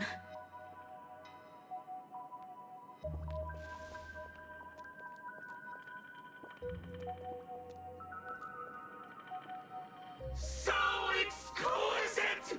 These flowers blooming in plain Arcadia! Ooh, I can hear them dancing at the tips of my nerves! What is that? You say this is not enough? Still not enough! I need more pigment! I will mix my colors with screams of terror and pray for the catecholamines to drown me! Department head, I shall show you the error of your ways! This flesh is the culmination of life! Its own king is right here! The giant tree running through our heartopia! I shall become her! We will be as one! No, I will surpass her. I will devour her and become the one and only existence. Another new shade, dazzling, shattered crimson. Are you perhaps the color I've been missing all along?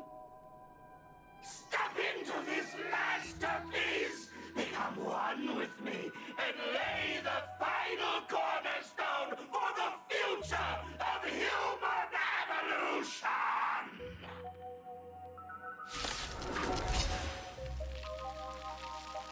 Stop right there.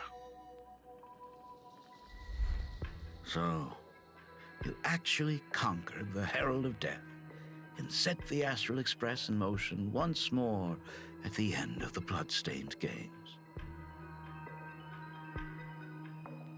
Hinako, I believe in your bravery. When confronted by death, you will undoubtedly choose to resist. But you were so frail and sickly. How could you possibly defeat the Herald of Death, who slaughtered every single supplicant? And how could you hope to repair such a massive, stranded express? Well, the answer is clear. It would be impossible for you. That is, unless you had another person helping you. Don't deny it yet. I've been tested by you enough along the way. So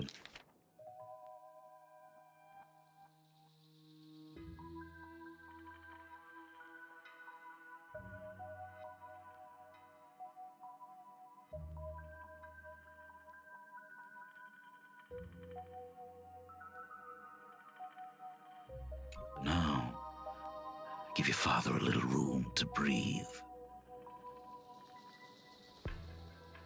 While I was gathering your belongings, I found some of the manuscripts you left behind. There were 2 distinct sets of handwriting upon those pages. Every trace in that house proves that 2 people once shared a life there. Legend says that during the Canvas Age, the grand artist Whitebow painted his late daughter onto a scroll and breathed life into her. Just suppose, that my brilliant daughter created a likeness of herself, a self-portrait so perfect that it breathed and moved with her. If that is the truth, then every mystery is explained. During that night of the Bloodstained Games, A girl at death's door. And an imaginée she created.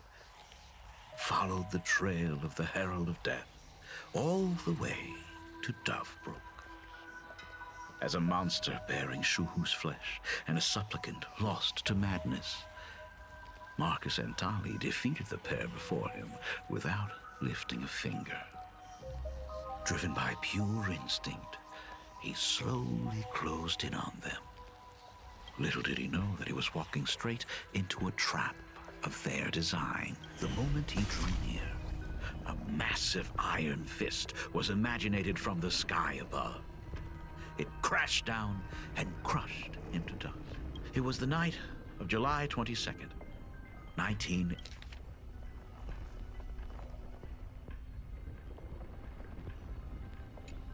Over 10,000 sightings reported a giant arm descending from the sky that evening. Theories were endless. Was it a divine act by Yaha? Or a weapon built by the IPC? No one knew for sure. Yet the silhouette of that giant remained etched in every mind as a testament to heroism. It was just an arm. Yet beneath the brush of a girl who yearned for the stars, it became an extension of humanity's reach.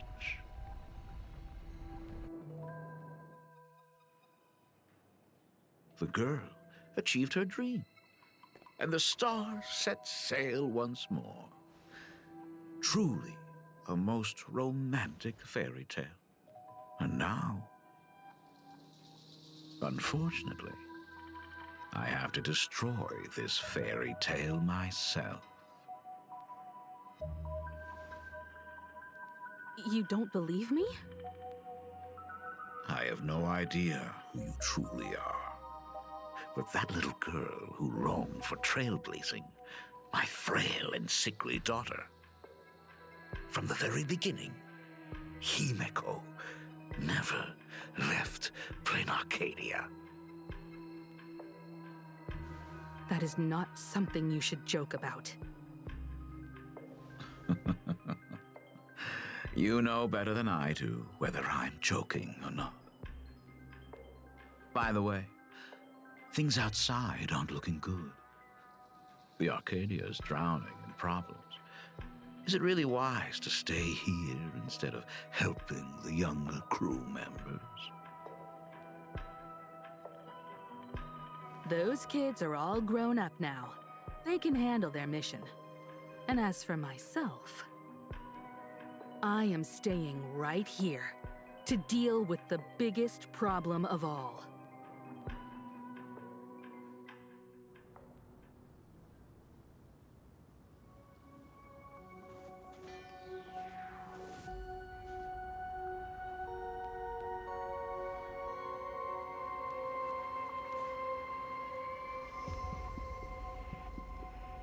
Are you intending to stay here until the outcome is revealed?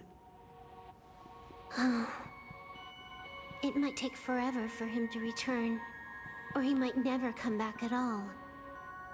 Or maybe, if I just complain and say, I wish Blade were here, he'll just show up. Anyway, it was his choice. We all thank you for staying with him until the very end. Now, it is time to deal with your matters. Gray-haired girl, you seek me out with her token in hand. What is it that you desire?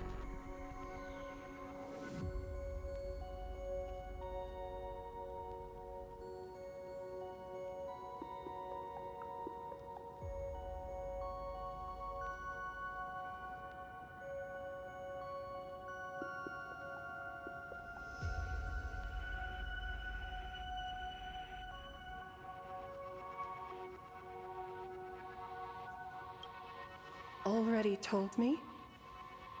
Our first meeting was just before we took the boat here. I only answered the call of wish power because of that mask. The one painted by Evanesia. Without it, I would not be here. So, who is this me you speak of? Me, of course. Not...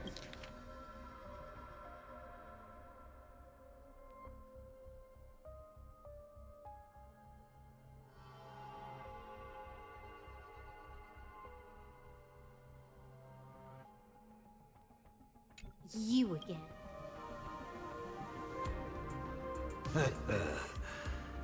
Misfortune and I share one thing in common. We both enjoy dropping in uninvited. A reunion after 1,000 years. Graphia, it has been a long time. Asat Pramad.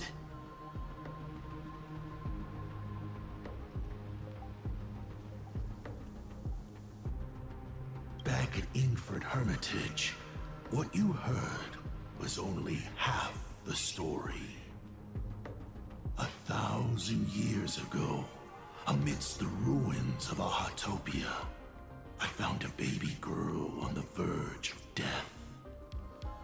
Her cold, lifeless body reminded me of the legend of Elation. Aha heard an infant cry and burst into laughter. Too bad I never did get the joke. So I came up with a much better one.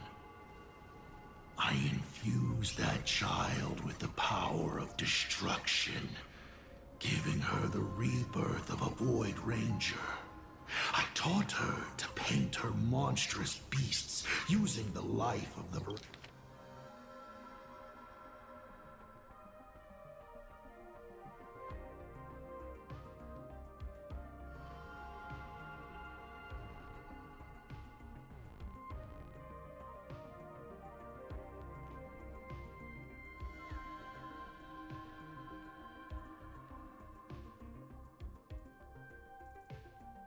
veracity as pigment, all to carry out the Legion's divine will.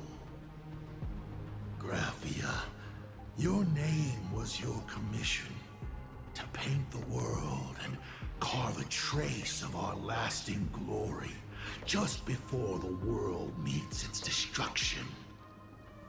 You were doing so well. Right up until you saw that express crash. It gave you ideas, Graphia. Unrealistic, foolish ideas. Since that day, I have had nothing to do with you or your destruction. Your failure began the moment you tried to destroy the Express. All you did was turn the spirit of the Nameless into a rallying cry for rebellion. I took the power you forced upon me and used it to save the innocent. You commanded me to record the end of worlds, but instead, I created a sanctuary. So, you think putting on a human mask makes you one of the Trailblazers? How amusing. Look at yourselves. That weathering curse is still eating away at you and your kin. It is the inescapable price for being a child of destruction who dares to betray her fate. World and canvas, a total disaster. Yet you still try to dress it up as a victory. Do you know why?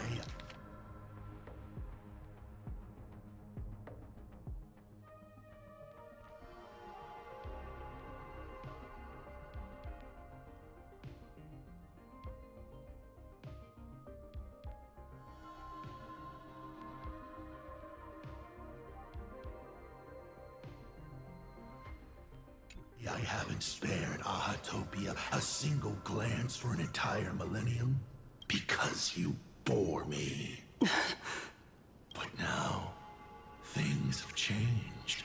Someone far more interesting than you has returned. And unlike you, she is the real deal. A genuine Nameless. That is why I have returned. Himiko? I've had my fill of this drama. For 1,000 years I have painted the... Tell me, Asat Pramad, are you prepared? I have more important things to do than linger here. Why not let them have it? Come forth. Demonstrate your defiance.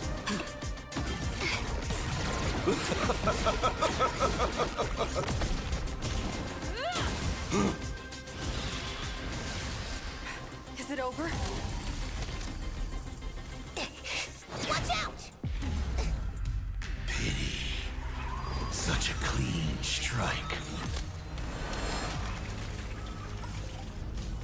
But the odds of success are 0.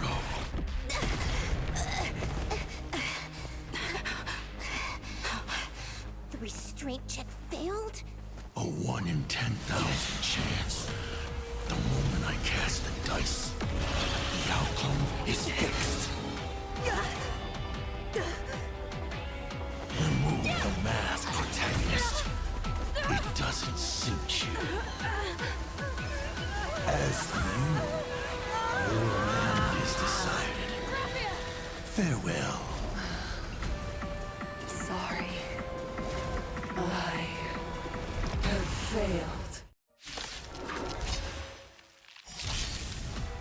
Minions of destruction! I will drive you all from this world! We must force her back to her senses. Thanks. Do your Now I can go on decide another 500 the rules of the game! Fury of the dead! Do we have to go full force? Of course not. That is exactly what that Mimi wants. Something. Fear! You've stepped out of line. See you later! Let's greed devour all! Feel us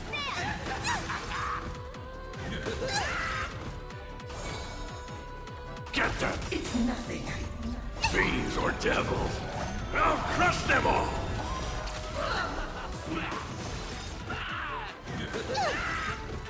Last of humanity's anthem. Trailblaze, yeah! Your moment to shine. All eyes are on you! The game is fixed! That's a plan of battle?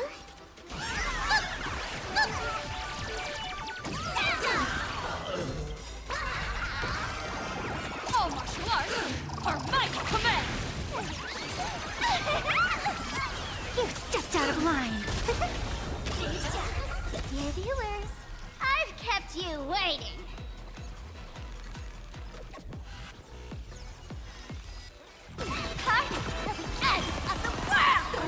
I decide the rules of the game! It's nothing. Absolutely cannot let you touch this place. Depart once more!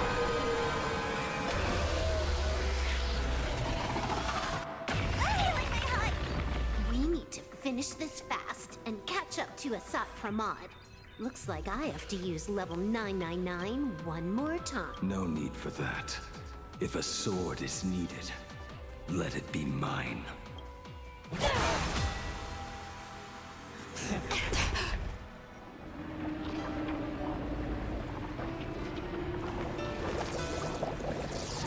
Have you thought it through? What defines a blade?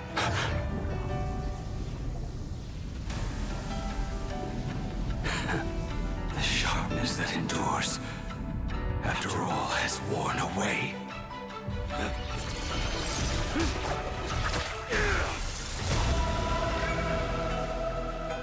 I shall take veracity as my forge, and abundance as my iron.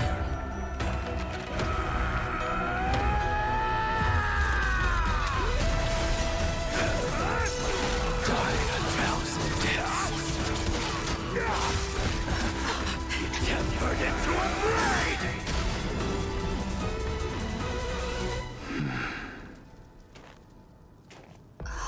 What? Not even a welcome back? Thought I was just a mascot. You will serve as the tempering fire! No!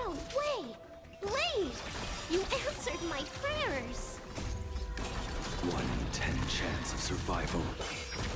I choose to survive.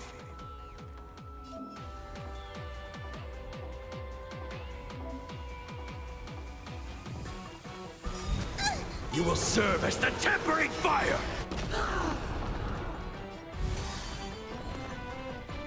Captor!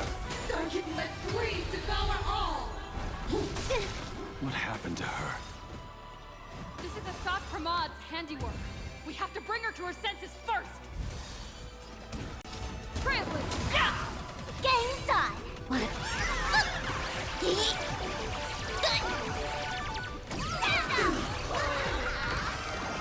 Don't think. Fear! It's nothing. The game is fixed!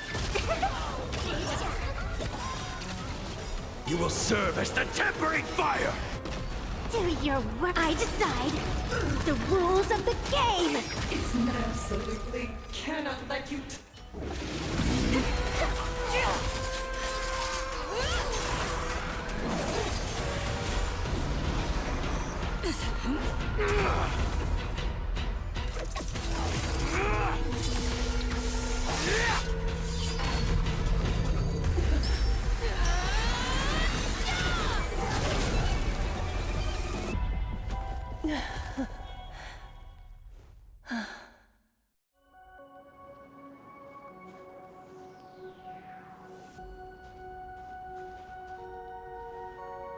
I hope I am not too late. Are you kidding? Your timing is impeccable, Blady. But isn't this a bit much? How did you even change outfits? What happened down there? I used the Leviathan's maw to imprison Shuho. But that doesn't matter. What matters is that you made it out alive and got the job done. Not yet. I have made a decision. This time, I will stay and become a supplicant. I am joining the Phantas Moon Games. What? You're going to stay here and poke your nose into this world's business too? Let us settle this first. Are you okay? Thank you. All of you.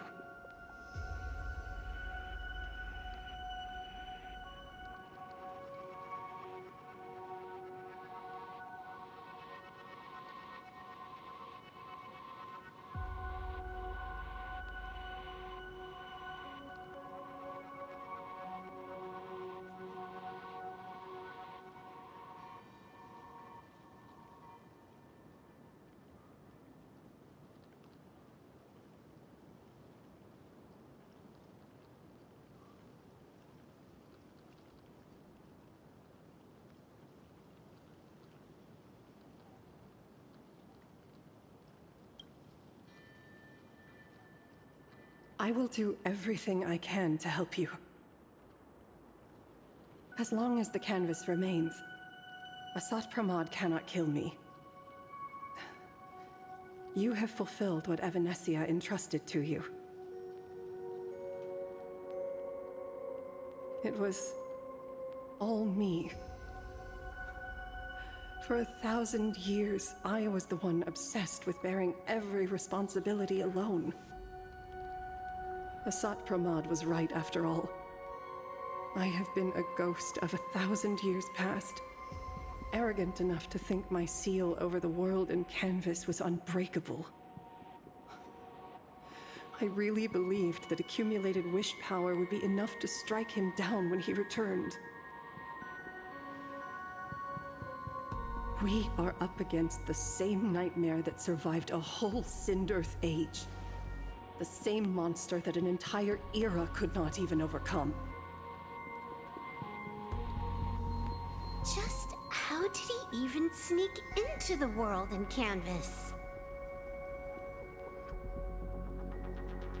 The first time I stepped into Inkford Hermitage, a strange Wispe tried to latch onto me, but it didn't succeed.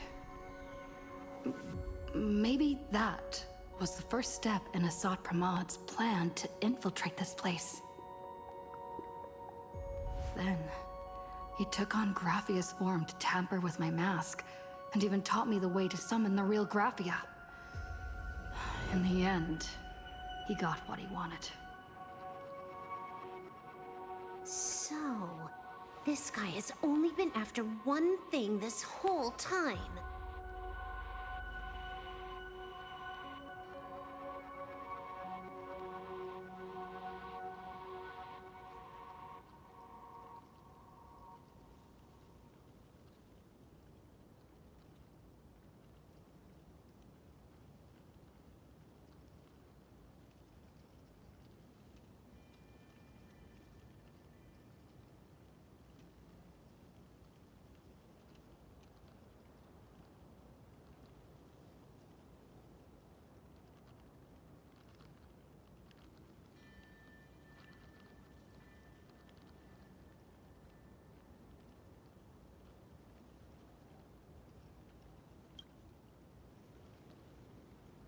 And to awaken the husk of the veracity, we need to leave this place as soon as possible.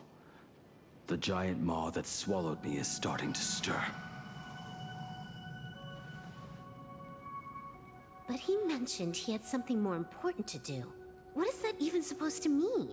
He has so much on his plate, no way he can split himself into pieces and handle everything at once, right?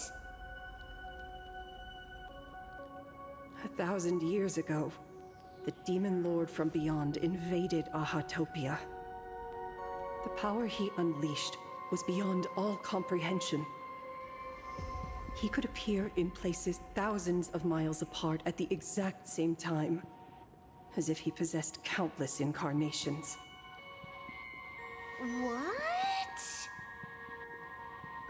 He said he was meeting a genuine nameless. Himiko, she's in trouble.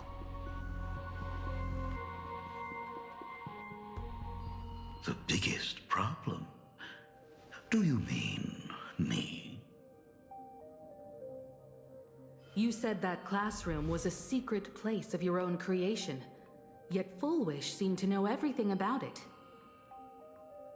You are far too familiar with the Express, yet there is no way my father could have ever set foot on it.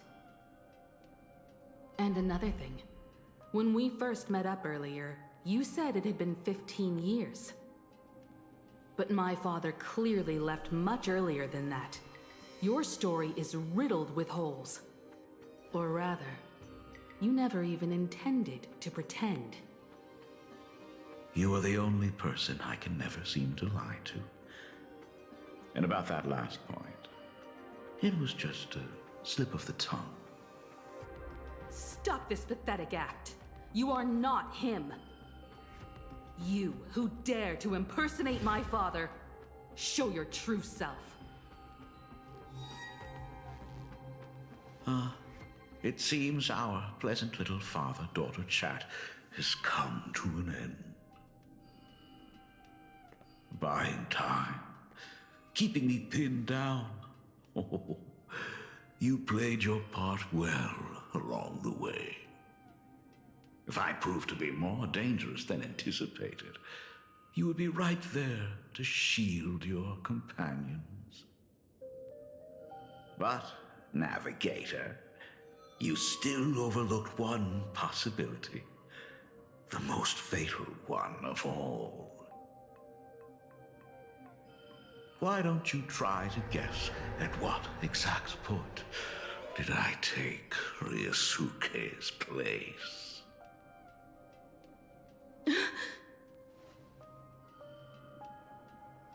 It happened on the day that man, in his desperate search for the source of the Weathering Curse to save his family, was destroyed by me.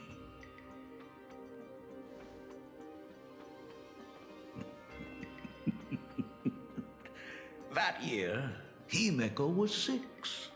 At her mother's funeral, she met her father for the first time. You are lying. I have told you only one lie in all these years, my dear daughter. Nice to meet you. I'm your father, Ryosuke.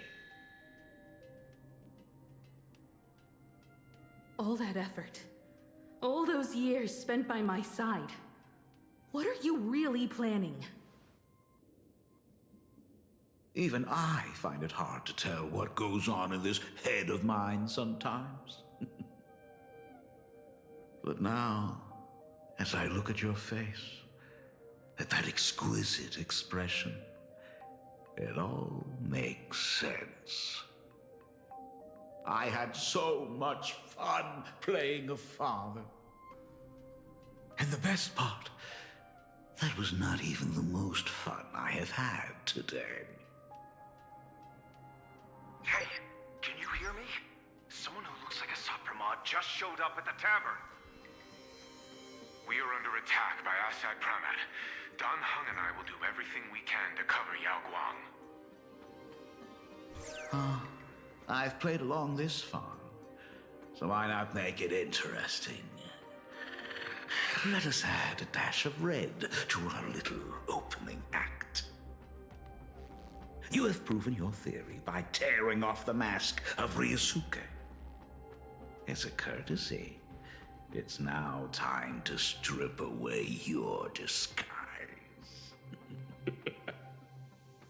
The ugliest lie of the Trailblaze.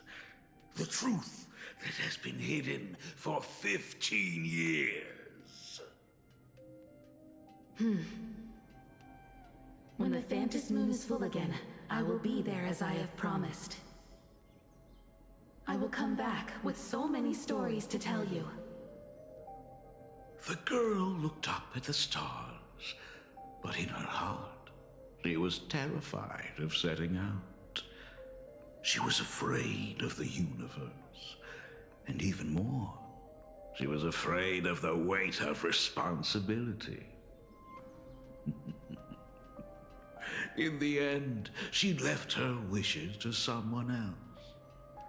As for her, she chose to lie in a grave and stay in the Arcadia forever. Ryosuke's daughter Himeko is long dead. When she saw how vast the stars really were, she ran away. Just as the Trailblaze will always converge with the destruction, culminating in awe-inspiring obliteration.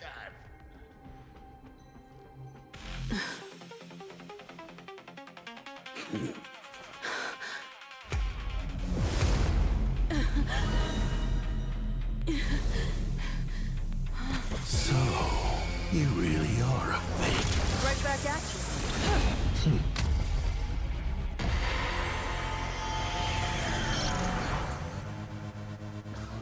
O denizens of this Arcadia, lost in its splendor, once I beheld the Astral Express rise again towards the stars here. Since then, you have known 15 long years of unbroken peace.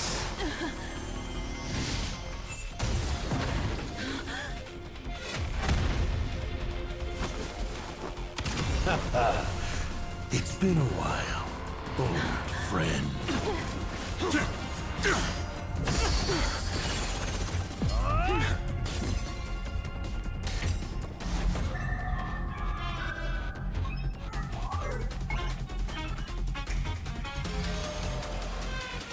For 15 years it was I, Hassan Khan, who delivered every promise of beauty to this Arcadia in advance. Now, please indulge in these long overdue surprises.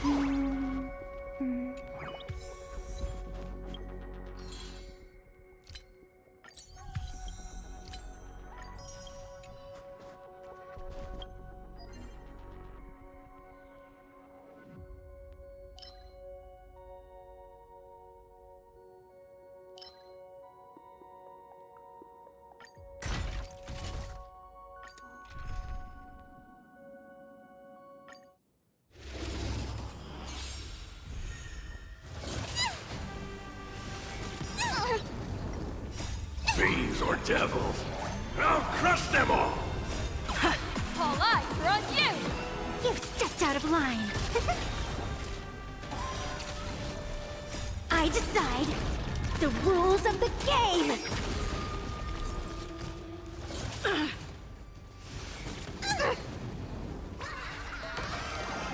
All martial arts are my command! And that's to you! The game is fixed!